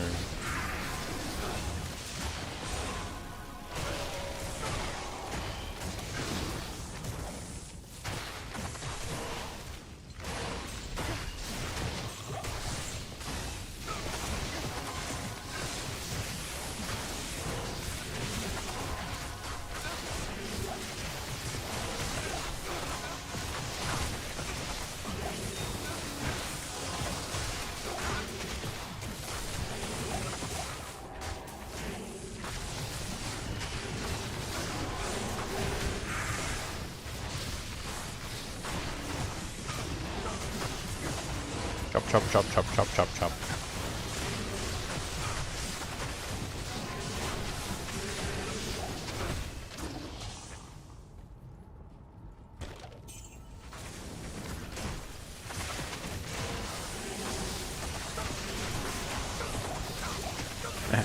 Speaking of trading cards and like Pokemon and stuff like that, because the TCG is doing like a Pokemon knockoff. That was kind of funny. Like when, what was that game that everybody was interested in when it first came out? It was the, that Pokemon knockoff game. The one that, like, did really well. And I was like, oh yeah, Nintendo's totally suing these guys. And they're like, why would they sue? There's no reason to sue.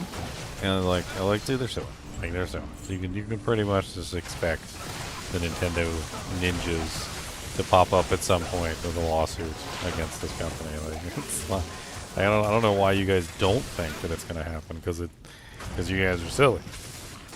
And they're like, oh, well, they haven't done it yet, and then sure enough, like they popped up with a lawsuit against them. I don't know why any of you guys doubted that Nintendo ninjas were gonna bring up a lawsuit against them for it.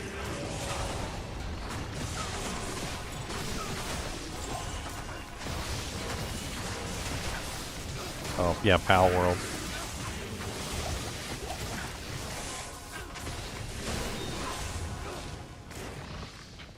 Oh, you got it, you little bastard. Bastard. Your mama's a hoe. I am overburdened.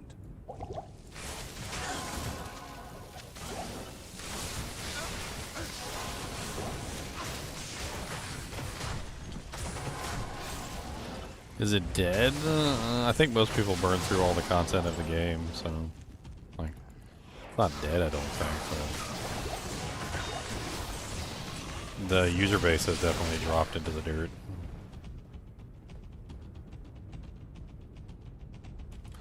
mean, new games come out. There's always something new on the horizon.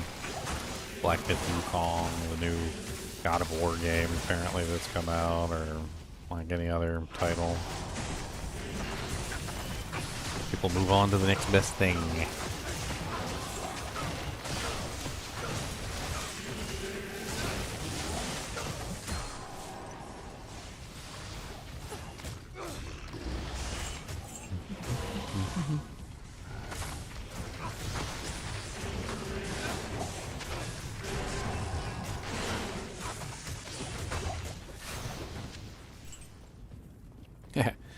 You know what they're actually getting sued for, by the way? The Pokeballs. That's what they're getting sued for. The Pokeball system is apparently copyrighted. Oh, wow. Wow. Look at that beautiful thing. I am overburdened. An ogre maw. Oh, yeah? What am I looking at? That beautiful thing. Bit much strength for. Beautiful. So very beautiful indeed. Be real beautiful if it was cereal. I like putting Hellforge plates on my character sometimes. It has a really pretty look to it. And 15% enhanced with 14% enhanced durability is Hail to you, about as good as it gets. 610 defense base. That's insane. Let's just seal that thing.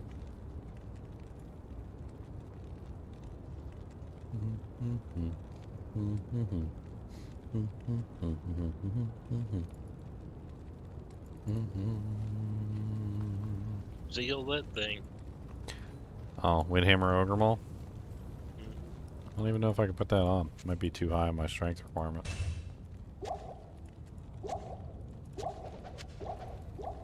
I am overburdened. Yeah, it's too high. 225 is way too high for me. It's way too high. If I do not have the strength for it, it's way too high. Too high. I've only got 132 or 38 strength. It's a pretty low strength build. I actually have the majority of my points in Dex and Vitality.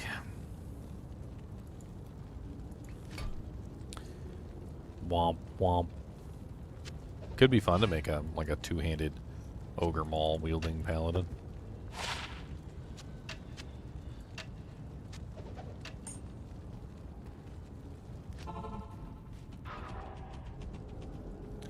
I need a little enchant. So my sword has fire damage. I need a little enchant. Rare leaf.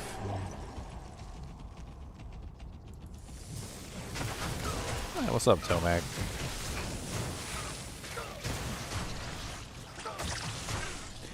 We started playing Civ 5 and 6 to get ready for 7. I'm not really sure if I want to hop on the Civ train. It's not really my cup of tea when it comes to RTSs or... I don't know, I don't even think it's an RTS. Civ is more like a, what is it, a turn-based? I like the RTSs better than I like turn-based games. Civ is way too turn-based for me.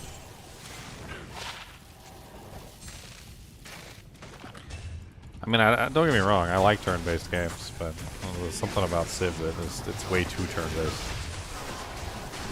Feels like it takes way too long for people to like do their turns, and everything it's all drawn out and takes too long.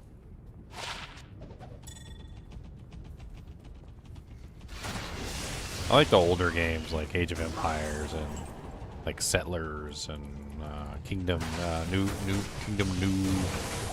something, I can't remember the name of it. Dune 2000. I like those style better, I feel like. Warcraft. Like Warcraft 2, Warcraft 3. Those styles of like over the head, like, you know, building and controlling the troops and whatnot. You know, like resource management, etc.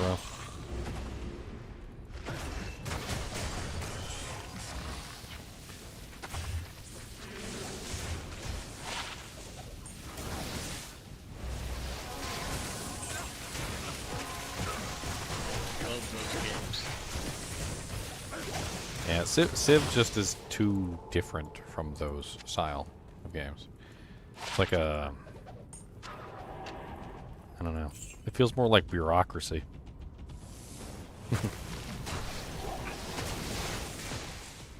I guess you're right when you say Monopoly. Like it feels like I'm playing a big game of Monopoly. That's what it feels like.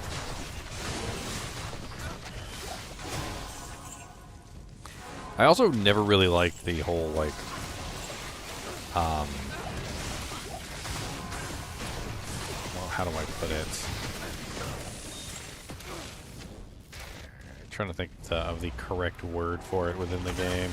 There were systems where you could negotiate contracts and things like that. You could do like trade deals, and you could do I think bureaucracy is or not it's like when you're dealing with a foreign nation, the word for it is I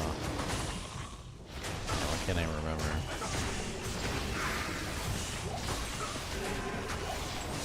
But basically, like, the computer always cheated with those contracts. They would never give you anything, and they would never take anything that wasn't worth, you know, valuable to them.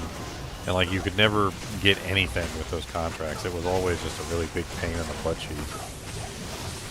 And the computers would negotiate with each other and would come up with these absolutely ridiculous, like, contracts with each other, like trade deals and all sorts of other things, and it was always beneficial to them and never beneficial to you.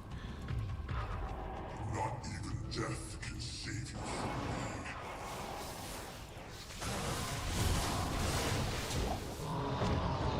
Poor Bella. A blue Sawaya? A Sawaya of blue? A terrible Poor Bella. Sawaya?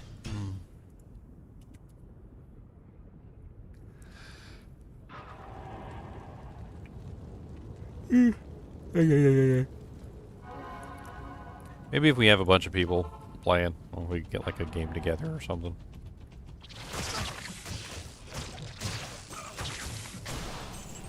I'll play those games for hours though. Hours and hours and hours.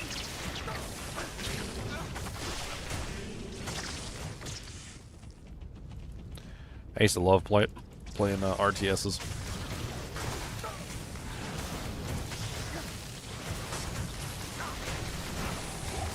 I'd love to get a stream of me just playing like Dune 2000. I thought Dune 2000 was the bee's knees. I ain't even gonna lie, Dune 2000 was one of the best RTSs I ever played.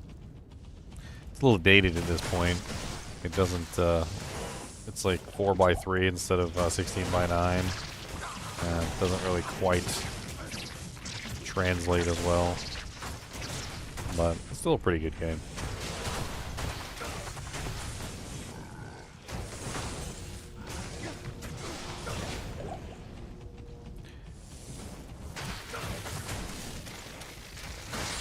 Vile Drool the Hunter. What's up, Vile Drool?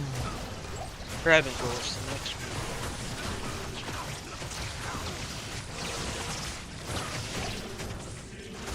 one. Nice.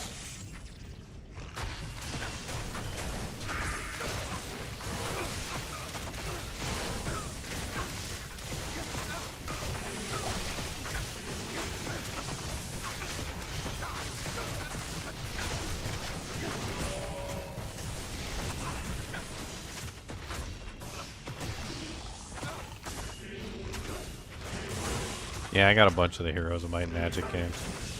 I think I played through a couple of them, and then like there's so many of them, and they were all just very similar.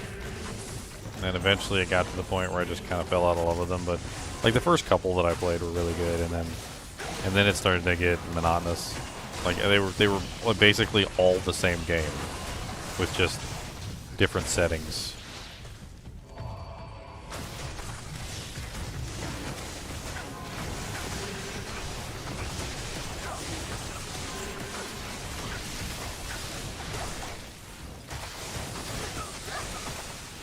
Did you guys ever play the Might and Magic PvP game? That one was fun. I liked that one. That one was really fun.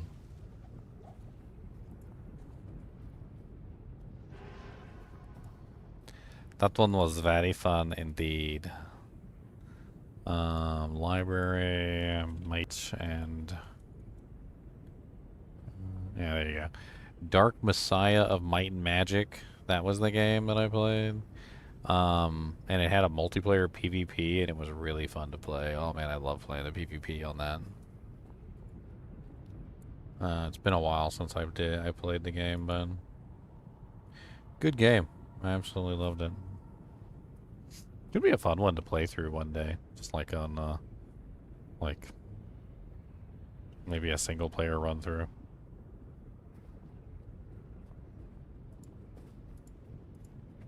Poor guy.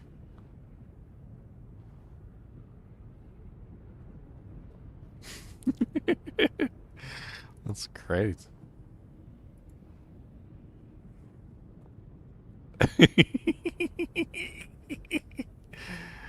Oh, the ice interaction though. Like everybody's just slipping and falling and killing themselves.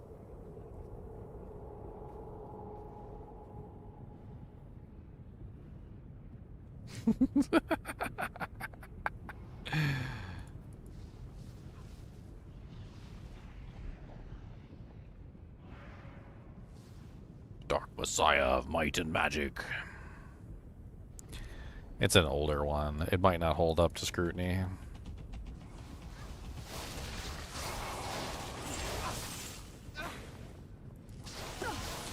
That one's not the same as the other Might and Magics, obviously, as you can tell. It's like a first-person adventure.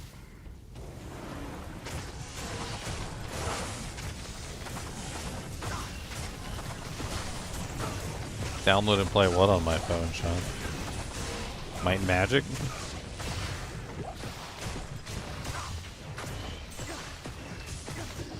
Stalagmite staff. Sucks. Yo mama, yo daddy, yo grace and granted.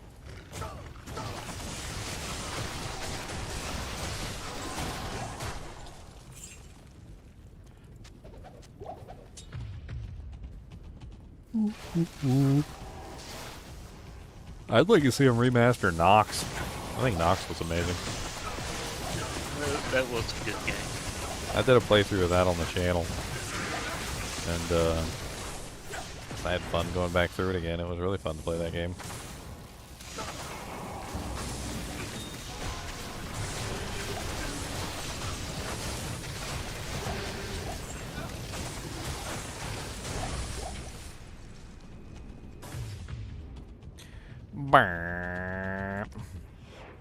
Chop, chop, chop, choppy, chop, chop, choppy, choppy, chop, chop, chop, choppy, chop, chop, choppy, choppy, choppy, choppy, choppy, chop, choppy, chop, chop, chop, chop.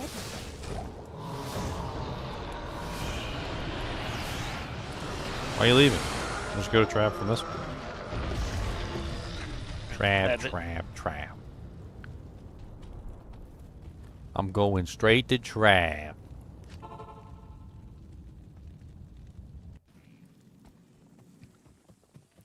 Command & Conquer Red Alert 2. So Dune 2000 was made by the same company that makes Command & Conquer Red Alert, Andy. So if you enjoyed Command & Conquer Red Alert 2, Dune 2000 is literally like made by the same exact people at the same exact time. And I think Dune 2000 is honestly better than Command & Conquer Red Alert. Don't get me wrong, I like Command & Conquer Red Alert, but Dune 2000 had a story to it. It was basically like Command & Conquer Red Alert 2 with a story. Wow. Okay, that's pretty amazing.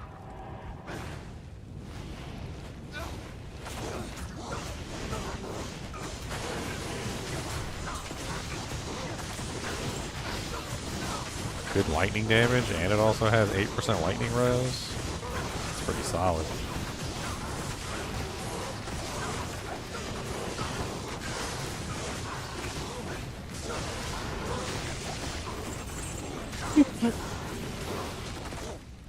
Boop, boop.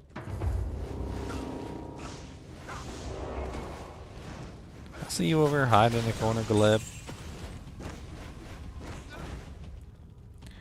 Alright, Trap Council's dead.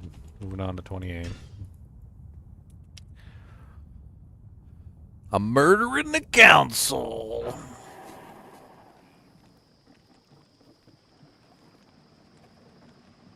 Murdering the council. Pretty much wish I'm dead. I'll bring it back. Him's gonna be right back. After these messages.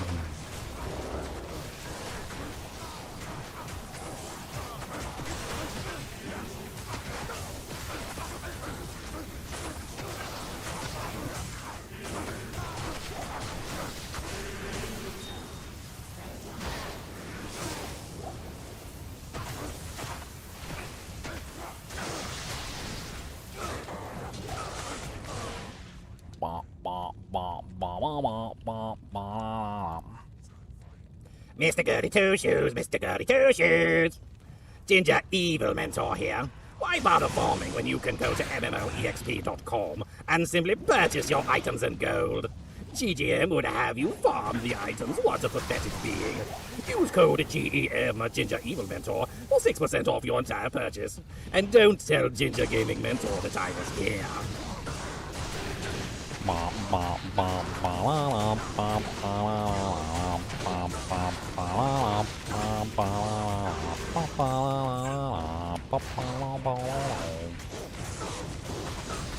A jewel?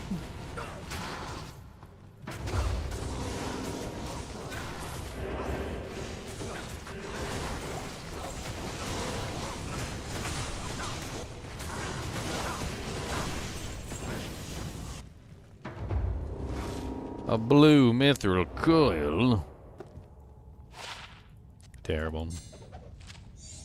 Terrible. Nothing good to pick up. Terrible. Terrible-obble-a, terrible-obble-a, terrible-obble-a, terrible-obble-oo. Oh yeah, what's up, Phantom? Your first time chatting in here. I didn't see you chat before. Because he's a phantom.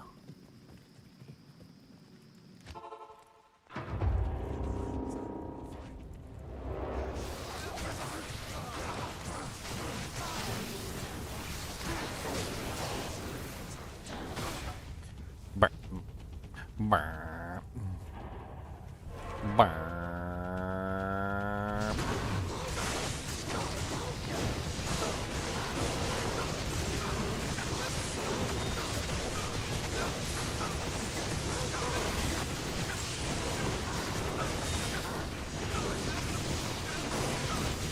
So many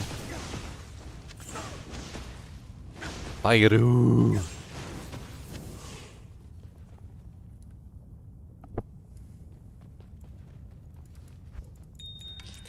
Y'all didn't give me nothing freaking good. Burn.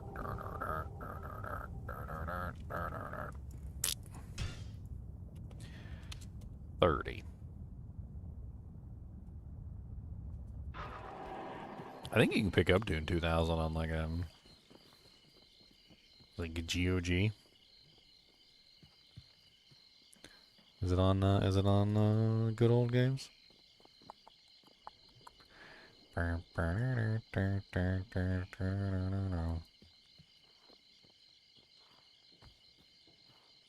Dune 2000 remastered in 2020. A remaster of a remake of the original RTS as we know it. Dune 2000 was the 90s remake of the classic Dune 2 strategy game.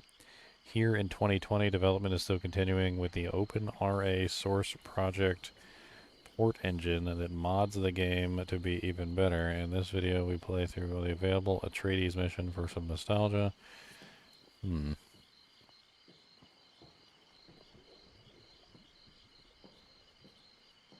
I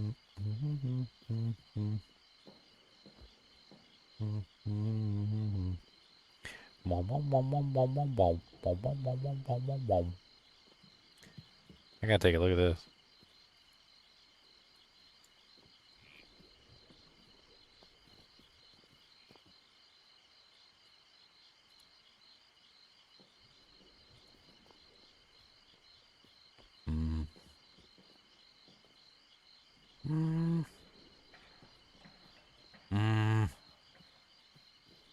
Get him.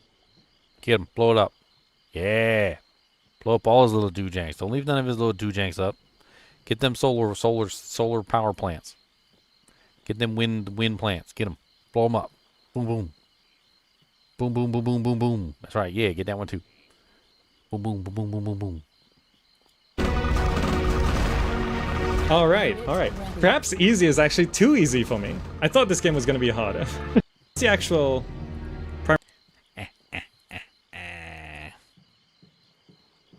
Got your tanks. Tree?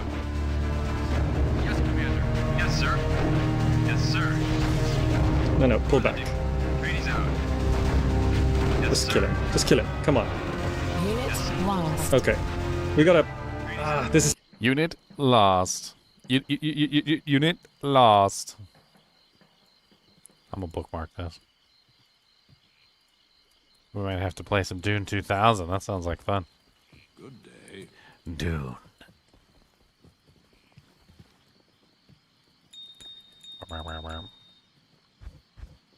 Little bit of Dune 2000 in my life. A little bit of Dune 2000 is our strife. A little bit of Dune 2000, yeah, oh yeah. We're gonna play a little RTS, oh yeah. Boom, boom, boom, boom. Bow, bow, bow, bow. Bow. Killing Travin the Call. Go white. Go white.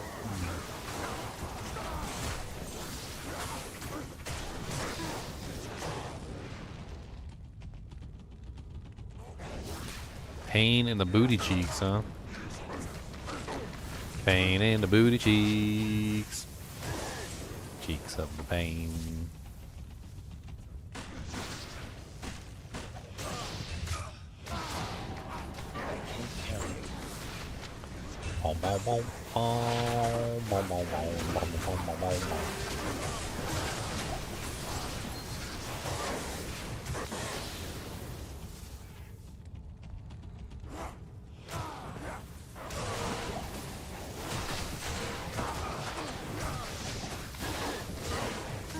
Can't see any of the monsters behind all this crap.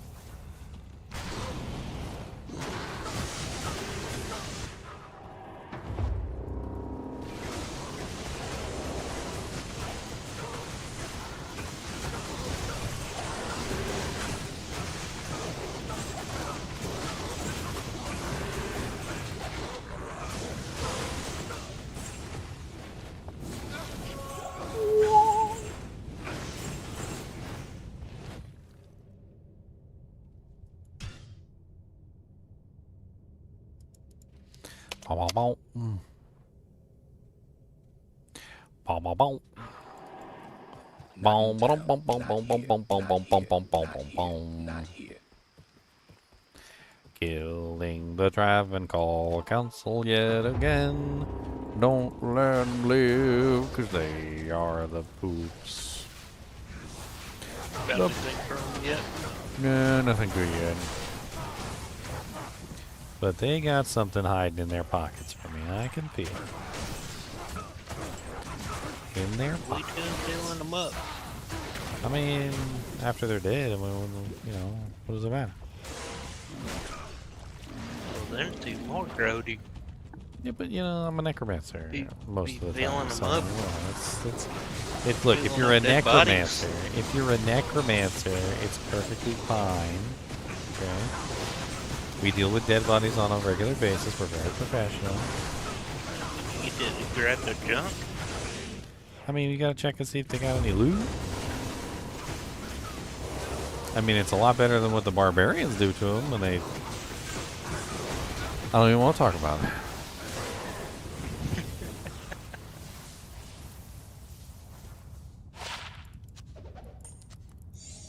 Those dirty barbarians and their dirty shouts. Dirty, dirty, dirty. Carry anymore. Dirty, dirty, dirty, dirty, dirty. So dirty.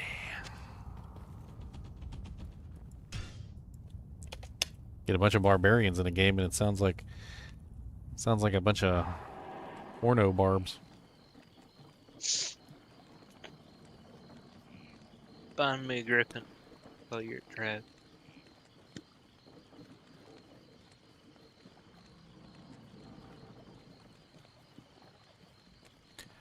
Fat mama. Not in town. Not here.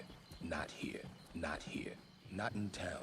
Dude, Nox is an amazing game though. If you've never played Nox, you should at least give my my Nox videos a check out. Let me link those for you guys.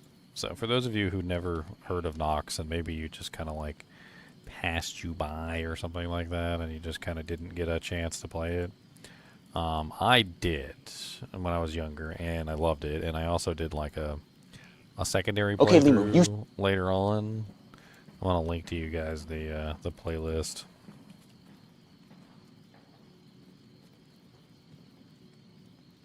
I'm going to show you guys a little snippet from it as well. Burp, burp, burp. Okay. Beep.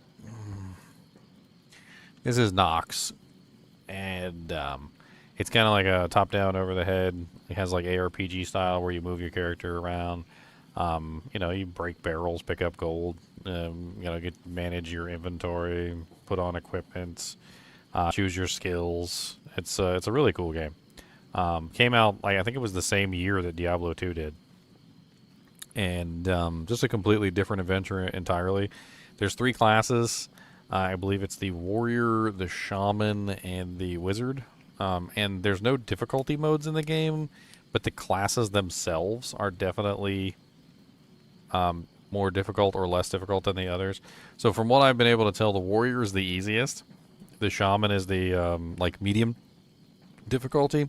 And if you really want a challenge, you go with the wizard. The wizard is like the hardest one to beat the game in, because you got like all these like traps, and like you can basically make traps out of spells, and you have to like really strategize because you're not a very tanky character and you can't really get in there and dish out damage. It's a whole fun little adventure. The warrior kicks booty cheeks though. Is interesting. Oh, this is I haven't even cut my hair yet, so this is I still have like the full hair. I've got like the full all the way down hair, like the right before I cut it off. Like, so I got like the freaking like full Viking hair.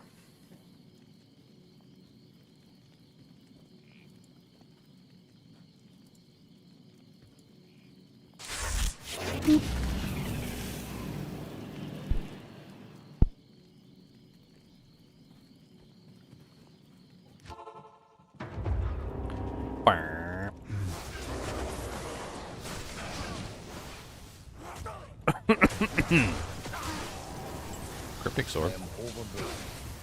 Ethereal cryptic sword.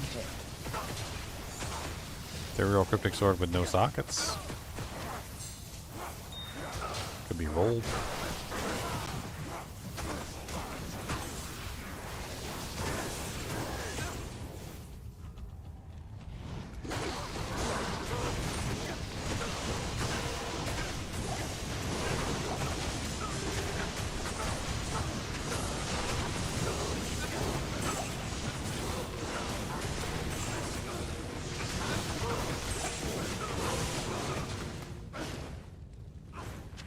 Grande Jammy. Westwood Studios. Good old Westwood. I love Westwood. I was very sad when EA destroyed them. Every game that Westwood put out was amazing. And then EA bought them, and then that was it. They stopped putting out good games.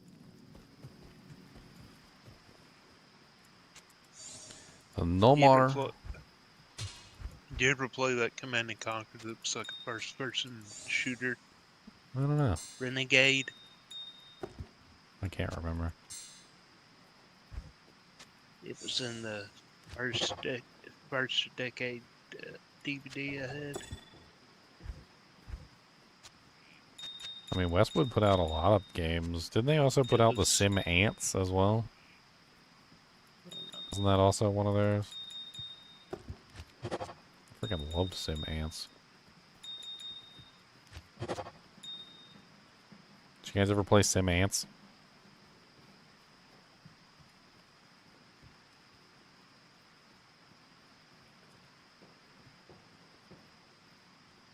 No, Sim Ants was Maxis. That's right. Oh, and EA killed Maxis too.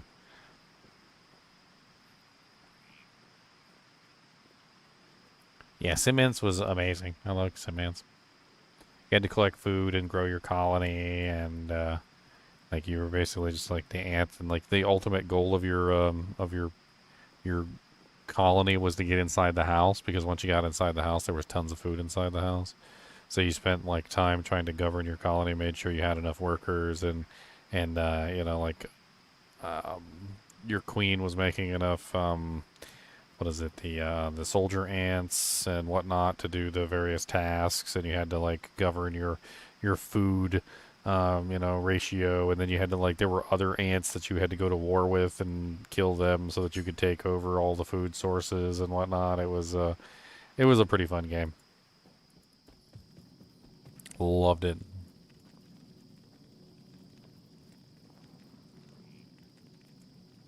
You can download an abandonware version of it from 1991.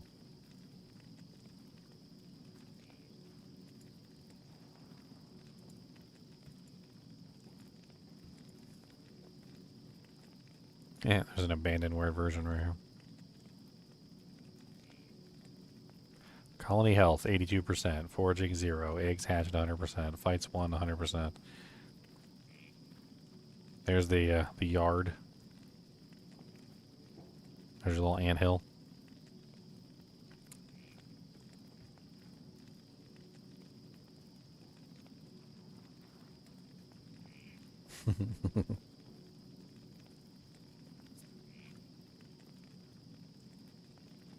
I'm gonna bookmark that for later. Maybe one day we'll have to play Sim Ant.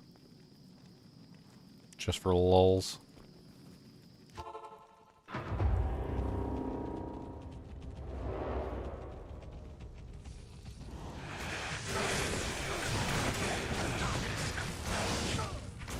Another Amulato.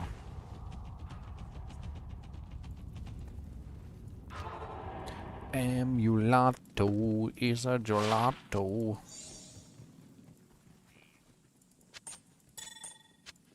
Craft that one too. Oh, we got any more rally runes? Rally Pally.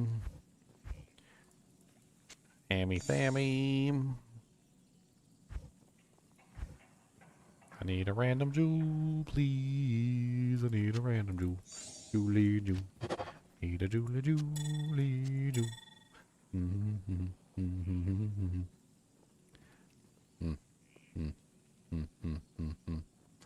What are you using on your druid, Chunks? I crafted a +2 druid amulet. I don't know if you want it. It's okay. It's got 1 res, 5% faster cast, mana leech, dex. Could help you with your getting the max block.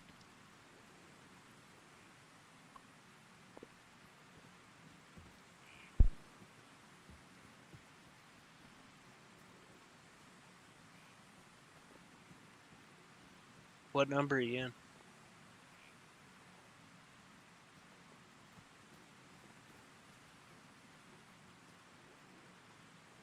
$37?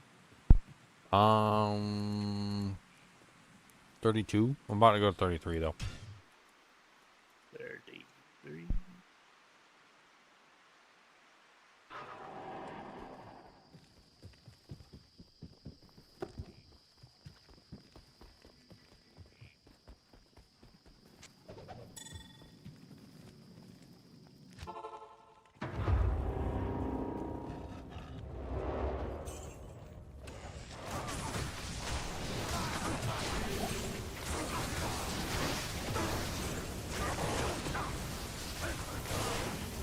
Six levels though. get it? Yeah, I got it. I mean, it's not the most amazing game in the world, but it's a +2 with faster cast. It's better than what I got. Just can't put it on For yet. your windy boy.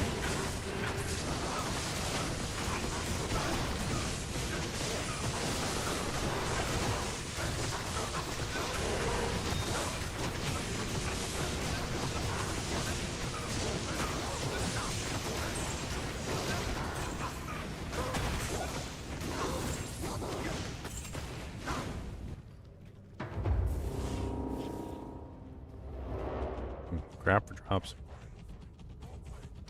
Garbosians.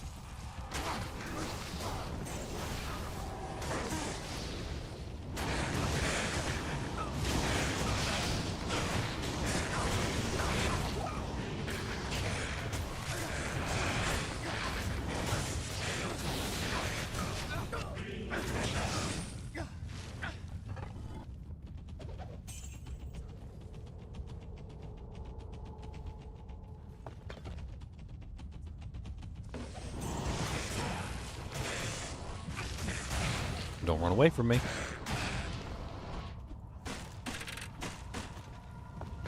I'll charge. I know charge, I charge.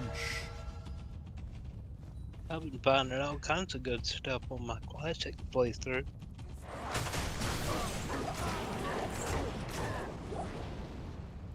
Even found hot spurs.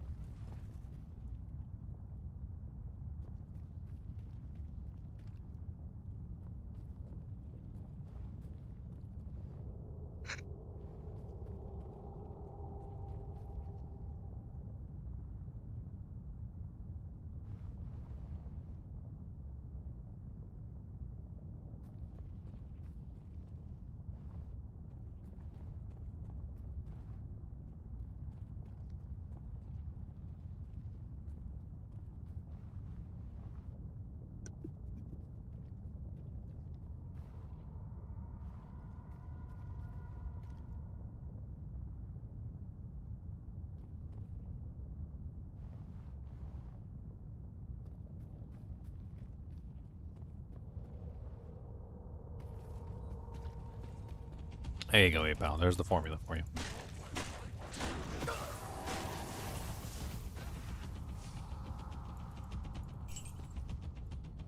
The formulae.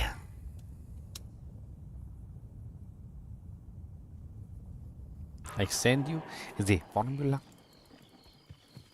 for your steer.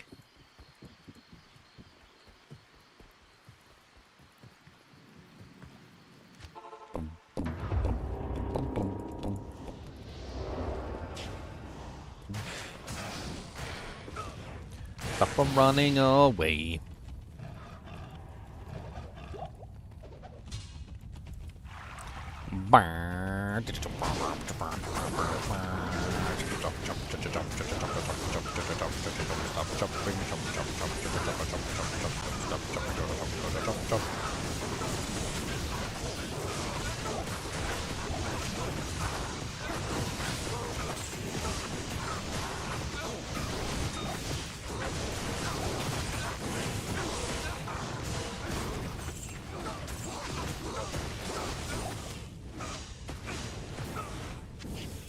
A bone weave.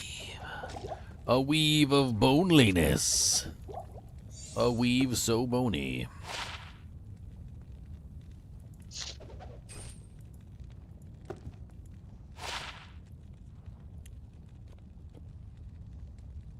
Alright, let's do a little calculation for you so you know how the formula works, okay? So this is an amulet that I just found in an area. The area is level 92. However, it dropped from a elite. So we know for a fact that the elites are, I think it's like +3 or +2, whatever. We can just say it's like, just that to be safe, let's say they're level 94, okay? So 94 divided by 2 is 47. My level is currently level 90, so 90 divided by 2 is 45. 45 plus 47 equals 92. So I'm higher than 87, so I'm fine.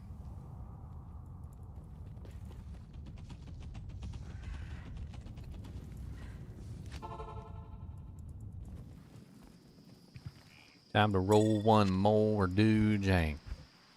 That's what she said to me. And I told her that she was freaking fracking crazy, but she said one more doojang. And I did not agree. But I rolled it anyway, don't you see? 'Cause I need one more doojang. Yes, I do now. Just one more doojang and maybe I will be rich. 'Cause just one more doojang. Mm-hmm. Boom, boom, boom, boom, boom, boom. Boom, boom, boom, boom, boom. I just rolled a 19% faster cast.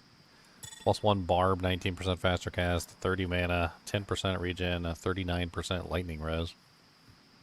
You want a 19% faster cast amulet for your sorceress?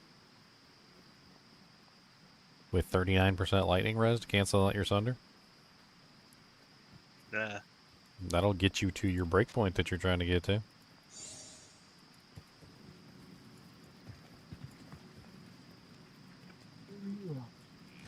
I know you like breakpoints. I'm at a breakpoint. You do. My next one's 200, and I can't hit that without a griffin. Is it 200? Since you're doing chain lightning, isn't it a different set? Yeah. 117 and then 200.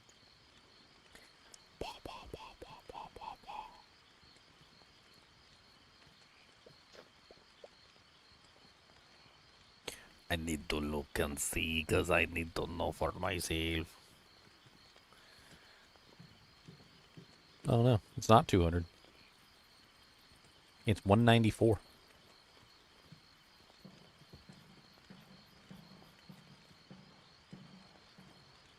That's actually easier to achieve than 200.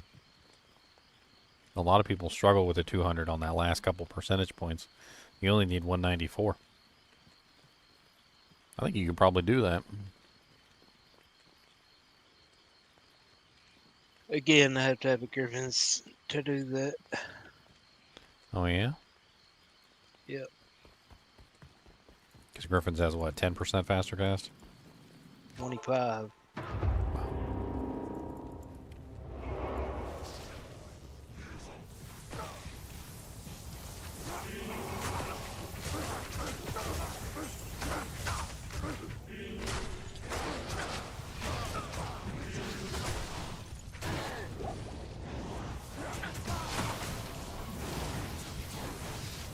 What do you use it for your weapon? Hodo and OC.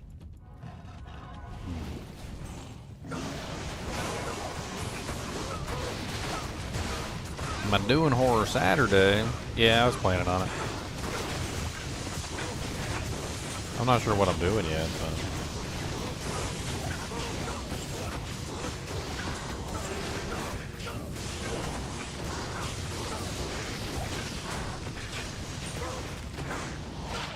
Coming up on Halloween time. A perfect poison thunder? What's that worth? $1? You had to play that pretty Psycho Santa one. For Halloween. For Halloween, I'll play hardcore. You know which one I'm talking about. I don't, actually. What are you talking about? The one where you're like trying to escape the hospital. That gets that's That really terrible Christmas one? Yes, yes. The one that nobody liked except you? I loved it. I watched you like all Christmas Eve.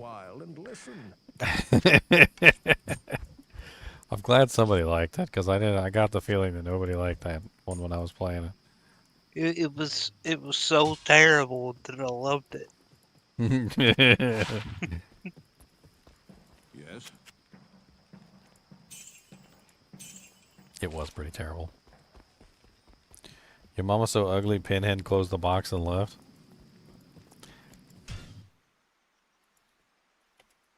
Well, damn. Your mama's so fat that she opened the box and Pinhead thought it was still closed. Not in town. Not here.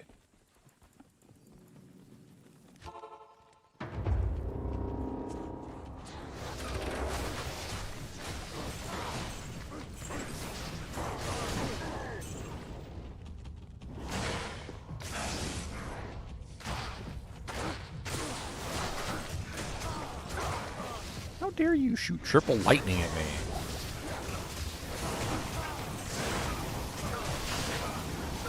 Like, some of the multi-shot stuff in this game really needs to get translated to the players. I think it would be hilarious. It's like make a new rune word that allows you to get, like, multi-shot added to your abilities. The same way that all the monsters do in the game. So you can have, like, multi-shot inferno and, like, multi-shot lightning. Multi-shot bone spirits.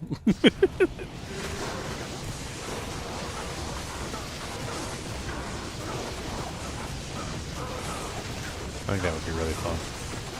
The mechanic that's already in the game, the monsters do it. Let us do it too.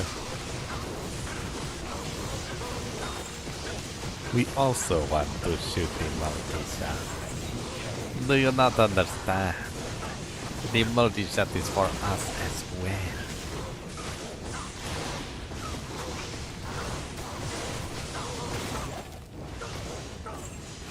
Mama's so ugly the mirror breaks before she has a chance to say Candyman once.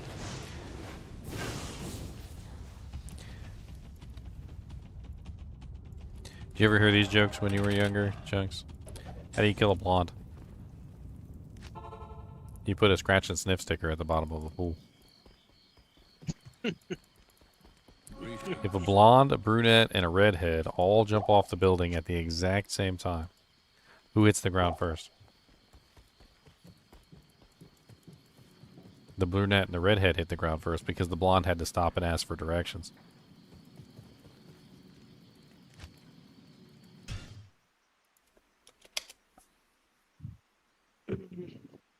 They're pretty bad.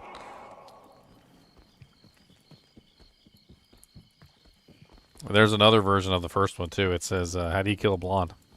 You put a mirror at the bottom of the pool. She stops and looks at herself in the mirror.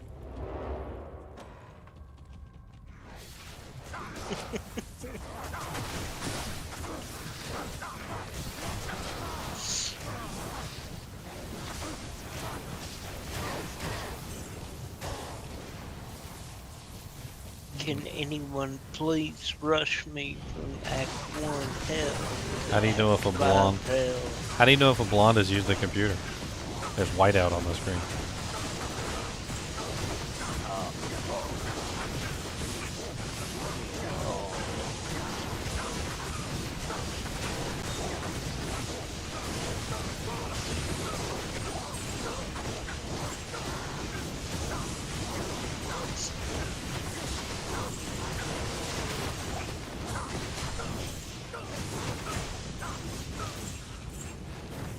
Boom, boom, boom, boom, boom. I'm sure I've forgotten more blonde jokes than I remember.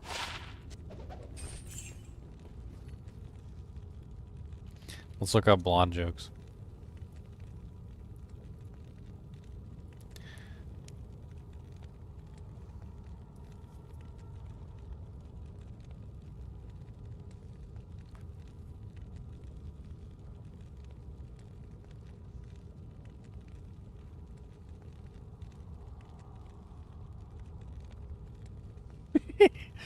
This one's pretty good.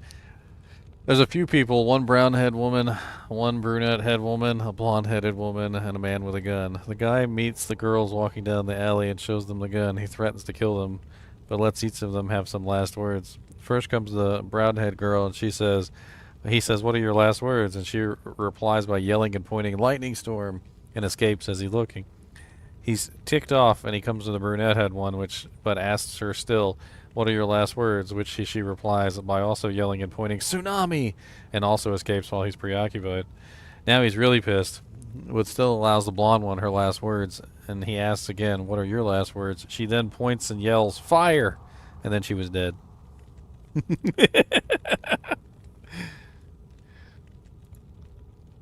A Powell has one.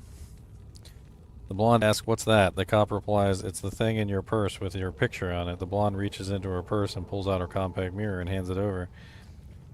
The blonde cop opens it, takes a look, and says, "I'm really sorry, ma'am. If I knew you were an officer, I wouldn't have pulled you over." Oh, it's terrible.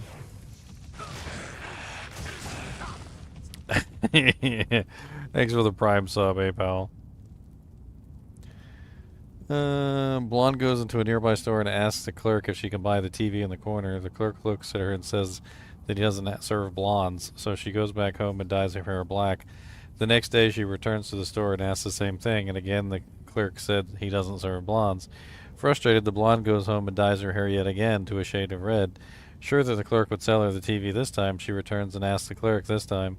To her astonishment, the clerk also says that she doesn't serve blondes. The blonde asks the clerk, "How in the world do you know that I'm a blonde?" The clerk looks at her disgustedly and says, "That's not a TV, it's a microwave."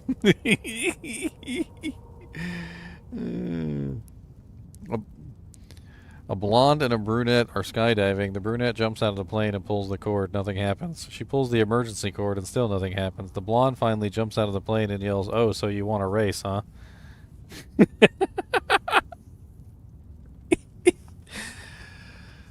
Oh my god, no. What does IDK stand for, brunette? I don't know. Blonde, oh my god, nobody does.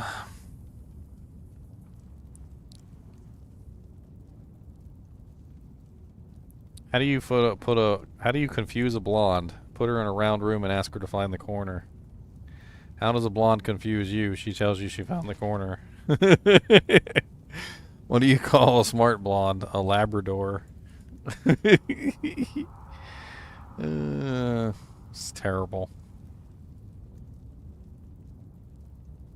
What do you call a blonde with 2 brain cells? Pregnant. Why did the blonde nurse bring a red marker to work? In case she had to draw blood. Why should blondes not be given coffee breaks? It takes them too long to retrain them. Why aren't blondes good cattle herders? Because they can't even keep 2 calves together. Oh, that one's brutal. That one's brutal.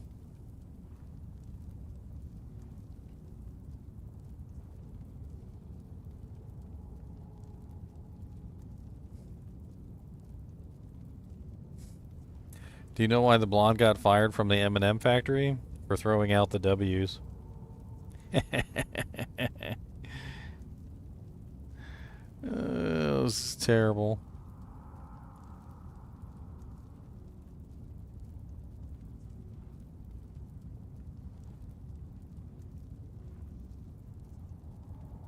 Oh, that one's brutal. How can you tell which one is the blonde waitress? She's the one with a tampon behind her ear wondering what she did with her pencil.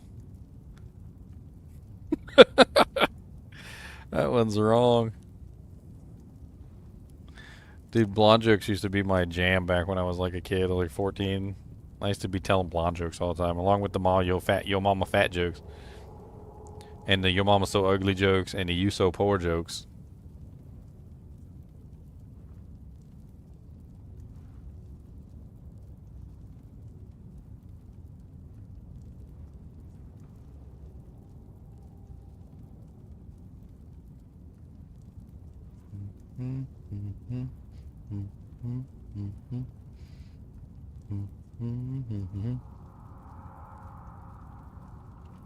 Wah, wah, wah, wah, wah.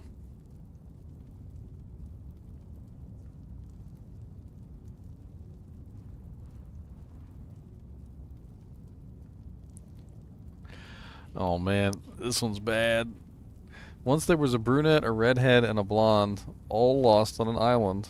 Then one day, when they were all walking home on the island beach, they found a magic lamp. So of course they rubbed it, and out popped a genie. "Since I can only grant 3 wishes," the genie said, "you will get 1 wish each." The brunette said, "I have been stuck on this island for years. I miss my family, my husband, my life. I wish I could go home." Poof, the brunette got her wish, and she got sent back to her family. The redhead said, I have also been stuck on this island for years, and I miss my family, my husband, my life. I wish I could go home. Poof, the redhead got her wish, and was sent back to her family. Then the blonde started crying uncontrollably, and the genie said, Whatever is the matter, dear? The blonde replied, sniffing, I wish my friends were still here. Oh, it's brutal. Just absolutely brutal. Dear Lord Jesus. Can you imagine being one of those two friends?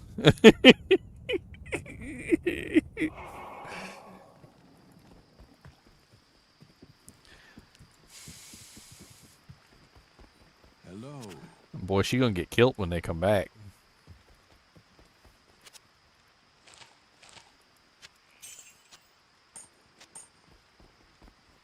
She gonna get killed.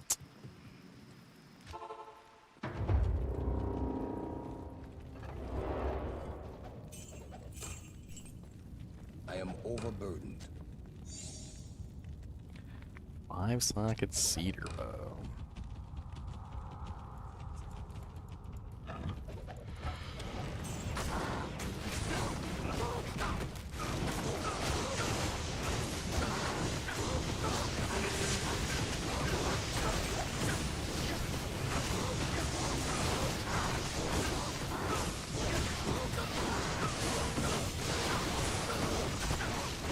Ow, my face.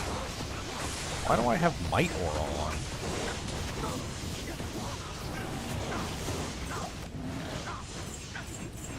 Weird. I wonder I wasn't doing any damage.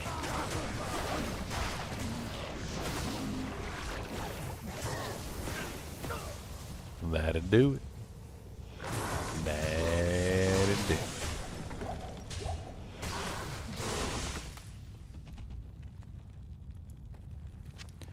Blue Sawaya.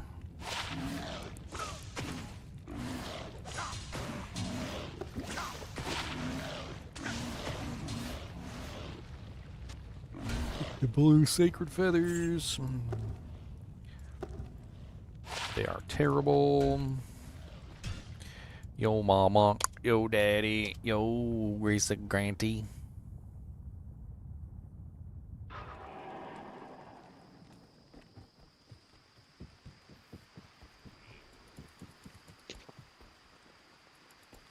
Good day.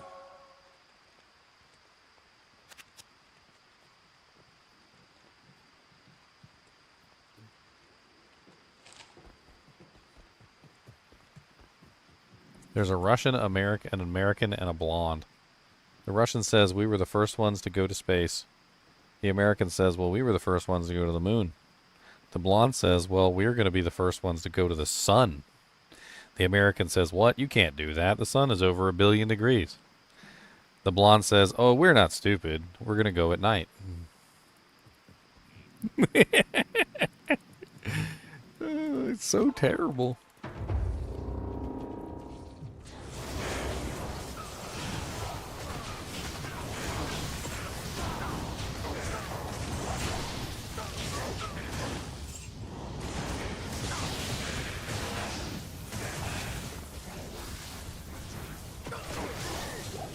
Cop pulls over a blonde woman on the highway. Ma'am, do you know how fast you were going? Well, yes, I was going 35, which the sign says is the speed limit.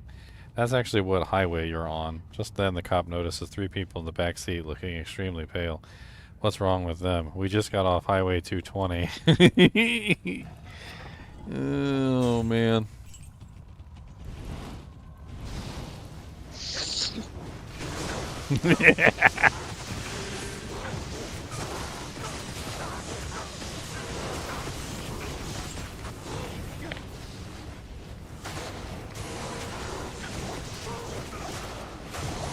Ow, my face.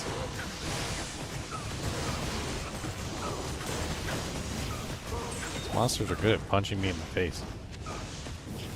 They've been practicing at it all day.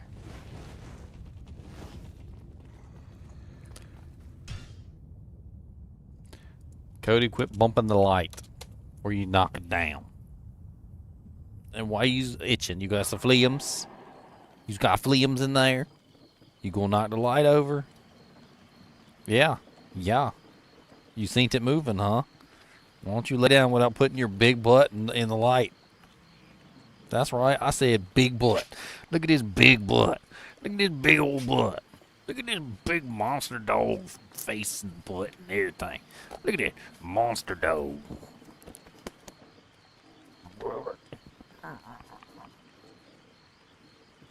So what you want with me? I said, I'm just dog. I'm just dog. You might be dog.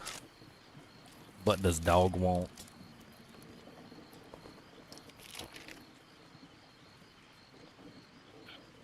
I'll put some. Do you want that? Do you want another put some? Oh yeah, you like those? Those are goods. But you want another one? You want to lick the cheese off my fingers? Got some cheese on there. Got cheese on my fingers. Finger cheese. There, have some finger cheese. That's not enough. It's some big dog. I need more. Okay, you ready? Ready taco. Ready chocolate. Ready chinchilla. Ready go.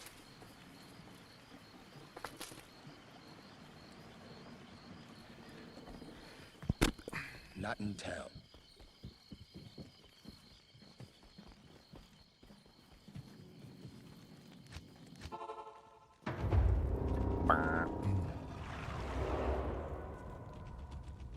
How do you drive a blonde crazy? You put her in a silo and tell her the bathroom is in the corner.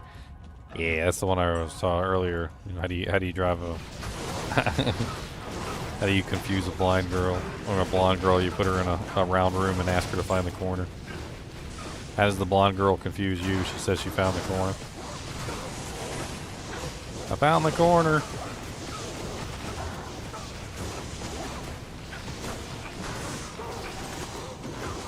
Wait a minute. You're in a round room. Why did you go in a round?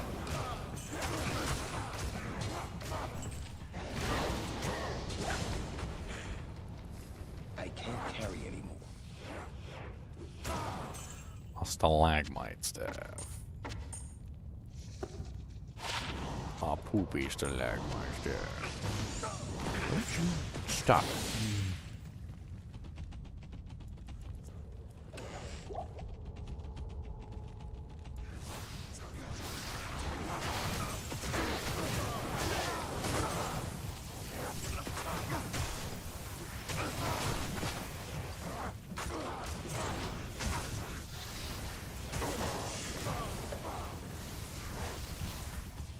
Shouldn't stand near the edge.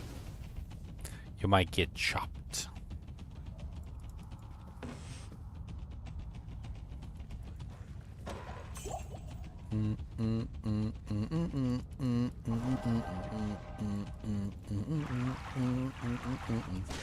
Kicking baskets in the yard, gonna kick 'em baskets hard.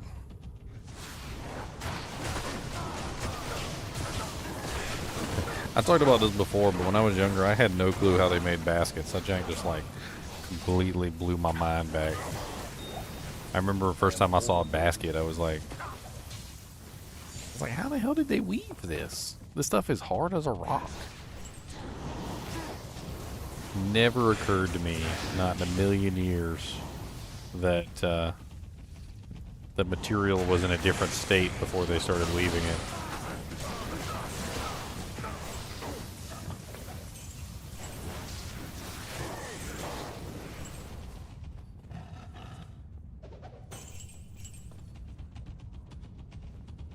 You got to get green plants, and then what you do is you weave them while they're green. You weave them while they're still soft and pliant. And then if you weave them while they're still soft and pliant, then you let them dry, and then they get stuck in that configuration. They get hard as a rock, basically.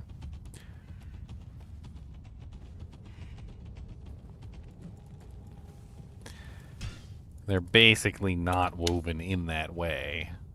Which is why it was so confusing to me, because I didn't understand how the hell they could weave something with such a hard material. Oh, what's up, Zaloni? Well, I'm glad you're enjoying them, man. I have a bunch more coming out. I think the last one, if I remember correctly, is on October 2nd. So October 2nd will be the last unique item video for Diablo 2, or Diablo 4. Diablo 2, they're already all done. Obviously, there's going to be more, though. So, like, in the future, there will be more unique item videos, because when the expansion comes out, there's going to be a whole new set of unique items for the Spiritborn itself, and there's going to be some new uniques that we don't have access to right now, and I'll have videos out for those as well as soon as I'm able.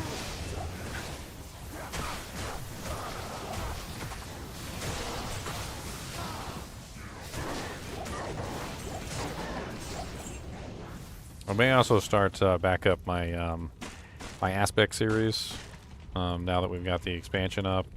Like once the expansion hits and we we get through like the initial startup phase, going through like all the campaign stuff and having fun with the characters, I might start working on all the aspects again, doing new videos on each one of the aspects and talking about how useful they are.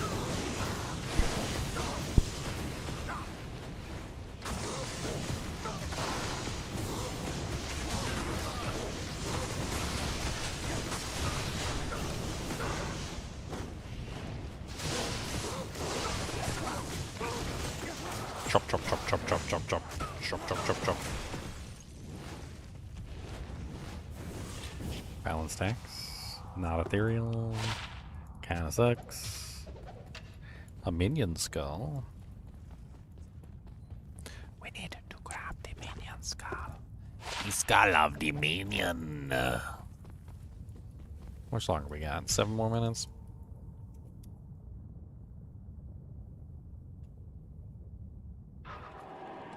Any other good blonde jokes on here? One day, 2 blondes were walking in the woods and they found some tracks. Blonde girl number 1 said, "Hey, I think these are deer tracks." Blonde girl number 2, "No, they are moose tracks." Blonde girl number 1 yells out, "No, they're deer tracks." Blonde girl number 2 says, "No, they're moose tracks." Blonde girl number 1 is getting really irate now. She shouts out, "Deer!" And the blonde girl number 2 shouts out, "Moose!" It really was train tracks and they both got ran over by the train.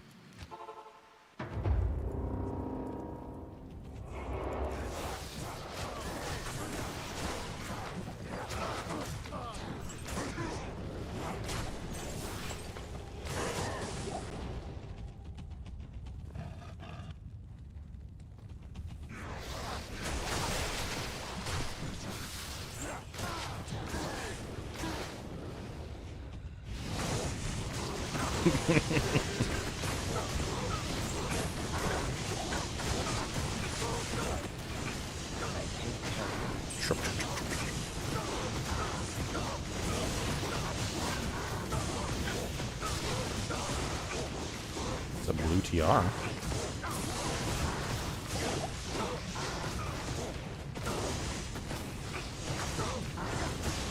Oh, you stone skin, that's why.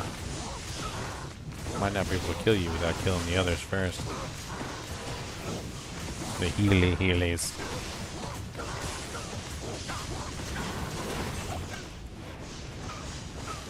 Check that tiara. Could be highly valuable.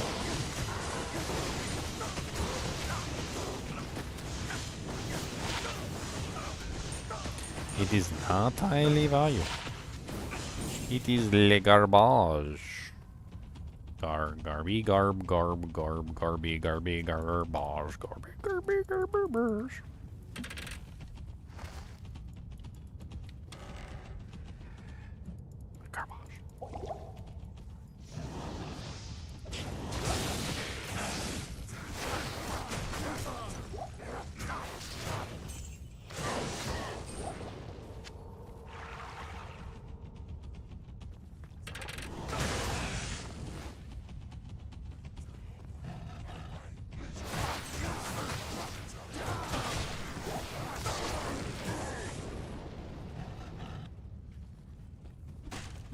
Kicky, kick, kick, kick. Stabby, choppy, kick. Kicky, stabby, choppy, chop.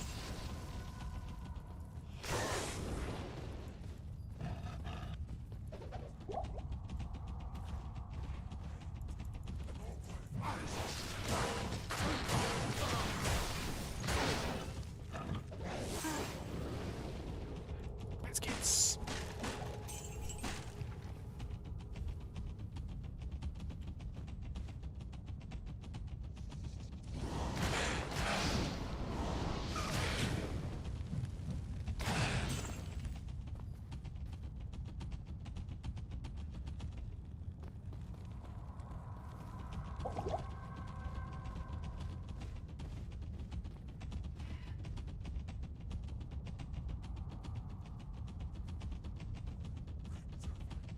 There's nobody left alive.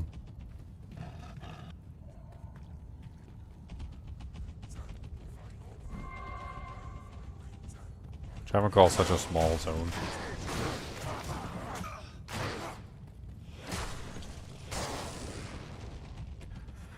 Alright, Mr. Raccoon. Raccoon, coon, coon, coon. Raccoon, coon, coon, coon, coon, coon. What are you crunching on there, Dusty Bones? Crunching on wood. I see. Wood chewing wood chewer. So.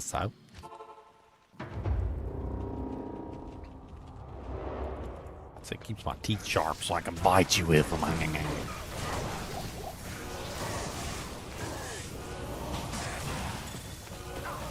Obsessive compulsive. Superior Shocko.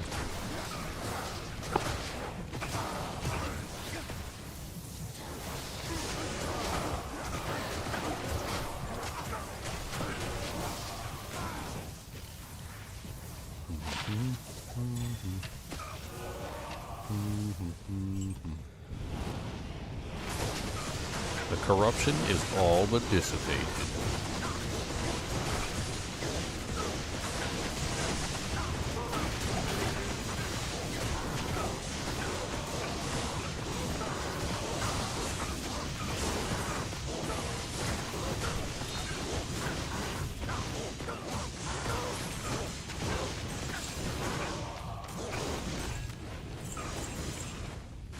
Blue Avengers gun. Poop. Everything else is garbage. Garbosians. You got enough time for one more run, maybe? Go, go, go, baby, go, baby, go, go, go, go, go, go, baby, go, baby, go, go, go, go, go, baby, go, baby, go, go, go, go, baby, go, baby, go, go, go, go, go, baby, go, baby, go, go, go, go, baby, go, baby, go, go, go, go, go, go, baby, go. Ah, too late. Too late. Too late. Too late. Woo, woo, woo, woo. Yes, Cody? Do you want some more snackums? It's a terrible ring. It's actually not bad for level 9. It's still terrible. Cody, do you have to go? Hepadoodles? I'm gonna take a quick break. I'm gonna take him out to go to the bathroom.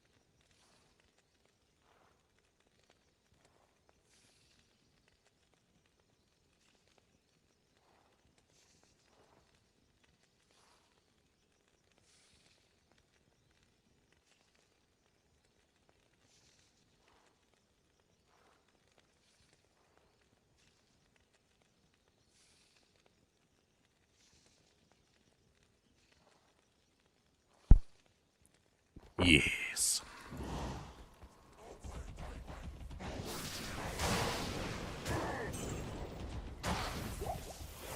Bow, bow. Bow, bow. Bow, bow. Bow, bow. Bow.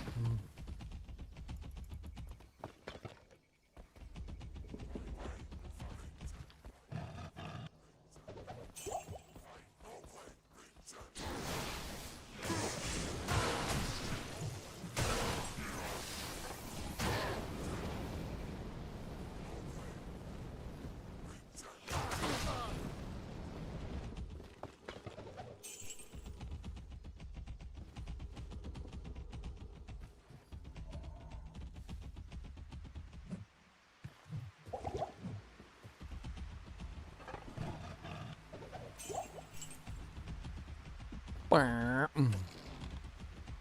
Brr.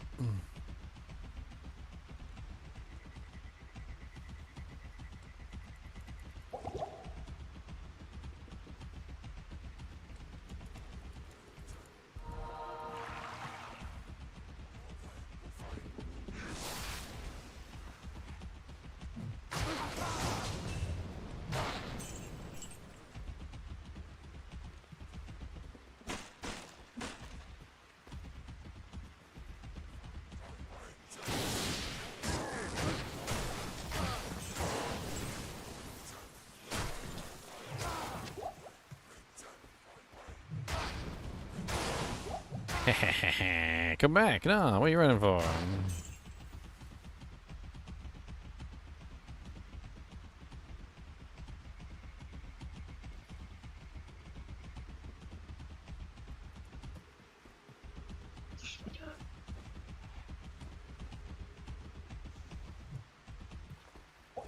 I think I'm gonna call it a night.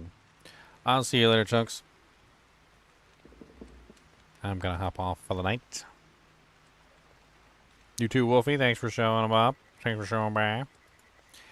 As for you guys and gals, thank you for watching and for joining me tonight. I'm going to hop off, and I think I have an idea for a video. So I may record that video before I go offline. Anyway, as always, be sure to hit that like button and the subscribe button if you enjoy the content. Maybe throw me a Prime sub on Twitch if you're feeling feisty.